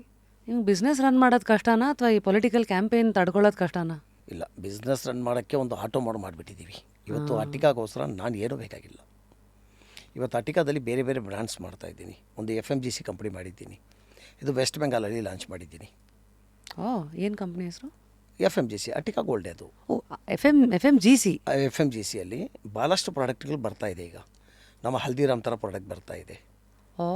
ಹಲ್ದಿರಾಮ್ ಥರ ಪ್ರಾಡಕ್ಟ್ ಬರ್ತಾ ಇದೆ. ಸ್ವೀಟ್ಸು, ಸೇವರಿ, ಫೇವರಿ ಅದೆಲ್ಲ ಬರ್ತಾ ಇದೆ. Similar Haldiram. Not only that, Pepsi ಥರ ಒಂದು ಕಂಪ್ನಿ ಬರ್ತಾ ಇದೆ, ಗುಡ್ಡೆ ಬಿಸ್ಕೆಟ್ ಥರ ಒಂದು ಕಂಪ್ನಿ ಬರ್ತಾ ಇದೆ. ಮೆಡಿಕಲ್ ಲೈನಲ್ಲಿ ಹೋಗ್ತಾ ಇದ್ದೀನಿ. AI ಟೆಕ್ನಾಲಜಿ ತಗೊಂಡು ಬರ್ತಾ ಇದ್ದೀನಿ. ನನ್ನದೇ ಒಂದು R&D ನಡೀತಾ ಇದೆ AI. ಈ ಥರ ಮಲ್ಟಿಪಲ್. ಮುಂಬರೋ ದಿನಗಳು ಇನ್ನು 2 or 3 ಇಯರ್ಸ್ಗಳಿಗೆ ಇದೆಲ್ಲ ವೈಡ್ ಆಫ್ ರೇಂಜಲ್ಲಿ ಅಟಿಕ ನೋಡ್ತೀರಾ ನೀವು. ಇದಕ್ಕೆ ಕಾರಣ ಮಾಡಬೇಕು ಅಂದರೆ ನೀವು ಇನ್ನೂ ಪೊಲಿಟಿಕಲಿ. ನಾನು 1,800 ಜನ ಕೆಲಸ ಕೊಟ್ಟಿದ್ದೀನಿ. ನನ್ನ ಅಂಬರ್ಲಾದಲ್ಲಿ 50,000 ಎಂಪ್ಲಾಯ್ಸ್ ಇರಲೇಬೇಕು. ವಾವ್, ಇದು ನನ್ನ ಕನಸು. ನಾನು ಎಷ್ಟು ಸಂಪಾದನೆ ಮಾಡ್ತೀನಿ ಅನ್ನೋದು ಕನಸಲ್ಲ. ನನ್ನ ಎಂಪೈರಲ್ಲಿ ಮಿನಿಮಮ್ 50,000 ಎಂಪ್ಲಾಯೀಸ್ ಕುಟುಂಬಗಳು ನನ್ನಿಂದ ನಡಿಬೇಕು. ಇದು ನನ್ನ ಕನಸು. ಈ ಆಟದಲ್ಲಿ ಗೆಲ್ಲೋದು, ಗೆಲ್ಲುವಿಗೆ ಒಂದು ಸ್ಟ್ರಾಟಜಿ ಅಂತ ಮಾತಾಡೋದಾದರೆ ನೀತಿ ತಂತ್ರ. ಸೊ ನಿಮ್ಮ ಪ್ರಕಾರ ಇಲ್ಲಿವರೆಗೂ ಆಟ ಆಡಿದ್ದೀರಿ. ಟೆಕ್ನಿಕಲಿ 45ರಿಂದಲೇ ಆಟ, ಅಸಲಿ ಆಟ ಶುರು ಆಗಿರೋದು. 45 ಆಟ ಸ್ಟಾರ್ಟು. ಈಗ ಇಲ್ಲಿವರೆಗೂ ನೀವು ನೋಡಿದಿರಲ್ಲ, ಅಲ್ಲಿಂದ ಫುಲ್ಲು ಒಂದು ರೇಂಜ್ ಕರ್ಕೊಂಡೋಗಿರೋ ಈ ಆಟ, ಇದರಿಂದ ಇನ್ನು ಮುಂದೆ ಇನ್ನೂ ದೊಡ್ಡ ದೊಡ್ಡ ಕನಸುಗಳು ಇಟ್ಕೊಂಡಿದ್ದೀರಲ್ಲ. What is your winning strategy sir? ನೋಡಿ, ವಿನ್ನಿಂಗ್ ಸ್ಟ್ರಾಟಜಿ ಬೆಳಗ್ಗೆ ಎದ್ದು ಆರಾಮಾಗಿ ರಿಲ್ಯಾಕ್ಸ್ ಮೈಂಡಲ್ಲಿ ಯೋಚನೆ ಮಾಡಿ. ನೆನ್ನೆ ನಾನು ಏನೇನು ತಪ್ಪು ಮಾಡಿದೆ ಅಂತ ಯೋಚನೆ ಮಾಡಿ. ನಿಮಗೆ ಅರ್ಥ ಆಗುತ್ತೆ. ಇವತ್ತು ತಪ್ಪು ಮಾಡಬೇಡಿ, ಸಾಕು. ಸಿಂಪಲ್. ನೆನ್ನೆ ಏನೇನು ತಪ್ಪು ಮಾಡಿದೆ, ನಾನು ನನ್ನ ಬೆಡ್ ಪಕ್ಕದಲ್ಲಿ ಒಂದು ಡೈರಿ ಇಟ್ಕೊತೀನಿ ಯಾವತ್ತು. ನೈಟಲ್ಲಿ ಎಚ್ಚರ ಆಗೋ ಟೈಮಲ್ಲಿ ಅಷ್ಟು ನಿದ್ದೆ ಇರುತ್ತೆ. ಆ ಟೈಮಲ್ಲಿ ಒಂದು 10 ನಿಮಿಷ ಯೋಚನೆ ಮಾಡ್ತೀವಿ, ಏನೇನು ತಪ್ಪು ನಾನು ಮಾಡಿದೆ ನಿನ್ನೆ, ಯಾಕೆ ಹಿಂಗಾಯಿತು ನೋಟ್ ಮಾಡ್ತೀನಿ. ಈ ಥರ ನೈಟಲ್ಲೋ ಅಥವಾ ಮಾರ್ನಿಂಗಲ್ಲೋ ಡೈಲಿ ಒಂದು 10 ನಿಮಿಷ ಯೋಚನೆ ಮಾಡಿ. ನಿಮಗೆ ಗೊತ್ತಾಗುತ್ತೆ ನಾಳೆಯಿಂದ ಏನು ಮಾಡಬೇಕು ಅಂತ ಗೊತ್ತಾಗುತ್ತೆ. ಅಲ್ಲಿ ನಿಮ್ಮ ಸಕ್ಸಸ್ ಸ್ಟಾರ್ಟ್ ಆಗುತ್ತೆ. ಈ ವಿಚಾರ ಅಂತ ಬಂದಾಗ ದೇವರು ದಿಂಡ್ರು ಅಂತ ನಂಬ್ತೀರಿ. ಅಫ್ಕೋರ್ಸ್ ನೀವೇನಾದ್ರು ಧ್ಯಾನ ಮಾಡ್ತೀರಾ, ಮೆಡಿಟೇಟ್ ಮಾಡ್ತೀರಾ? ಬೆಳಗ್ಗೆ 10 ನಿಮಿಷ ಧ್ಯಾನ ಮಾಡ್ತೀವಿ. ಆಸ್ಟ್ರಾಲಜಿ ನಂಬ್ತೀರಾ? ಆಸ್ಟ್ರಾಲಜಿ ನಂಬ್ತೀರಾ? ನನ್ನ ಆಸ್ಟ್ರಾಲಜಿ ನಂಬಲ್ಲ ನಾನು, ಬಟ್ ದೇವ್ರನ್ನ ನಂಬ್ತೀನಿ. ಸೂಪರ್. ಸರ್ ಇದೆಲ್ಲ ಓಕೆ, ಯಾಕೆಂದರೆ ಎಲ್ಲಿ ದುಡ್ಡಿರುತ್ತೋ ಅಲ್ಲಿ ರಾಜಕೀಯ ಇರುತ್ತೆ, ಪಕ್ಕಕ್ಕೆ ಬರೋದು ಸಿನಿಮಾ ರಂಗ. ನಿಮ್ಗೆ ಯಾವತ್ತು ಸಿನಿಮಾ ಪ್ರೊಡ್ಯೂಸ್ ಮಾಡಬೇಕು? ಖಂಡಿತ ಒಂದು ಸಿನಿಮಾ ಮಾಡಬೇಕು ಅಂತ ಇದ್ದೀನಿ. ಆ ಸಿನಿಮಾ ಇವತ್ತೆಲ್ಲ ಹೇಳ್ತಾರೆ 100 ಕೋಟಿ ಬಡ್ಜೆಟ್, 200 ಕೋಟಿ ಬಡ್ಜೆಟ್ ಅಂತಾರೆ. ಆ್ಯಕ್ಚುಲಿ ಒಂದು ಸಿನಿಮಾ ಮಾಡೋಕ್ಕೆ 8ರಿಂದ 10 ಕೋಟಿ ಆಗುತ್ತೆ. ರಿಯಲ್ ನಡೆಯೋದಷ್ಟೇ. ಬ್ಯಾಲೆನ್ಸ್ ಎಲ್ಲ ಇವ್ರದ್ದು ಏನಂತ ಗೊತ್ತಿಲ್ಲ. ಲಾಸ್ಟ್ ವೀಕು ನಾನು ಚೆನ್ನೈಯಲ್ಲಿದ್ದೆ. ಚೆನ್ನೈಯಲ್ಲಿ ಕೂಡ ನನ್ನ ಮನೆ ಇದೆ, ಆಫೀಸ್ ಇದೆ, ಬಿಸ್ನೆಸ್ ಇದೆ. ಅಲ್ಲಿ T. ರಾಜೇಂದರ್ ಮತ್ತು ಇನ್ನು ಯಾರು KS ರವಿಕುಮಾರ್ ಇವರೆಲ್ಲ ಬಂದು ಭೇಟಿ ಮಾಡಿದ್ರು ನನಗೆ. ಎಲ್ಲ ಭೇಟಿ ಮಾಡೋ ಸಂದರ್ಭ ನನಗೆ ತಿಳಿದು ಬಂದಿದ್ದೇನು ಅಂದರೆ 8ರಿಂದ 10 ಕೋಟಿಯಲ್ಲಿ ಒಳ್ಳೆ ಸಿನಿಮಾ ಮಾಡ್ಬೋದು. ಇದು ಸೌತ್ ಇಂಡಿಯಾ ಲೆವೆಲಲ್ಲೇ? ನ್ಯಾಷನಲ್ ಲೆವೆಲಲ್ಲಿ. ನ್ಯಾಷನಲ್ ಲೆವೆಲ್, ಸರಿನಾ? ಬರೀ ಸಿನಿಮಾ ಹೆಸರಲ್ಲಿ ಯಾರ್ಯಾರೋ ತಿಂದಾಕಿ ಸಿನಿಮಾನ ಮುಗಿಸ್ತಾ ಇದ್ದಾರೆ. ಈಗ ಕನಸಿದೆ ಸಿನಿಮಾ ಮಾಡೋದು. ಶಾರ್ಟ್ ಪೀರಿಯಡಲ್ಲಿ ಒಂದು ನ್ಯಾಷನಲ್ ಕರ್ನಾಟಕದ ಸಿನಿಮಾನೇ ಇವತ್ತು ಟಾಪ್ ಆಗಿರೋದು. ಕನ್ನಡ ಸಿನಿಮಾಗಳೇ ಒಂದು 2 ವರ್ಷಕ್ಕೆ ಮುಂಚೆ ಕನ್ನಡ ಸಿನಿಮಾ ಅಂದರೆ ಯಾರಿಗೂ ಗೊತ್ತಿಲ್ಲ. ಇವತ್ತು ನಮ್ಮ ಕಾಂತಾರ, ಇನ್ನೊಂದು 2-3 ಪಿಕ್ಚರ್ಸ್ KGF ಬಂತು. ಇಡೀ ನ್ಯಾಷನಲ್ಲು, ಇಡೀ ಗ್ಲೋಬಲಿ ಕರ್ನಾಟಕಕ್ಕೆ ಒಂದು ಹೆಸರು ತೆಕ್ಕೊಂಡವ್ರೆ. ಈ ಥರ ಒಂದು ಮೂವಿ ನಾನು ಮಾಡಬೇಕಂತ ಪ್ಲ್ಯಾನ್ ನಡೀತಾ ಇದೆ. ಅದು ನ್ಯಾಷನಲಲ್ಲಿ. ಆ ಪ್ಲ್ಯಾನ್ ಮಾಡ್ತಾಯಿದ್ದೀನಿ. ನಿಮ್ಮ ಆಲೋಚನೆ ವ್ಯಕ್ತಿಯಾಗಿ ನೀವು ಹೇಗೆ ಅಂತ ನೋಡೋಕ್ಕೆ ನಮ್ಮ ಕನ್ನಡದಲ್ಲಿ ಒಂದು ಮಾತಿದೆ, ಒಂದು ಅಗಳು ನೋಡಿದ್ರೆ ಸಾಕು ಅನ್ನ ಬೆಂದಿದ್ಯಾ ಅಂತ. ಸೊ ಹಂಗೆ ನಿಮ್ದು ಒಂದು ಆಲೋಚನೆ ಸಾಕು, ಎಲ್ಲಿವರೆಗೂ ಯೋಚನೆ ಮಾಡೋ ತಾಕತ್ತು ಚಾಣಾಕ್ಷತನ ತಮ್ಮಲ್ಲಿದೆ ಅಂತ. ಯೋಚನೆಗಳು, ಗುದ್ದಾಟ, ಲೈಫು, ಹಣ, ಪವರು ಎಲ್ಲ ಓಕೆ. ಕೆಲವು ಸತಿ ಒಂಟಿತನ ನಮ್ಗೆ ಏನೇನೋ ಹೇಳ್ಕೊಡತ್ತೆ. ನಿಮಗೆ ಒಂಟಿತನ ನಿಮ್ಗೇನು ಹೇಳ್ಕೊಡಿದೆ? ಒಂಟಿತನ ನಮಗೆ ನಮ್ಮ ಸುತ್ತಮುತ್ತ ನಡೀತಾ ಇರೋ ಪ್ರಾಬ್ಲಮ್ಸ್, ಅದಕ್ಕೆ ಸೊಲ್ಯೂಷನ್ ಏನು ಇದು ಹೇಳ್ಕೊಡುತ್ತೆ ನನಗೆ. ಅದು ನನ್ನ ಲೈಫಲ್ಲಿರಲಿ, ನನ್ನ ಸುತ್ತಮುತ್ತ ಇರೋ ಲೈಫಲ್ಲಿರಲಿ. ಹಂಗೆ ನಾನು ಆಫ್ರಿಕಾದು ಆವಾಗಲೇ ಹೇಳಿದ್ದದೆ, ಒಂದಿನ ಇರ್ತೀನಿ ಇಷ್ಟು ದೊಡ್ಡ ದೇಶದಲ್ಲಿ ಅಕ್ಕಿ ಬೆಳೆಸ್ಕೊಳಕ್ಕಾಗಲ್ಲ ಅಂದರೆ ಮೀನಿಂಗ್ ಏನು ಇವ್ರಿಗೆ? ಅಕ್ಕಿ ಬೆಳೆಸೋದು ಯಾವ ದೊಡ್ಡ ಟೆಕ್ನಾಲಜಿ ಬೇಕಾಗಿಲ್ಲ, ಲ್ಯಾಂಡ್ ಬೇಕು, ನೀರು ಬೇಕು, ಮತ್ತು ಜನ ಬೇಕು, ಮೂರೂ ಇದೆ. 2 ಕೋಟಿ ಜನಕ್ಕೆ ಬೆಳೆಸ್ಕೊಳ್ಳೋದು ಯಾವ ದೊಡ್ಡ ಮಹಾನ್? ಇಲ್ಲಿ 150 ಕೋಟಿ ಜನರಿಗೆ ನಾವು ಅಕ್ಕಿ ಕೊಡ್ತೀವಿ, ಇಲ್ಲಿಂದ ಎಕ್ಸ್ಪೋರ್ಟ್ ಮಾಡ್ತೀವಿ, ಹೈಯೆಸ್ಟ್ ಎಕ್ಸ್ಪೋರ್ಟರ್ ಇನ್ ಇಂಡಿಯಾ. ಅಲ್ಲಿ 2 ಕೋಟಿ ಜನಕ್ಕೆ ಮಾಡ್ಕೊಳ್ಳೋಕೆ ಯಾವ ದೊಡ್ಡ ಮಹಾನ್ ಬೇಡ ಇವತ್ತಿನ ಟೆಕ್ನಾಲಜಿಯಲ್ಲಿ. ಆ ರಿಪೋರ್ಟ್ ನಾನು ಸಬ್ಮಿಟ್ ಮಾಡ್ತೀನಿ, ಪ್ರೆಸಿಡೆಂಟ್ ಅಲ್ಲಿಂದ ಥ್ಯಾಂಕ್ಸ್ ಹೇಳಿ ಕಳಿಸಿದ್ದಾನೆ ನನಗೆ. ಈ ಐಡಿಯಾ ನಮಗೆ ಬಂದಿಲ್ಲ, ಇದು ನೀವೇ ಎಕ್ಸಿಕ್ಯೂಟ್ ಮಾಡಿ, ನಮ್ಮವ್ರನ್ನ ನಿಮ್ಮ ಹತ್ರ ಕಳಿಸ್ಕೊಡ್ತೀನಿ ಅಂತ ಈ ನೆಕ್ಸ್ಟ್ ವೀಕ್ ಬರ್ತಾ ಇದ್ದಾರೆ, ನೆಕ್ಸ್ಟ್ 15 ಡೇಸಲ್ಲಿ ಬರ್ತಾ ಇದ್ದಾರೆ. ಸೊ ಹೀಗೆ ನಿಮ್ಗೆ ಒಂಟಿತನ ಅಂದರೆ ನೀವು ಒಂಥರ 100 ಸೊಲ್ಯೂಷನ್ ಸಿಗೋ ಜಾಗ ಅದು. ಶಬಾಷ್. ಸೊ ನೀವು ಇವತ್ತಿಗೆ ಪ್ರಪಂಚಕ್ಕೆ ಅಥವಾ ಪ್ರಪಂಚನ ಮೆಚ್ಚುವ ಕೆಲಸಕ್ಕೆ ಅಂತ ಯಾವತ್ತು ಬಿಟ್ಬಿಟ್ಟಿದ್ದೀರಾ, ನಿಂತಿಲ್ಲ ಅಂದರೆ ಸ್ಟಾಪ್? ಇನ್ನೊಬ್ರು ಮೆಚ್ಚಬೇಕು ಅಂತ ಮಾಡ್ತಾ ಇಲ್ಲ, ನನ್ನ ಮನಸ್ಸಾಕ್ಷಿಗೆ ಸರಿ ಇದೆ, ನಾವು ಸರಿಯಾದ ಒಳ್ಳೆ ಕೆಲಸನೇ ಮಾಡ್ತಾ ಇದ್ದೀವಿ ಅನ್ನೋ ಕೆಲಸಗಳು ಖಂಡಿತ ಮಾಡ್ತೀನಿ. ಇಷ್ಟೆಲ್ಲ ಲೈಫ್ ನೋಡಿದ್ರು ನಿಮ್ಗೆ ಯಾವುದಾದ್ರೂ ಇದೊಂದು ಮಾತ್ರ ನಂಗೆ ಇನ್ನೂ ಲೈಫ್ ಬಗ್ಗೆ ಇದು ಅರ್ಥನೇ ಆಗಿಲ್ವಲ್ಲ ಅಂತ ಅನಿಸಿರೋ ವಿಷಯ ಯಾವ್ದಾದ್ರು ಇದೆಯಾ? ನೋಡಿ, ಕರ್ನಾಟಕದಲ್ಲಿ 7 ಕೋಟಿ ಜನಸಂಖ್ಯೆ ಇದ್ದೀವಿ. ಇವತ್ತು ಕೂಡ ನಾವೇನೋ ಜನರಿಗೇನೋ ಭಿಕ್ಷೆ ಕೊಡೋ ಥರ ನಮ್ಮ ಸರ್ಕಾರಗಳು ನಡೀತಾ ಇದೆ. ಇದೆಲ್ಲ ಬದಲಾವಣೆ ಬಂದರೆ ನಮ್ಮ ಜನ ಒಂಥರ ಸೆಲ್ಫ್ ಮೇಡ್ ಆಗ್ತಾರೆ. ಅದು ಬಿಟ್ಬಿಟ್ಟು ನಮ್ಮ ಪಾಲಿಸಿಗಳು ಯಾಕೆ ಈ ಥರ ಪಾಲಿಸಿಗಳು ಮಾಡ್ತಾರೆ? ನಾನು ಆವಾಗಲೇ ಹೇಳಿದೆ, ಬ್ಯೂರೋಕ್ರಾಟ್ಸು. ಆ ಬ್ಯೂರೋಕ್ರಾಟ್ಸ್ ಇರಲಿ, ಪೊಲಿಟಿಷಿಯನ್ಸ್ ಇರಲಿ, ಇವತ್ತಕ್ಕೂ ನಮ್ಮನ್ನು, ನಮ್ಮ ದೇಶದ ಜನರನ್ನು ಭಿಕ್ಷಕರ ಥರ ನೋಡ್ತಾ ಇದ್ದಾರೆ. ಆ ಪದ್ಧತಿ ಚೇಂಜ್ ಆಗುತ್ತೆ, ಆ ಪದ್ಧತಿ ಚೇಂಜ್ ಆಗಬೇಕು. ಭಿಕ್ಷಕರು ಅಂದರೆ ಬಸ್ ಫ್ರೀ ಕೊಡ್ತೀನಿ, ಕಾರ್ ಫ್ರೀ ಕೊಡ್ತೀನಿ, ಮನೆ ಫ್ರೀ ಕೊಡ್ತೀನಿ, ಅವ್ರಿಗೆ ಬದುಕಕ್ಕೆ ವ್ಯವಸ್ಥೆ ಮಾಡಿಕೊಡು. ತಟ್ಟೆಗೆ ಅನ್ನ ಹಾಕಬೇಡಿ, ಅನ್ನ ಬೆಳೆಸ್ಕೊಳ್ಳೋದನ್ನ ಬೆಳೆಸ್ಕೊಳ್ಳೋದು ಹೇಳ್ಕೊಡಿ. ಇದೆಲ್ಲ ಕೂಡ ಮನಸ್ಸಲ್ಲಿದೆ ನಮಗೆ. ನಮಗೊಂಥರ ಕಾಡ್ತಾ ಇರುತ್ತೆ. ನಾವು ಮಾತ್ರ ಚೆನ್ನಾಗಿದ್ದೀವಿ, ಒಳ್ಳೆ ಮನೆಯಲ್ಲಿದ್ದೀವಿ. ಎಷ್ಟೋ ಜನರಿಗೆ ಇರೋಕ್ಕೆ ಮನೆ ಇಲ್ಲ ಬೆಂಗಳೂರಲ್ಲಿ. ನಾನು ನನ್ನ ಆಫೀಸಲ್ಲಿ ನನ್ನ ಶಿಷ್ಯಂದರಿಗೆ, ನನ್ನ ಫಾಲೋವರ್ಸ್ಗೆ, ನನ್ನ ಸೀನಿಯರ್ ಎಂಪ್ಲಾಯ್ಸ್ಗೆ ಏನು ಹೇಳ್ತೀನಿ, ವಿತಿನ್ ಶಾರ್ಟ್ ಪೀರಿಯಡು ಒಂದೇ ಜಾಗದಲ್ಲಿ ಮನೆ ಮಾಡಿ, ಆ ಮನೆಯಲ್ಲಿ ನಾನು ಇರ್ತೀನಿ, ನನ್ನ ಸುತ್ತಮುತ್ತ ನಿಮಗೆಲ್ಲ ಮನೆ ಕೊಡ್ತೀನಿ ಅಂತ ಹೇಳಿದ್ದೀನಿ. ನೋಡಿ, ಕಲ್ಕತ್ತಾದಲ್ಲಿ ಒಂದು ಮನೆ ಇದೆ ನಂದು, ಬಾಡಿಗೆ ಮನೆ. ಅದು ಆ ಮನೆ ಕಾಂಪೌಂಡಿಗೆ ಹೆಸರೇ Birla house, real Birla house. ಅದರಲ್ಲೇ ಬಾಡಿಗೆಗಿದ್ದೀನಿ ನಾನು. ಆ ಬಿರ್ಲಾರು ಏನು ಮಾಡಿದ್ರು, ಅವರೆಲ್ಲ ಎಷ್ಟು ದೂರದೃಷ್ಟಿಯಿಂದ ಕ್ಯಾಲ್ಕುಲೇಟ್ ಮಾಡಿದ್ದಾರೆ ಅಂದರೆ ರಿಯಲ್ ಟಾಟಾ ಬಿರ್ಲಾ ಬಿರ್ಲಾ ಮನೆಯಲ್ಲೇ ನಾನು ರೆಂಟೆಡ್ಗಿದ್ದೀನಿ. ಬಿರ್ಲಾ ಒಂದು 4-5 ಎಕರೆಯಲ್ಲಿ ಮನೆ ಇದೆ ಅವ್ರದ್ದು. ಸುತ್ತಮುತ್ತ ಅವ್ರ ಎಂಪ್ಲಾಯ್ಗಳಿಗೆ ಮನೆ ಮಾಡಿಕೊಟ್ಟವ್ರೆ, ಫ್ಲ್ಯಾಟ್ಗಳು ಮಾಡಿ. 3-4 ಜನ್ರೇಷನ್ ಆಗಿದೆ. ಮೀನಿಂಗ್ ಅದೇ ಮನೆಯಲ್ಲಿ ವಾಸ ಇದ್ದಾರೆ. ಅದರಲ್ಲಿ ಒಂದು ಬಾಡಿಗೆಗೆ ತಗೊಂಡು ನಾನು ಇದ್ದೀನಿ. ನಾನು ಹೋದರೆ ಬಿರ್ಲಾ ಮನೆಯಲ್ಲೇ ಇರೋದು, ದಿಲ್ಲಿಯಲ್ಲಿ, ಕಲ್ಕತ್ತಾ. ನಾವಿವತ್ತು ಅಂದ್ಕೊಂತೀವಿ ಟಾಟಾ ಬಿರ್ಲಾ ಅಂತ. ಅವರೆಲ್ಲ ಕೂಡ ಏನೇನು ಸ್ಟ್ರಾಟಜಿ ಮಾಡಿದ್ದಾರೆ ಅಂದರೆ ಇದೇ ಮಾಡಿದ್ದಾರೆ. ಅದೇ ಕನಸು ನನಗಿದೆ. ನನ್ನ ಮೈನ್ ಎಂಪ್ಲಾಯೀಸ್ಗೆ ನನ್ನ ಪಕ್ಕದಲ್ಲೇ ಇರಬೇಕು. ನಾನು ಅವ್ರಿಗೆ ಹೇಳ್ತೀನಿ, ಎಷ್ಟು ಸ್ಯಾಲ್ರಿ ತೊಗೊಂಡು ಏನು ಮಾಡ್ತೀಯ ಅಂತ ಕೇಳಿದ್ರೆ, ಒಬ್ಬರಿಗೂ 10,000 ಬ್ಯಾಂಕಲ್ಲಿ ಯಾಕೋ ಹೋಗ್ತಾ ಇಲ್ಲ ಪಾಪ. ಯಾಕಂದರೆ ತಗೊಂತಾರೆ, ಖರ್ಚಾಗುತ್ತೆ. ಬೆಂಗಳೂರಲ್ಲಿ ಬಾಡಿಗೆಗಳು, ಖರ್ಚು, ಲಿವಿಂಗ್ ಸ್ಟೈಲು. ಹಂಗಾಗಿ ನಮ್ಮವ್ರಿಗೆ ನಾನೇ ಹೇಳಿದ್ದೀನಿ. ಬಟ್ ನಾನು ಒಂದು 1,000-1,500,000 ಜನಕ್ಕೆ ಕೆಲಸ ಕೊಡೋ ಒಂದು ಕಂಪ್ನಿ ಇಟ್ಕೊಂಡು ಒಂದು ಇಂಡಿವಿಜುವಲ್ ನಾನು ಯೋಚನೆ ಮಾಡ್ತೀನಿ ಅಂದರೆ, ನಮ್ಮ ಸರ್ಕಾರದ ಕೈಯಲ್ಲಿ ಎಲ್ಲನೂ ಇದೆ. ನಮ್ಮ ಸರ್ಕಾರ ಸರಿಯಾದ ಪ್ಲ್ಯಾನ್ ಮಾಡಿದ್ರೆ ನಮ್ಮ ದೇಶ ಹೆಂಗೆ ತಗೊಂಡು ಹೋಗ್ಬೋದು.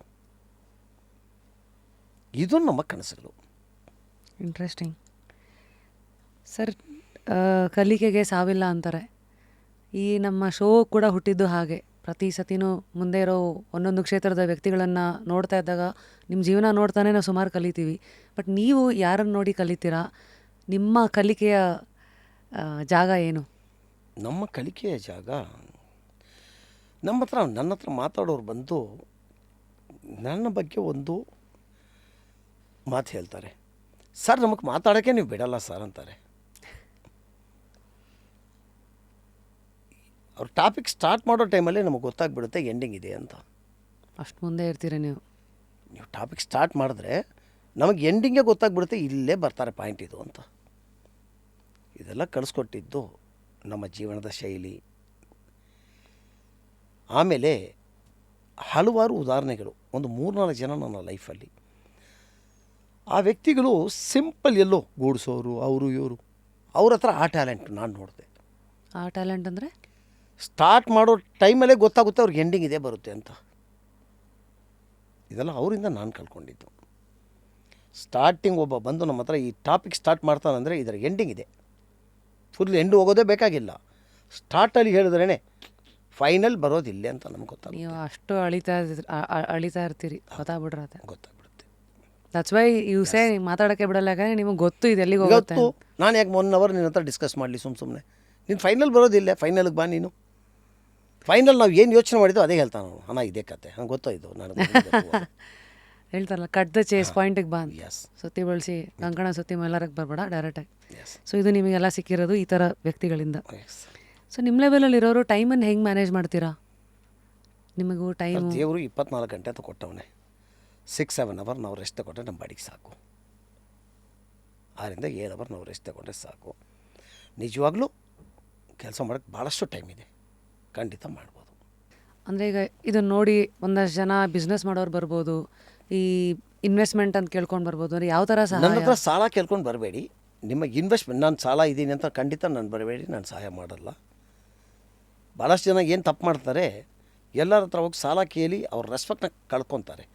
ಸಾಲ ಕೇಳಬೇಡಿ, ಏನೋ ಸ್ಟಾರ್ಟ್ ಮಾಡ್ತೀನಿ ಅಂತ ಬನ್ನಿ, ಖಂಡಿತ ವಿಲ್ ಸಪೋರ್ಟ್. ಅಂದರೆ ಅವಾಗ ಇನ್ವೆಸ್ಟ್ಮೆಂಟ್ ಅಂತ. ಎಸ್, ಸಾಲ ಕೇಳಿ ಸಾಲ ತೀರ್ಸೋಕ್ಕೆ ಸಾಲ ಕೊಡಲ್ಲ. ಸಾಲ ತಗೊಂಡು ನಾನು ಸಾಲ ತೀರಿಸ್ತೀನಿ, ನಾನು ಉದ್ಧಾರ ಆಗ್ತೀನಿ, ಬಿಸ್ನೆಸ್ ಮಾಡ್ತೀನಿ ಅಂತ ಬನ್ನಿ, ಐ ವಿಲ್ ಬಿ ಸಪೋರ್ಟ್. ಏನು ಡಾಕ್ಯುಮೆಂಟು, ಏನು ಎಕ್ಸ್ಪೀರಿಯನ್ಸು ಏನೂ ನೋಡಲ್ಲ ನೀವು? ನಮ್ಮಲ್ಲಿ ನಾನು ಹೇಳ್ದಲ್ಲ 1500 ಜನ ಎಂಪ್ಲಾಯ್ಸ್ ಇದ್ದಾರೆ ಅಂತ. ಅದರಲ್ಲಿ 90% ಎಂಪ್ಲಾಯ್ಸು ಫ್ರೆಷರ್ಸೇ. ಅವ್ರಿಗೆ ಯಾವ ಅನುಭವ ಇರಲ್ಲ. ಅನುಭವ ನಾನೇ ಕ್ರಿಯೇಟ್ ಮಾಡ್ತೀನಿ, ನಾನೇ ಟ್ರೈನ್ ಮಾಡ್ತೀನಿ. ಇವತ್ತು ಈ ಮ್ಯಾನೇಜ್ಮೆಂಟಲ್ಲಿರೋ ಲೇಡೀಸ್ ಕೊಡು, ಅವ್ರಿಗೂ ಈ ಬಿಸ್ನೆಸ್ಗೂ ಯಾವುದೂ ಸಂಬಂಧ ಇಲ್ಲ. ಅವರೇ ಇವತ್ತು ನಿಲ್ಲಿಸಿರೋದು. ಈಗ ಅನುಭವದಲ್ಲಿ ಎಕ್ಸ್ಪೀರಿಯೆನ್ಸ್ ಇರೋರು ನೋಡಿ. ಹಾಂ, ಈ ಮಾತೊಂದು ಹೇಳ್ಬೇಕು ನಾನು. ನನ್ನ ಹತ್ರ ಬರೋ ಟೈಮಲ್ಲಿ ಕೆಲಸ ಕೇಳಿಕೊಂಡು ಲೆಟ್ರ್ ಒಂದು ತಗೊಂಡು ಬರ್ತಾಯಿದ್ರು. ಪ್ರೀವಿಯಸ್ ಕಂಪನಿ ಹೋಮ್ ಕನ್ಸರ್ನ್ ಅಂತ ಒಂದು ಲೆಟ್ರ್ ಕೊಡುತ್ತೆ, ಇವನು ಭಾಳ ಒಳ್ಳೆಯವನು, ನಮ್ಮ ಹತ್ರ ಇಷ್ಟು ಕೆಲಸ ಮಾಡಿದ್ದಾರೆ, ಕ್ಯಾರೆಕ್ಟರ್ ಸರ್ಟಿಫಿಕೇಟ್ ಅನ್ನು 160, ಇವತ್ತು ಎಕ್ಸ್ಪೀರಿಯನ್ಸ್ ಲೆಟರ್ ಅಂತ, ಸರಿನಾ, ರೆಕಮೆಂಡೇಶನ್. ಅಂಥವ್ರು ಬಂದರೆ ನಮ್ಮ ಆಫೀಸಿಂದ ಆಚೆ ಓಡಿಸಿ ಅಂದ ನಾನು. ನಿಜ ಅಷ್ಟು ಒಳ್ಳೆಯವನಿದ್ದಿದ್ರೆ ಆ ಕಂಪ್ನಿ ಯಾಕೆ ಓಡಿಸುತ್ತೆ ಅವನಿಗೆ? ಅರ್ಥ ಆಯ್ತಲ್ಲ? ಲೇಬರ್ ಲಾ ಪ್ರಕಾರ ಒಂದು ಲೆಟ್ರ್ ಕೊಡಬೇಕು ನೀವು ಕೆಲಸ ಬಿಟ್ಟು ಹೋಗೋನಿಗೆ, ಹೌದಲ್ಲ? ಇವನು ಒಳ್ಳೆಯವನು ಅಂತ ನೀವೇ ಕೊಡಬೇಕು. ರಿಲೀವಿಂಗ್ ಲೆಟ್ರಲ್ಲಿ ಒಂದು ಲೆಟ್ರ್ ಕೊಡಬೇಕು. ಏನು, ಇವನು ಭಾಳ ಒಳ್ಳೆಯವನು, ಇಷ್ಟು ದಿನ ನಮ್ಮ ಹತ್ರ ಕೆಲಸ ಮಾಡ್ದ, ಇವನು ಒಳ್ಳೆ ಕ್ಯಾರೆಕ್ಟ್ರು ಅಂತ ಕೊಡಬೇಕು. ಇದೇ ಲೇಬರ್ ಲಾ. ಲೆಟ್ರ್ ಕೊಟ್ಟು ಕಳಿಸ್ತೀರಾ? ಅವ್ನು ಒಳ್ಳೆಯವನಿದ್ರೆ ನೀವೇ ಕಳಿಸ್ತೀರಾ ಅವನಿಗೆ ಆಚೆ? ಬಟ್ ಕೆಲವು ಸತಿ ಇವರೇ ಆಚೆಗೆ ಬರಬೇಕಂತ, ಚೇಂಜು ಏನೋ ಸ್ಯಾಲ್ರಿ ಹೈಕ್ ಅಂತ. ಗೊತ್ತಿಲ್ಲ, ನಾನು ಹೇಳಿ ಒಂದು ಓನರ್ ಕೂಡ ಕಷ್ಟ ಇದೆ, ಲೇಬರ್ಗೆ ಮಾತ್ರ ಕಷ್ಟ ಅಲ್ಲ. ಅವನ್ನ ಟ್ರೈನ್ ಮಾಡಿ ಅವನ್ನ ತಗೊಂಡು ಬರಬೇಕಂದ್ರೆ ಅದಕ್ಕಿಂತ ನಿಮ್ಗೆ ಗೊತ್ತಾಗಿರುತ್ತೆ. ಈಗ 100%, ನೀವೊಬ್ಬರ ಹತ್ರ ಕೆಲಸ ಮಾಡೋ ಟೈಮಲ್ಲಿ ಗೊತ್ತಾಗಿರಲ್ಲ ನಿಮಗೆ. ಅಯ್ಯೋ, ಬಟ್ ಇವತ್ತು ನಿಮ್ಗೆ ಗೊತ್ತಾಗಿರುತ್ತೆ. ಕಸ ಗುಡಿಸೋನು ಆಚೆ ಹೋದ್ರೆ ಕೂಡ ನಾಳೆ ಬೆಳಗ್ಗೆ ಕಸ ಗುಡಿಸೋದು ನಾನೇಪ್ಪ ಅಂತ ಆಗುತ್ತೆ ಮನಸ್ಸು, ಹೌದಲ್ಲ? ಹೌದು ಸರ್. ಅವನ್ನ ಟ್ರೈನ್ ಮಾಡಿ ಎಲ್ಲ ಗೊತ್ತಿರುತ್ತೆ, ನಮ್ಮ ಬಗ್ಗೆ ಪ್ಲಸ್ಸು ಮೈನಸ್ ಎಲ್ಲ ಗೊತ್ತಿರುತ್ತೆ. ಇನ್ನೊಬ್ಬನ ತಗೊಂಡು ಬಂದ ಕೆಲಸ ತಗೊಳ್ಳೋದು ಭಾಳ ಕಷ್ಟ ಆಗುತ್ತೆ, ಮಾಡಿಸೋದು ಕಷ್ಟ, ಹೌದಲ್ಲ?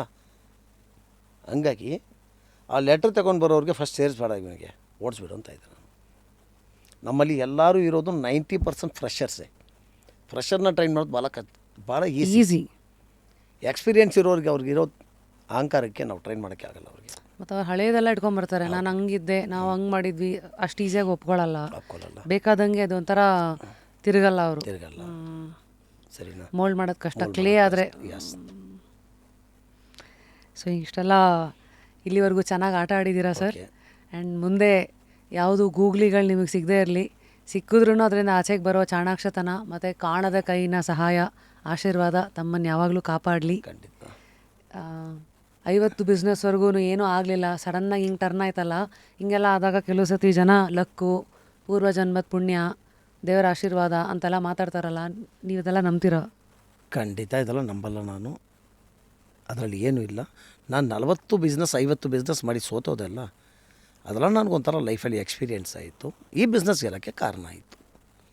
ಸೊ ಹಾಗಾಗಿ ಇಷ್ಟೊತ್ತು ನೀವು 40-50 ಬಿಸ್ನೆಸ್ಸಲ್ಲಿ ಎಕ್ಸಾಮು ಓದ್ಕೊಂಡಂಗೆ ಇದು ಫೈನಲ್ ಯಾವುದೋ ಒಂದು ಎಕ್ಸಾಮಲ್ಲಿ ಪಾಸ್ ಆದಂಗೆ. ಎಸ್, ನಾನು ಲಕ್ಕು ಅಂತ ಕೂತಿದ್ರೆ ಯಾರಿಗೂ ಆಗಲ್ಲ.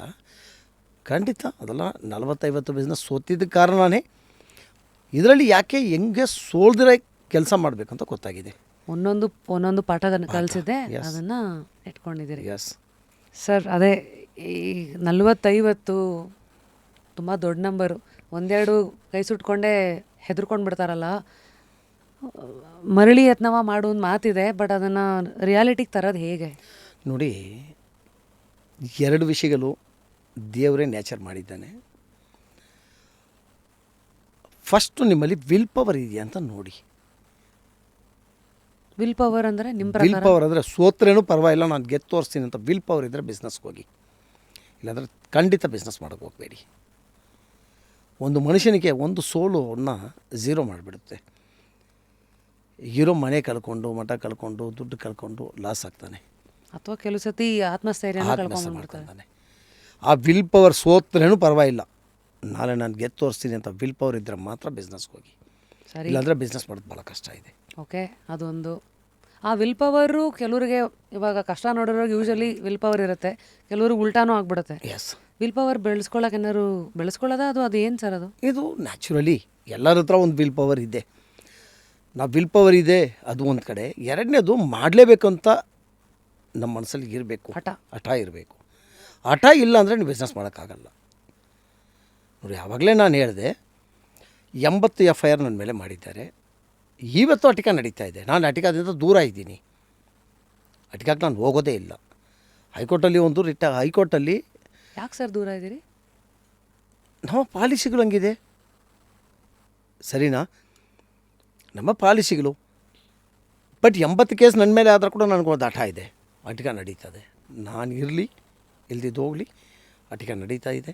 ಈ ಥರ ಬಿಸ್ನೆಸ್ ಮಾಡಬೇಕಾದ್ರೆ ಇದು ಬೇಕೇ ಬೇಕು, ಇಲ್ಲಾಂದ್ರೆ ಸೋಲ. ಹೆದರ್ಕೋಬಾರ್ದು. ಅದಕ್ಕೊಂದು ಆಲ್ಟರ್ನೇಟ್ ಇದೆ. ಆಲ್ಟರ್ನೇಟ್ ಏನು? ನಾನು ಹೋಗ್ಬಾರ್ದು ಅಷ್ಟೇ ಅಲ್ಲ, ಟೀಮ್ ಬರ್ತಾರೆ, ಟೀಮ್ ನಡೆಸ್ತಾರೆ. ನಾನಿಲ್ಲ, ಟೀಮ್ ನಡೆಸ್ತಾ ಇದ್ದಾರೆ, ಮ್ಯಾನೇಜ್ಮೆಂಟ್ ಇದೆ, ಸಿಸ್ಟಮ್ ನಡೆಸ್ತಾ ಇದ್ದಾರೆ.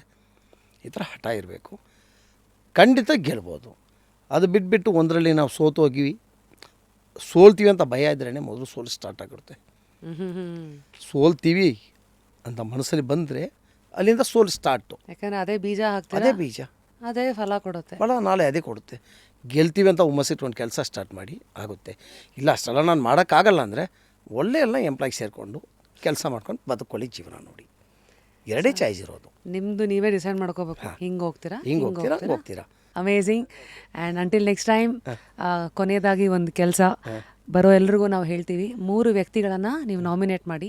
ಯಾರನ್ನು ನಾವು ಈ ಕುರ್ಚಿನಲ್ಲಿ ನೋಡಬೇಕು ಅಂದರೆ ಅವ್ರ ಲೈಫು, ಅವರ ಅಭಿಪ್ರಾಯಗಳು, ಅವ್ರ ಜೀವನ ನೋಡಿರೋ ಶೈಲಿನೆಲ್ಲ ಮಾತುಗಳಿತ. ನಾನೊಂದು ಬಿಸ್ನೆಸ್ ಮನೆಗೆ ಕೊಡ್ತೀನಿ. ಭಾಳ ಜನ ನಮ್ಮ ಸೀನಿಯರ್ಗಳು ಸತ್ತೋದ್ರು, ಅವರಿಂದ ನಾನು ಪಾಠ ಕಳೆದೆ. ಬಟ್ ನಮ್ಮ ಲೈಫಲ್ಲಿ 1 ಪೈಸಾ ಕೊಡು ಇನ್ನೊಬ್ಬಂದು ನೀನು ಇಟ್ಕೋಬೇಡ. ಎಕ್ಸಾಂಪಲ್, 23,499 ರೂಪಾಯಿ 30 ಪೈಸಾ ಅಂದರೆ ಎಕ್ಸಾಂಪಲ್. ಆ 30 ಪೈಸಾ ಕೂಡ ಅವನು ಕೊಟ್ಬಿಡು ಅಂತ ಕಳಿಸ್ಕೊಟ್ಟಿರೋನು ಒಬ್ಬ ಇದ್ದಾನೆ, ಇವತ್ತು ಬದುಕಿದ್ದಾನೆ. ಅಷ್ಟು ನಿಯತ್ತು. ಲಕ್ಷ್ಮಿ ಟ್ರೇಡಿಂಗ್ ಕಂಪನಿ ಅಂತ, Harish. Okay, Lakshmi trading company ಏನು ಸರ್ ಇದು? ಟ್ರೇಡಿಂಗ್ ಇಲ್ಲ, ಬಿಸ್ನೆಸ್ಸು. ಯಶವಂತಪುರದಲ್ಲಿ ಒಂದು ಬಿಸ್ನೆಸ್ ಕಂಪ್ನಿ ಸ್ವಾದ್ ಮಸಾಲ ಅಂತ ಬರುತ್ತೆ. ಎಸ್, ಆ ಸ್ವಾದ್ ಮಸಾಲ ಓನರು ಮಿಸ್ಟರ್ ಹರೀಶ್. ಲೆಕ್ಕ ಮಾಡೋ ಟೈಮಲ್ಲಿ ಆ 30 ಪೈಸಾ ಕೂಡ ಕೊಡಬೇಕು ಅಂತ ಕೊಡೋನು. ಸರಿ, ಅದೊಂದು. ಇನ್ನಿಬ್ಬರು ನಾನು ಫೋನಲ್ಲಿ ಹೇಳ್ತೀನಿ, ಇನ್ನಿಬ್ಬರು. ಸರಿ, 2 ಸರ್. ಪ್ರತಿಯೊಬ್ಬರಿಗೂ ನಮ್ಮ ಗೆಸ್ಟ್ಗಳಿಗೆ ಒಂದು ಬುಕ್ ಕೊಡ್ತೀವಿ ಸರ್. ಸೊ ತಾವು ಪುಸ್ತಕಗಳು ಓದ್ತಿರೋ? ಖಂಡಿತ. ನಿಮ್ಮ ಫೇವ್ರೇಟ್ ಪುಸ್ತಕ ಅಥವಾ ನಿಮ್ಮ ಲೈಫನ್ನು ಆಲೋಚನೆ ಬದಲಾಯಿಸಿರೋ ಪುಸ್ತಕ? ನನಗೆ ನಮ್ಮ ಅಂಬೇಡ್ಕರ್ ನಮ್ಮ ಆಫೀಸಲ್ಲಿ ಅಂಬೇಡ್ಕರ್ದು ಎಷ್ಟು ಹಿಸ್ಟ್ರಿ ಇದೆಯೋ ಎಲ್ಲ ಓದಿದ್ದೀನಿ ನಾನು. ಓ ನೀವೇ ಲಾ ಇನ್ಸ್ಪಿರೇಟ್ ಅಂಬೇಡ್ಕರ್ ಬುಕ್ಸೇ ನಾನು ಜಾಸ್ತಿ ಓದಿದ್ದೀನಿ. ಇದೆಲ್ಲ ಕೇಳಿರ್ತಾರೆ, ನಾವು ನೋಡಿರ್ತೀವಿ ಸ್ವಲ್ಪ ದೊಡ್ಡ ಮನುಷ್ಯರೆಲ್ಲ ಕೈ ತುಂಬ ಒಡವೆಗಳೆಲ್ಲ ಹಾಕೊಂಡು ಇದು ಮಾಡ್ತಾರಲ್ಲ, ಇದು ಒಂಥರ ಸ್ಟೈಲಾ ಅಥವಾ ಅದು ಮ್ಯಾನಿಫೆಸ್ಟೇಷನ್ ಲ್ಯಾಂಗ್ವೇಜಲ್ಲೆಲ್ಲ ಹೇಳ್ತಾರೆ, ನೀವು ಹಂಗೆ ಕಾಣಿಸಿದ್ರೆ ನೀವು ಹಂಗೆ ಫೀಲ್ ಮಾಡ್ತೀರಾ, ಏನು ಫೀಲ್ ಮಾಡ್ತೀರಾ ಅದನ್ನೇ ಅಟ್ರ್ಯಾಕ್ಟ್ ಮಾಡ್ತೀರಾ ಅಂತ. ಸೊ ಆ ಥರನ ಇದು? ಆ್ಯಕ್ಚುಲ್ಲು ಬಂಗಾರ ಹಾಕೋದು ಬಿಟ್ಬಿಟ್ಟಿದ್ದೀನಿ ನಾನು. ಇವತ್ತು ನಿಮ್ಮ ಹತ್ರ ಬರಬೇಕು ಅಂತ ಹಾಕ್ಕೊಂಡು ಬಂದಿದ್ದು. ಸ್ಟಾರ್ಟಿಂಗಲ್ಲಿ ಗೋಲ್ಡ್ ಹಾಕಿದ್ದು ಯಾಕಪ್ಪ ಅಂದರೆ, ನನ್ನ ಹತ್ರ ದುಡ್ಡಿರಲಿಲ್ಲ, ನಾನು ದುಡ್ಡವನು ಅಂತ ತೋರಿಸ್ಕೊಳ್ಳೋಕ್ಕೆ ಬಂಗಾರ ಹಾಕೋಕ್ಕೆ ಸ್ಟಾರ್ಟ್ ಮಾಡಿದ್ದು. ಇವತ್ತು ನನ್ನ ಹತ್ರ ದುಡ್ಡಿದೆ, ನಾನು ಯಾವುದೂ ಹಾಕಲ್ಲ. ಬಟ್ ನನ್ನ ಮಗಳು ಇವತ್ತು ಇಲ್ಲ ಆ ಬಸ್ಸಲ್ಲಿರೋ ಥರ ಗೋಲ್ಡ್ ಇರಲಿ ನಿಮ್ಮ ಹತ್ರ ಅಂತ ಹಾಕಿ ಕಳಿಸ್ಬಿಟ್ಲು. ಇಲ್ಲಾಂದರೆ ಗೋಲ್ಡ್ ಹಾಕೋದೇ ಬಿಟ್ಟಿದ್ದೀನಿ ನಾನೀಗ. ಹಾಗಾಗಿ ಅಮೇಝಿಂಗ್ ಸರ್. ಓಕೆ. ಸೊ ತಮಗೆ ನಾನು ಕೊಡ್ತಾ ಇರೋ ಪುಸ್ತಕ ಗೌರ್ ಗೋಪಾಲ್ ದಾಸ್ ಅವರ ಪುಸ್ತಕ, ಓಕೆ. ಸಶಕ್ತಿಗೊಳಿಸಿ ನಿಮ್ಮ ಮನಸ್ಸನ್ನು ಅಂತ. ಓಕೆ. ನಿಮ್ಮ ಲೈಫೇ ನಿಮಗೆ ಸಾಕಷ್ಟು ಹೇಳ್ಕೊಟ್ಟಿದೆ, ಆದರೂ ಇವರ ಬರವಣಿಗೆ ಓಕೆ. ಕೆಲವು ಆಲೋಚನೆಗಳು ಹೊಸ ಅಲೆ ತಮ್ಮಲ್ಲಿ ಎಬ್ಬಿಸಬಹುದು. So let me write something for you sir. So yes dear Babu sir, ನಿಮ್ಮ ಗುರಿ, ನಿಮ್ಮ ಗರಿ, be the light to the society. ಯಾಕೆಂದರೆ ಕೆಲವರೆಲ್ಲ ಚಿಕ್ಕ ದೀಪ ಆಗ್ಬೋದು, ಆದರೆ ಸಮಾಜದಲ್ಲಿ ದೊಡ್ಡ ಲೆವೆಲ್ ಇದು ಮಾಡಬೇಕಂದ್ರೆ, ಬೆಳವಣಿಗೆ ತರಬೇಕಂದ್ರೆ ಫ್ಲಡ್ ಲೈಟ್ ಆಗಬೇಕು. ಹಾಗಾಗಿ ಆ ಶಕ್ತಿ ತಮ್ಮಲ್ಲಿದೆ. ಯಾವ ದಾರಿನಲ್ಲಿ ನಡೀತಾ ಇದ್ದೀರಾ, ಯಾವ ಸಿದ್ಧಾಂತಗಳು ಮೌಲ್ಯಗಳನ್ನು, ಅದೇ ನಿಮಗೆ ಯಾವಾಗಲೂ ಕಾಪಾಡಲಿ ಆ್ಯಂಡ್ ಅದೇ ನಿಮ್ಮನ್ನು ಒಂದು ಶೀಲ್ಡಾಗಿ ಕೂಡ ಪ್ರೊಟೆಕ್ಟ್ ಮಾಡಲಿ. Thank you again for being here sir. Also ರೀಪೋಸ್ ಕಡೆಯಿಂದ ಒಂದು ಮ್ಯೂಸಿಕ್ ಪಿಲ್ಲೋ ಗಿಫ್ಟ್ ಎಲ್ಲ ಕೊಡ್ತೀರಾ? ಆಲ್ಸೋ ಒಂದು ಹ್ಯಾಪಿ ಬಾಲ್ ನಿಮಗೆ. ಯಾವಾಗಲೂ ನಗ್ನಗ್ತಾ ಇರಿ, ಎಸ್ಪೆಷಲಿ ತುಂಬ ಗೂಗ್ಲಿಗಳು ಬಂದಾಗ ಈ ಬಾಲ್ ನಿಮಗೆ ನಗಲಿ ಅಂತ ಒಂದು ಇನ್ಸ್ಪೈರ್ ಮಾಡಲಿ. ಸೊ ಐ ಗೆಸ್ ಇದು ನಮ್ಮ ರಿಯಲ್ ಬಾಬು ಸರ್. ಎಲ್ಲಿಯ ಜರ್ನಿ, ಎಲ್ಲಿಯ ಹಸಿವು, ಎಲ್ಲಿಯ ಶುರು, ಎಲ್ಲಿಯ ತಿರುವು, ಎಲ್ಲಿಯ ಹಠ, ಅದೇ ನೋಡಿ ಅವರು ಸಿಂಪಲ್ ಹೇಳಿಬಿಟ್ರು, ಸುತ್ತಮುತ್ತನೇ ಅವಕಾಶಗಳೆಲ್ಲ ಇರುತ್ತೆ, ನೀವು ಹುಡ್ಕೋಬೇಕಷ್ಟೇ ಅಂತ. ನೋಡೋ ಕಣ್ಣಿರಲಿ, ಕಿವಿ ಯಾವಾಗಲೂ ಓಪನ್ ಆಗಿರಲಿ, ಆ್ಯಂಡ್ ಹೊಸದು ಎಲ್ಲಿರುತ್ತೋ. ಇನ್ಫ್ಯಾಕ್ಟ್ ನೋಡಿ ಜನ ಹೆಂಗಿರ್ತಾರೆ ಅಂತ, ನಮ್ಮಲ್ಲೊಬ್ರು ಕ್ಯಾಮ್ರಾಮನ್ ಇದ್ದಾರೆ ತನು ಅಂತ, ಈಗ ಒಂದು ತಿಂಗಳಿಂದ ಬ್ರೇಕ್ ತೊಗೊಂಡಿದ್ರು. ನಾನು ಕೇಳಲೆ ಏನಕ್ಕೆ ರೀ ಅಂತ, ಮಾಡಿದ್ದನ್ನೇ ಮಾಡ್ತಾಯಿದ್ದೀನಿ ಮೇಡಮ್, ಏನೋ ಹೊಸದು ಕಲಿತಾ ಇಲ್ಲ ಅನ್ನೋದು ಏನೋ ಬೇಜಾರು ಅಂತಂದರು. ಅಂದರೆ ಯಾವಾಗಲೂ ದುಡ್ಡಿಗೋಸ್ಕರನೇ ಎಲ್ಲ ಸೇಫ್ ಆಗಬೇಕು ಅಂತ ನೋಡೋ ಅಂಥದ್ದಲ್ಲ ಅಂತ. ಇದನ್ನೇ ಇಂಗ್ಲೀಷಲ್ಲಿ comfort zone is the enemy ಅಂತಾರೆ. ಹಾಗಾಗಿ ಯಾವುದರಲ್ಲಿ ನಿಮ್ಗೆ ಭಾಳ ಬೆಚ್ಚಗಾಗಿಟ್ಟಿದ್ದು, ಯಾವುದು ನಿಮ್ಮನ್ನು ತುಂಬ ಬೆಚ್ಚಗಿಟ್ಟಿರುತ್ತೋ ಫಸ್ಟ್ ಅದರಿಂದ ಆಚೆಗೆ ಬರೋ ಎಲ್ಲ ಪ್ರಯತ್ನಗಳನ್ನು ಮಾಡಿ, ಆವಾಗ ಹೊಸ ಹೊಸ ಅವಕಾಶಗಳನ್ನು ಹುಡುಕ್ತೀರಾ. ರಿಸ್ಕನ್ನು ತೊಗೊಳ್ಳಿ, ಕ್ಯಾಲ್ಕುಲೇಟೆಡ್ ರಿಸ್ಕ್ ತೊಗೊಳ್ಳಿ. ಈ ಥರ ಎಪಿಸೋಡ್ಸ್ಗಳನ್ನು ನೋಡಿದಾಗ ಪ್ರತಿಯೊಬ್ಬರ ಲೈಫಿಂದಲೂ 4 ಪಾಯಿಂಟ್ ಇವತ್ತು ನಾನೇನು ಹೇಳ್ಕೊಂಡೆ, ಯಾವುದನ್ನು ನಾನು ಇಂಪ್ಲಿಮೆಂಟ್ ಮಾಡ್ತೀನಿ, ಯಾವ್ದು ನನಗೆ ರೈಟ್ ಅನ್ನಿಸ್ತು, ಯಾವ್ದು ನನ್ನ ಕೈಲಿ ಆಗತ್ತೆ, ಅದನ್ನೆಲ್ಲ ಲೆಕ್ಕ ಹಾಕಿ. ಸೊ ಬಾಬು ಸರ್, ನೆಕ್ಸ್ಟು ಇವಾಗ ಇನ್ಸ್ಟೆಂಟಾಗಿ ಚಿನ್ನನ ಮಾರಿ ದುಡ್ಡನ್ನ ತೊಗೊಳಕ್ಕೆ ಬರ್ತಾಯಿದ್ದ ಜನ ಇವತ್ತು ಬಹುಶಃ ತಮ್ಮ ಲೈಫನ್ನು ನೋಡಿ ಹೊಸ ಐಡಿಯಾಸನ್ನು ತೊಗೊಳ್ತಾರೆ. ಆ್ಯಂಡ್ ಅದ್ರ ಮೇಲೆ ಅವ್ರ ಲೈಫನ್ನು ಹೇಗೆ ಕಟ್ಕೋಬೋದು, ಅವ್ರ ಕಾಲ ಮೇಲೆ ಹೇಗೆ ನಿಂತ್ಕೋಬೋದು ಅಂತ. Thank you again. ತಮ್ಮ ಮನಸ್ಸನ್ನು ಇಷ್ಟೊಂದು ಓಪನ್ ಆಗಿ ಸಾಧ್ಯವಾದಷ್ಟು ಯಾವ್ಯಾವುದು ಓಪನ್ ಮಾಡೋಕ್ಕೆ ಸಾಧ್ಯನೋ ಮಾಡಿ ಇಟ್ಟಿದ್ದೀರಿ. ಮನಸ್ಸು ಹಗುರ ಆಯಿತಾ? Thank you. ಮತ್ತೆ ಸಿಗೋಣ ಹೋಪ್ಫುಲಿ ನೆಕ್ಸ್ಟ್ ಟೈಮ್. ನಮ್ಮ ಜಸ್ಟ್ ಕ್ಯೂರಿಯಸ್ ಇಂಗ್ಲೀಷ್ ಪಾಡ್ಕಾಸ್ಟು ಇದೆ. ನಿಮ್ಮದು ಬೇರೆ 5 ಸ್ಟೇಟಲ್ಲಿರೋದ್ರಿಂದ next time will meet in English sir. ಖಂಡಿತ. Will do the show again. Thank you.